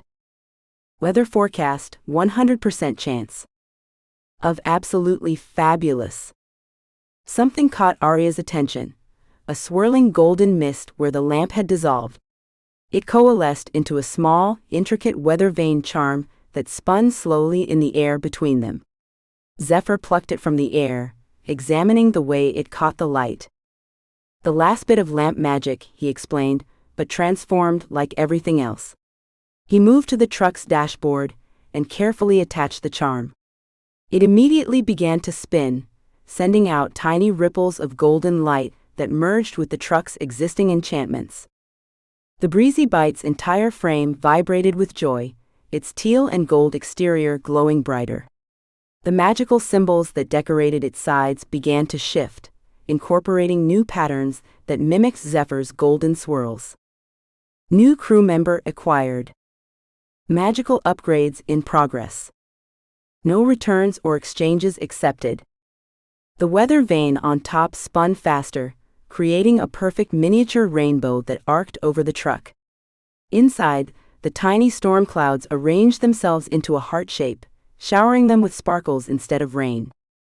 "I think," Zephyr said, watching his golden magic weave seamlessly into the truck's existing enchantments, "this is what belonging feels like." Another of Aria's glitter hiccups joined the light show, this time creating a cascade of stars that drifted down around them like gentle snow. The truck's systems immediately began circulating them for maximum effect, while the menu board displayed today's special 1-1 magical partnership. Served with, then added warmly, "Welcome home, Smokey. Official truck nickname number 2, please enjoy your complimentary karaoke privileges." The weather vane charm on the dashboard pulsed with a warm light, its magic now permanently linked to both the truck and its new occupants. Zephyr's golden energy continued to merge with the truck's enchantments, creating new patterns and possibilities that made the entire vehicle hum with contentment. The speakers switched to a more upbeat tune as the menu board added, "Smokey?" Zephyr raised an eyebrow at the nickname, but his magic sparkled with amusement, creating tiny golden musical notes that danced through the air. A final hiccup escaped Aria, and this time the glitter formed into perfectly shaped little weather vanes that spun in harmony with the charm on the dashboard, as if celebrating their completed magical circuit. Aria couldn't help but smile as Zephyr settled into one of the truck's built-in seats, his expression a mix of wonder and contentment. He ran his hands along the counter, golden wisps trailing in their wake. "You know," he said, "I haven't actually sat down by choice since, well, before the lamp." His amber eyes sparkled with mischief. "Though I have to admit, your truck seating is far more comfortable than a mystical prison. 5-star comfort right here," Breezy declared proudly. Its menu board displayed comfort level supreme, now with 85% less existential dread. "I was thinking," Zephyr continued, absently creating tiny golden cloud shapes that drifted toward the ceiling, "what if we combined your weather magic with some ancient recipes I picked up over the centuries? Imagine storm-brewed coffee with hints of Arabian spices, or thunder-rolled sushi that actually rumbles?" Aria's excitement triggered another glitter hiccup, sending sparkles cascading over their planning notes. "That could work. Though maybe we skip the rumbling sushi. I don't think the health department has guidelines for thunderous raw fish." The truck's exterior suddenly lit up with a new digital display. "Now hiring. Former Djinn, permanent position benefits include." "Look at that," Zephyr laughed. "I'm being headhunted by a food truck." His golden smoke swirled playfully around the truck's magical symbols. "Though I notice it says nothing about the salary. Payment in smiles. And endless possibilities. Plus dental. We're not monsters." The menu board chimed in, cycling through a series of emoticons. Zephyr's expression softened as he looked at Aria. He reached across the counter, his magic forming a delicate ring of golden smoke around her finger. It solidified slightly, maintaining a translucent, swirling quality that caught the light. "I want you to know," he said, his voice gentle, "I'm staying because I choose to. No wishes, no magical bonds, no cosmic obligations. Just me, choosing you and this wonderfully chaotic life we're creating." Aria's weather magic responded instinctively, sending tiny lightning bolts dancing through the golden smoke ring. Where their magic met, it created perfect swirls of storm and light, like miniature auroras wrapped around her finger. The truck dimmed its interior lights, creating a soft, romantic glow that highlighted the magical display. The symbols along the walls pulsed gently in rhythm with their combined energy, casting patterns that looked like stars across the countertops. "We could expand beyond the market," Aria suggested, watching their magic intertwine. "Maybe create seasonal menus based on different weather patterns? Summer could be all sunshine and gentle breezes, while winter—" She paused, realizing something. "I'm not actually afraid of the storms anymore, am I?" Zephyr squeezed her hand, sending a warm pulse of golden energy through their connection. "You've never needed to be. Your storms are beautiful, they're part of who you are." Above them, the weather vane began moving in elegant sweeps, drawing heart patterns against the darkening sky. Each movement left trails of combined magic that shimmered like the northern lights, creating a canopy of color over the truck. "What about a dessert line?" Zephyr suggested, his free hand sketching golden patterns in the air. "Cloud-spun cotton candy that actually floats, or ice cream swirled with captured rainbows?" "Everyone shut up, it's happening," Breezy whispered excitedly. "Menu expansion approved.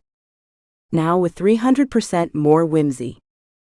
And a side of love." The truck's message made Aria laugh, triggering another glitter hiccup that Zephyr's magic caught and transformed into a shower of tiny, edible golden stars. "See? Even your hiccups are inspiring menu items now." He caught one of the stars on his tongue. "Tastes like happiness with a hint of sparkle. We could market these." As the evening wrapped around them like a cozy blanket, they began closing up the truck. Zephyr moved through the familiar closing routine, his feet firmly on the ground rather than floating as he'd done before. He helped Aria wipe down counters and store leftover ingredients, their magic naturally working in tandem to make the task easier. The truck's speakers switched to a soft rendition of Home as they finished up, the volume perfect for the peaceful moment. And that's a wrap on today's episode of Love in a Food Truck. Breezy sighed happily. Its menu board displayed "Happily Ever After." Now with 100% less lamp drama. And infinite karaoke options. "Don't forget to lock up," it called after them. "Though I suppose we're all home now," sniff. As they stepped out into the cool evening air, Zephyr's hand found Aria's, their combined magic creating a soft glow that lit their way. The weather vane gave one final spin, sending a shower of golden raindrops down around them that evaporated into starlight before reaching the ground. "Ready to head home?" Aria asked, realizing the word held new meaning now. Zephyr's response was to pull her closer, his magic wrapping around them both like a warm embrace. "Already there." Chapter 19, New Menu, Who Dis? The morning sun painted Oradale Market Square in shades of gold, but around the Breezy Bite, the weather told a different story, or rather several stories at once. Aria watched with satisfaction as tiny, localized weather systems swirled above different sections of her counter. A gentle snow flurry dusted her winter wonderland waffles, while a warm summer breeze kept the sunshine citrus squares at the perfect temperature. The weather vane, once a source of chaos, now moved with precise intention, orchestrating these miniature climates like a conductor leading a meteorological symphony. Above the truck's window, the digital display flickered cheerfully. "Weather Witch Specials. Now with extra joy. And 75% less accidental storms." Aria adjusted her apron, catching sight of the framed newspaper article hanging beside the menu. "From storm stress to success, local weather witch finds her groove." The photo showed her mid-laugh, surrounded by her signature swirls of weather magic, looking far more confident than she'd felt that day. Now though, that confidence felt real. "Excuse me?" A timid voice drew her attention. A young girl, maybe 14, stood clutching a notebook covered in doodled storm clouds. "Are you really Aria Twisterleaf?" Before Aria could answer, the truck's speakers crackled to life. The one and only Weather Witch Extraordinaire and Queen of Magical Cuisine. "Thank you for the introduction," Aria said dryly, though she couldn't help smiling. She turned back to the girl. "Yes, that's me. Can I help you?" "I'm Melody," the girl said, twisting her notebook spiral binding. "I'm a weather witch too, but I keep causing accidents. Yesterday, I made it rain inside our classroom because Jeremy Peters said my hair looked like a thundercloud." Aria felt a familiar tickle in her throat, and, hiccup, sent a shower of glitter cascading over the counter. Melody's eyes widened in delight. "First lesson," Aria said, brushing sparkles from her sleeve. "Sometimes our accidents become our signatures. Watch this." She held up a mixing bowl and let her emotions flow naturally into her magic. A tiny storm cloud formed above the batter, sprinkling it with charged raindrops that made the mixture glow slightly. "This is my storm-charged chocolate cake," she explained. "The lightning adds a tiny zip that makes the chocolate taste brighter. The trick isn't controlling the weather, it's working with it." "Now this is the good stuff," Breezy commented, excitedly. The truck's new weather warning display lit up. "Storm-charged chocolate cake. Effect level, pleasantly shocking. May cause temporary float dancing and spontaneous joy." Melody scribbled notes frantically as Aria demonstrated more techniques. The magical symbols along the truck's walls pulsed in rhythm with each spell, creating dancing patterns of weather-based light that reflected off the polished counters. "Mrs. Chen," Aria called to a regular customer approaching the window. "Your usual?" The grandmother nodded, her eyes twinkling. "With extra snow, dear. It reminds me of winters in Chicago." Aria crafted a steaming cup of hot chocolate topped with whipped cream, then created a perfect miniature snowfall above it. The snowflakes danced and swirled before dissolving into the drink, infusing it with cool memories. A group of university students clustered nearby, laptops balanced precariously on their arms. "Can we get the focus fog again?" their leader asked. "We've got finals coming up." "Coming right up." Aria channeled her magic into creating several portions of brainstorm brew, each surrounded by a small cloud of silvery mist that helped maintain concentration. The magical symbols on the truck's exterior swirled faster, creating a mesmerizing display of weather patterns that drew even more customers to the window. "Order up," Breezy called cheerfully, cycling through. Zephyr materialized beside her in a swirl of golden smoke, already reaching for ingredients. His magic complemented hers naturally now, his golden energy weaving through her weather spells to enhance their effects. Together, they created a rhythm that made serving magical food feel like dancing. "See?"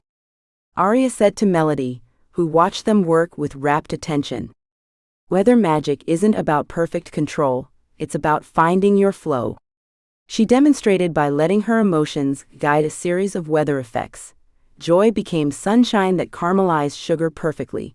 Focus became cool breezes that kept delicate pastries fresh, and excitement became tiny lightning bolts that added sparkle to decorations.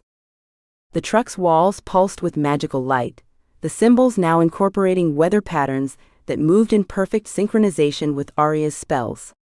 During particularly impressive combinations, the entire truck glowed like an aurora borealis, drawing gasps from passing customers. "But what about when you're angry?" Melody asked, biting her lip. "Or scared?" Aria exchanged a knowing look with Zephyr. "Those emotions are just as important," she said, channeling a controlled burst of storm energy into a batch of thunder rumble crumble. The weather warning display flashed. Thunder rumble crumble. Effect level, Category 3 flavor burst. Warning, may cause temporary Storm-chasing cravings. The key is accepting all your weather, Aria continued, even the storms. Especially the storms.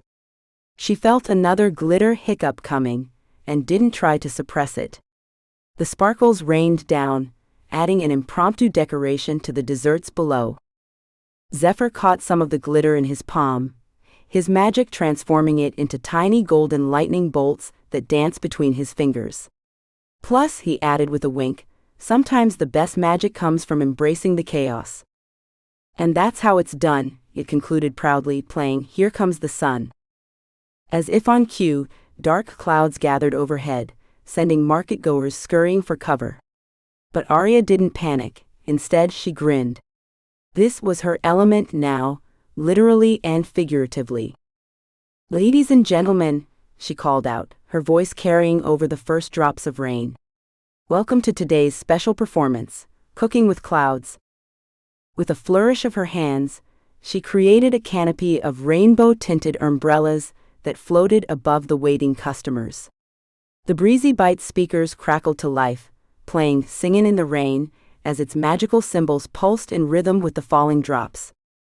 "Ladies and gentlemen," Breezy announced dramatically, "it's showtime."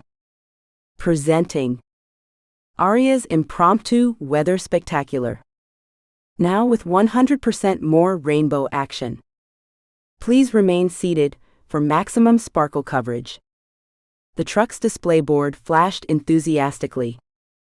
"Watch closely," Aria announced, channeling the rain into swirling patterns above her cooking surface.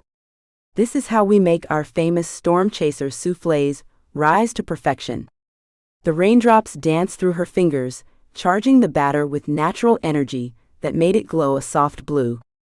Mrs. Zhang from the flower stall next door caught her eye. "Aria dear, could we get that morning dew effect in about 20 minutes? The roses are ready for their daily refresher." "Of course." Aria adjusted her weather vane slightly, programming it to create a gentle mist over the flower section at precisely the right moment. The vendor coordination had become second nature now. Giovanni's gelato cart needed strategic cool breezes every hour, while the herb sellers thrived on her personally crafted warm fronts. "Roll the testimonials," Breezy called proudly. Customer reviews. "The sunshine squares cured my winter blues." Sarah P. Proposed during the Northern Lights dessert special. She said yes, Marcus T. "Thunder rumble crumble helped me ace my presentation." Professor Johnson. A group of tourists huddled under one of her rainbow umbrellas, phones out and recording as she created a miniature whirlwind to fold whipped cream into her latest creation. When she hiccuped, sending a shower of glitter across the display, they burst into delighted applause. "That's her signature move," one excited visitor whispered loudly. "Just like in the viral videos." The truck's display couldn't resist commenting. Magical side effects include spontaneous sparkle showers, excessive joy, unstoppable food cravings, no refunds for glitter-covered clothing. "Aria," called a voice from the growing crowd. It was Juniper Green, owner of the Enchanted Eats truck down the row. "Got a minute? My levitating tacos keep doing backflips instead of gentle floats." "The trick is working with your magic's natural rhythm," Aria explained, demonstrating with a floating serving of Storm Chaser soufflé. "Don't fight the quirks, make them part of your signature style." Consultation hours now open, Breezy declared. The menu board chimed in. Food truck advice hours. Tuesdays and Thursdays. Storm witch sass not included. Terms and conditions apply. As the afternoon light began to fade, Aria felt the familiar surge of magic that meant it was time for the grand finale. The weather vane spun gracefully, conducting the elements like an orchestra as she began preparing her celebration feast. "For tonight's special," she announced to the gathered crowd, "I present the Aurora Borealis banquet." She let her magic flow freely, creating waves of colorful light that danced above the truck. The magical symbols along the walls pulsed in harmony, sending ribbons of enchanted energy swirling through the air. Each dish she prepared caught the ethereal light, making the food seem to glow from within. Zephyr appeared beside her, his golden magic weaving seamlessly with her weather effects. Together, they created a spectacular display, his Djinn powers amplifying her weather magic until the entire market square was bathed in supernatural twilight. The weather vane moved with precise grace, conducting a perfect sunset that painted the sky in brilliant oranges and pinks. Customers gathered around tables topped with floating lights, sampling dishes that sparked with magical energy and sharing stories of their favorite Breezy Bite moments. Now for the main event. Breezy announced grandly. Living her best magical life. With a side of sass and sparkles. Weather Witch approved. Aria caught her reflection in the truck's polished surface, her wild hair crackling with magical energy, her eyes bright with confidence, and yes, a bit of glitter still sparkling on her cheeks from her last hiccup. She wouldn't have it any other way. The rain had long since stopped, but her rainbow umbrellas remained, creating a canopy of color above the market square. Below them, visitors from across the country mingled with regular customers, all united in their appreciation for her unique brand of magical cuisine. A food critic from Enchanted Eater's Digest scribbled notes furiously while sampling her thunder rumble crumble, his magical quill struggling to keep up with his enthusiasm. Nearby, a group of aspiring weather witches watched in awe as she demonstrated how to infuse a batch of Cloud9 cookies with just the right amount of atmospheric pressure. The truck's magical symbols created dancing patterns that matched the rhythm of her cooking, turning each preparation into a performance. When she spun to grab ingredients, her skirt twirled with her, sending tiny weather systems spinning through the air like enchanted dance partners. Through it all, Breezy kept up its running commentary. Now serving. Joy with a chance of glitter. Magic, extra sass on request. Dreams weatherproofed for your protection. And that's how you run a magical food truck, it concluded proudly. Aria watched in amazement as Zephyr's golden smoke curled around her latest batch of storm cloud scones, his magic infusing them with an otherworldly glow. The weather vane above spun in perfect harmony with their movements, creating a gentle breeze that carried the scent of ancient spices and ozone through the market. A pinch of saffron, Zephyr murmured, his amber eyes gleaming as he materialized the precious spice from his personal collection. The sultans of old would have traded kingdoms for this blend. Now, presenting our fusion menu, Breezy announced proudly. The truck's display board flashed enthusiastically. Today's specials. Thundercloud Tiramisu. 1001 Nights Golden Mist. No lamp required. Featuring ancient magic plus modern flair. Equals pure culinary magic. Show off, Aria teased as Zephyr's smoke formed intricate arabesques around her hands while she piped lightning-infused cream onto the tiramisu. The designs shifted into miniature phoenixes that soared through her carefully crafted storm clouds. Ladies and gentlemen, Breezy declared dramatically, playing Walking on Sunshine with added thunder effects, prepare to be amazed. Aria rolled her eyes, but she couldn't help grinning as Zephyr dramatically conducted the music with flowing gestures that sent sparkles of golden magic dancing through the air. The secret, he explained to their rapt audience, is in the timing. His smoke wrapped around Aria's wrist just as she released a controlled burst of storm magic, their powers merging to create a spectacular swirl of gold and silver above the dessert display. A hiccup escaped her, sending glitter shooting upward. Instead of falling back down, it caught in Zephyr's magic and transformed into a shower of edible stars that settled perfectly onto their latest creation. Now that's what I call improv, he whispered, close enough that his breath tickled her ear. The weather vane pirouetted, directing their combined magic into a mesmerizing dance of elements. Customers gathered 3 deep around the truck, phones recording as Aria's mini storms took the shape of sailing ships while Zephyr's golden creatures rode the magical winds.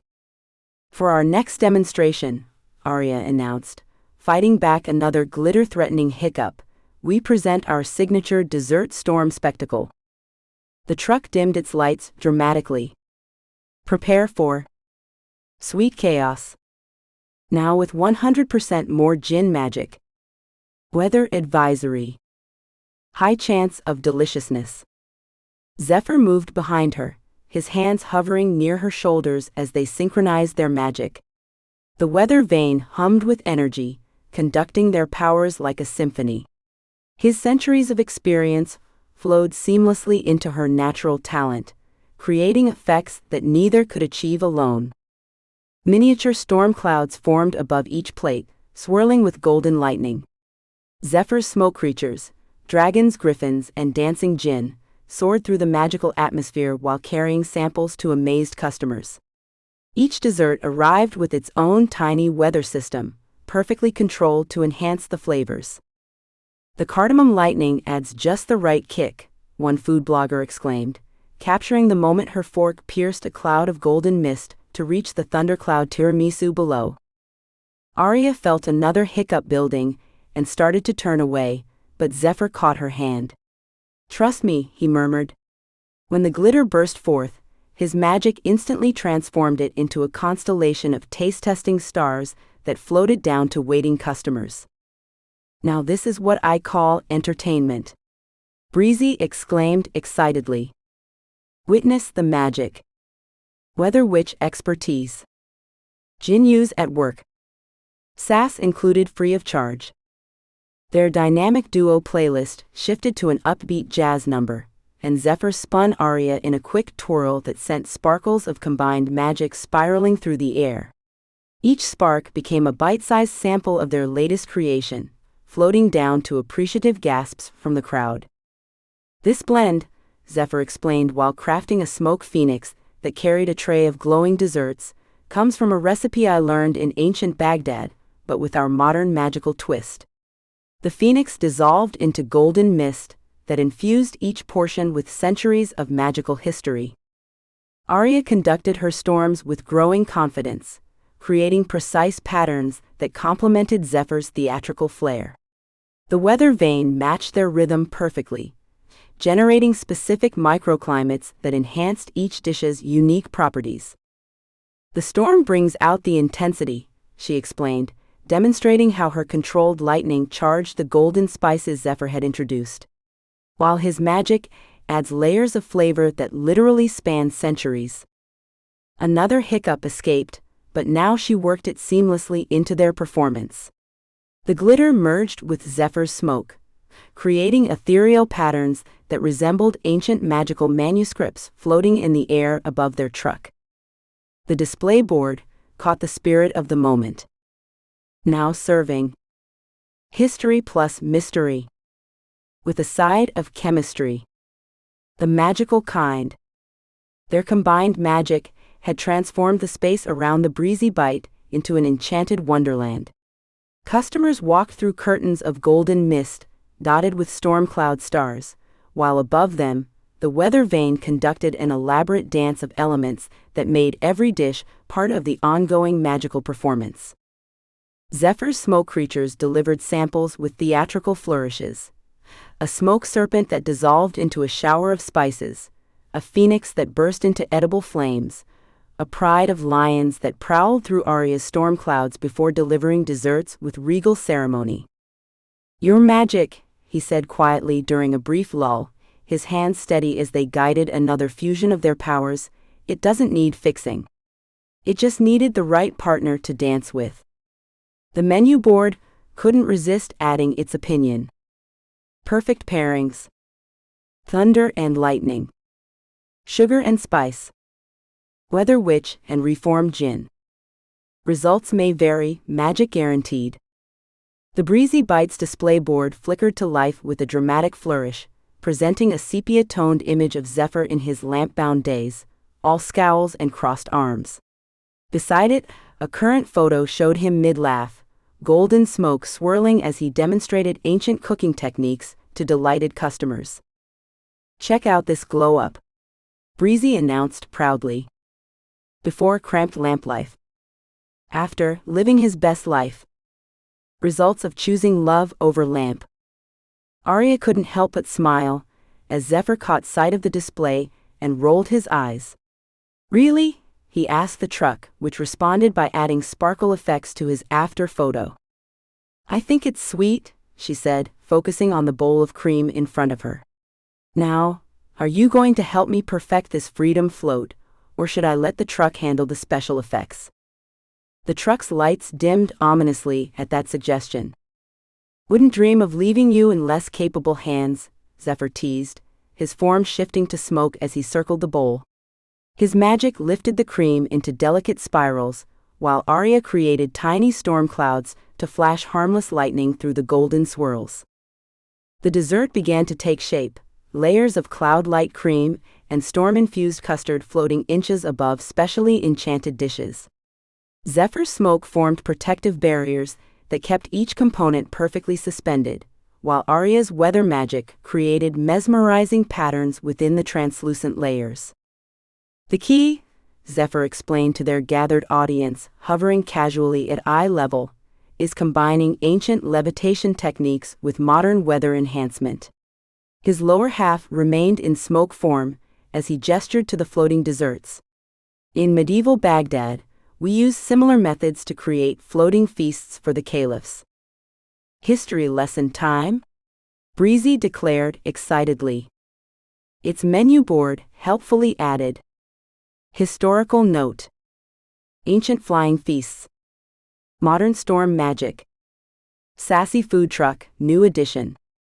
"We're making history here, folks." Aria conducted her mini storm systems with practiced grace, creating specific atmospheric conditions around each freedom float. The combination of Zephyr's golden smoke and her controlled weather magic made the desserts appear to dance in midair. Their prep work had evolved into an intricate choreography. Zephyr shifted seamlessly between solid and smoke form, weaving through the kitchen to gather ingredients, while Aria's storms carried tools and components exactly where they needed them. When she reached for the special spice blend, his smoke was already there, offering the container. When he needed more storm-charged cream, her magic had it waiting. "Watch this," he murmured, transforming fully into smoke to spiral through her latest weather pattern. The effect was spectacular, his golden magic illuminating the storm clouds from within while carrying traces of lightning through his smoke trails. The truck focused its spotlights perfectly, creating halos around their most impressive combinations. The weather vane spun in appreciation, generating gentle breezes that carried the scent of magic and dessert through the market. "Now this is what I call teamwork." Breezy sighed happily. Witness the choreography. Weather witch plus free Djinn equals pure kitchen chemistry. No lamp required, just love. Their playful competition to create the most impressive garnishes turned each freedom float into a unique masterpiece. Aria sent tiny lightning bolts through crystallized sugar, while Zephyr countered by forming smoke phoenixes that carried edible golden flowers. She created a perfect miniature rainbow. He responded with constellation patterns in spun sugar. "Show off," she laughed as one of his smoke creatures delivered a floating sample with an elaborate bow. "Says the woman who just made it snow rose petals," he retorted, his amber eyes gleaming as he materialized beside her. "Taking notes, everyone?" Breezy asked sweetly. The display board updated. Relationship goals. Finding someone who. As the sun began to set, they started their closing routine. Aria's controlled breezes cleaned, while Zephyr's smoke collected and organized their tools. The truck hummed contentedly, playing soft music as they worked in comfortable synchronization. Zephyr paused in his cleaning to create a perfect golden smoke heart that hovered between them. Aria smiled, sending a gentle surge of glitter lightning through it. The combined magics created a shimmering display that cast warm light across their faces. Above them, the weather vane moved with deliberate purpose, sketching their initials, AT plus ZS, in glowing trails against the sunset sky. The truck, never one to miss a moment, displayed its final message of the day. And they cooked. Happily, ever after. With special effects by yours truly. I'm not crying, there's just magic in my vents, Breezy added softly. A hiccup escaped Aria, sending a fresh burst of glitter through their floating heart. Zephyr just laughed, his smoke wrapping around the sparkles to create a dazzling spiral that matched the joy in his eyes. Chapter 20, And They Lived Happily Ever. Oh wait, time for one last song. The Breezy Bite hummed cheerfully as it wound its way up the narrow road to Oradale's highest point, its headlights cutting through the evening mist. Aria gripped the steering wheel loosely, pretending she was actually in control of their destination. Evening plans activated, Breezy announced cheerfully. Evening plans already scheduled. Resistance is futile. I see your truck's taking initiative again, Zephyr said from the passenger seat, his amber eyes reflecting the dashboard's soft glow. At least it's not serenading us with, Aria started, but the truck's speakers crackled to life with the opening notes of Love is in the Air. She groaned. I spoke too soon. The weather vane spun purposefully as they reached the hilltop, sweeping away clouds to reveal a canvas of stars. The menu board flickered with new text, setting romantic. You're welcome. Well, since we're here. Zephyr stepped out and extended his hand to help Aria down. Golden smoke swirled from his fingertips, gathering above them into a thick, impossibly soft-looking cloud. Your celestial seat awaits, my dear weather witch. A nervous hiccup escaped Aria, sending sparkles dancing through the air. They caught the starlight and shimmered like tiny meteors, making Zephyr's cloud glow from within. That's actually rather perfect, he mused, watching the glitter settle. With a graceful gesture, he lifted them both onto the cloud, which felt as solid as a plush sofa despite looking like captured sunset. Aria instinctively reached for the weather around them, adjusting the temperature until it wrapped them in comfortable warmth. The truck dimmed its lights dramatically, though its menu board still glowed faintly, ambiance by yours truly. The opening notes of Fly Me to the Moon drifted up from below, somehow managing to sound both romantic and smug. Your chariot has excellent taste in music, Zephyr said, stretching out beside her.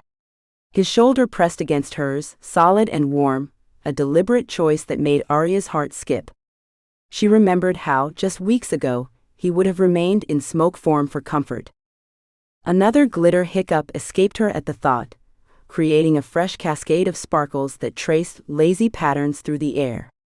Zephyr reached up, catching some on his fingers before pointing to a cluster of stars above them. See that constellation? The one that looks like a teacup? His voice carried centuries of observation.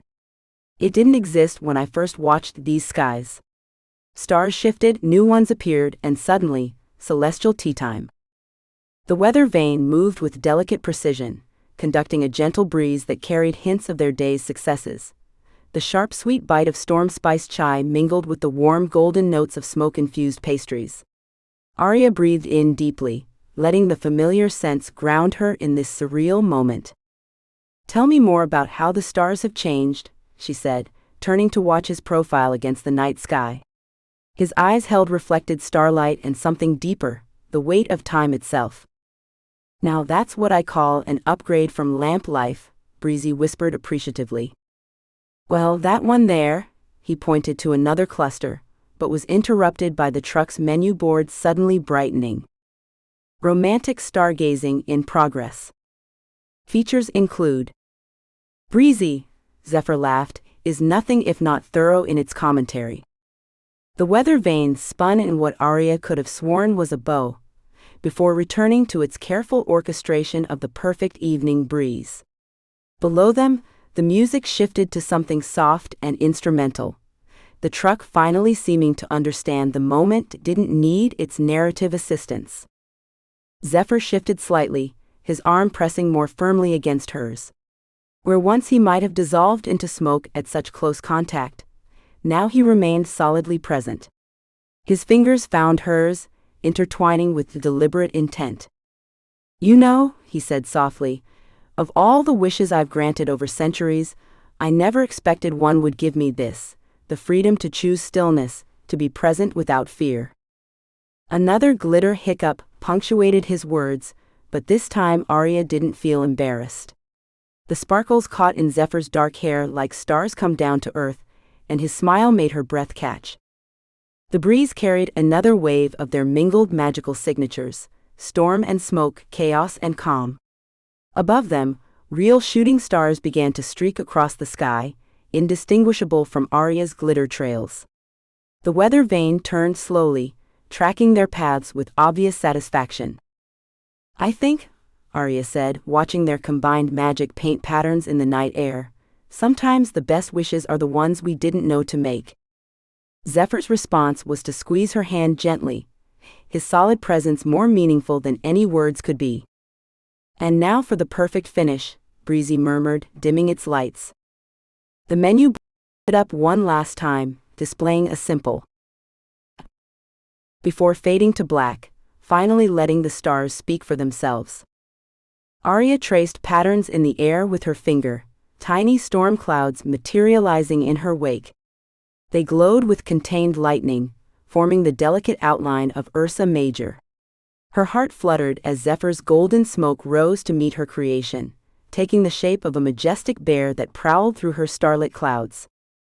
"Your turn," he said, his voice warm against her ear. "Show me another." She sketched Orion next, her storm clouds precise and glowing. This time, Zephyr's smoke formed a hunter with bow drawn, his celestial form striding across their private sky. Each constellation they created felt more magical than the last, their powers weaving together in perfect harmony. "Welcome to tonight's star show," Breezy whispered, excitedly displaying magical astronomy hour. Now with 100% more flirting. No telescopes required. "Cassiopeia," Aria suggested, forming the distinctive W shape with her clouds. Zephyr's smoke sculpted the queen on her throne, adding intricate details to her crown and flowing robes. As they worked, their shoulders pressed together, faces close as they concentrated on their sky-high artwork.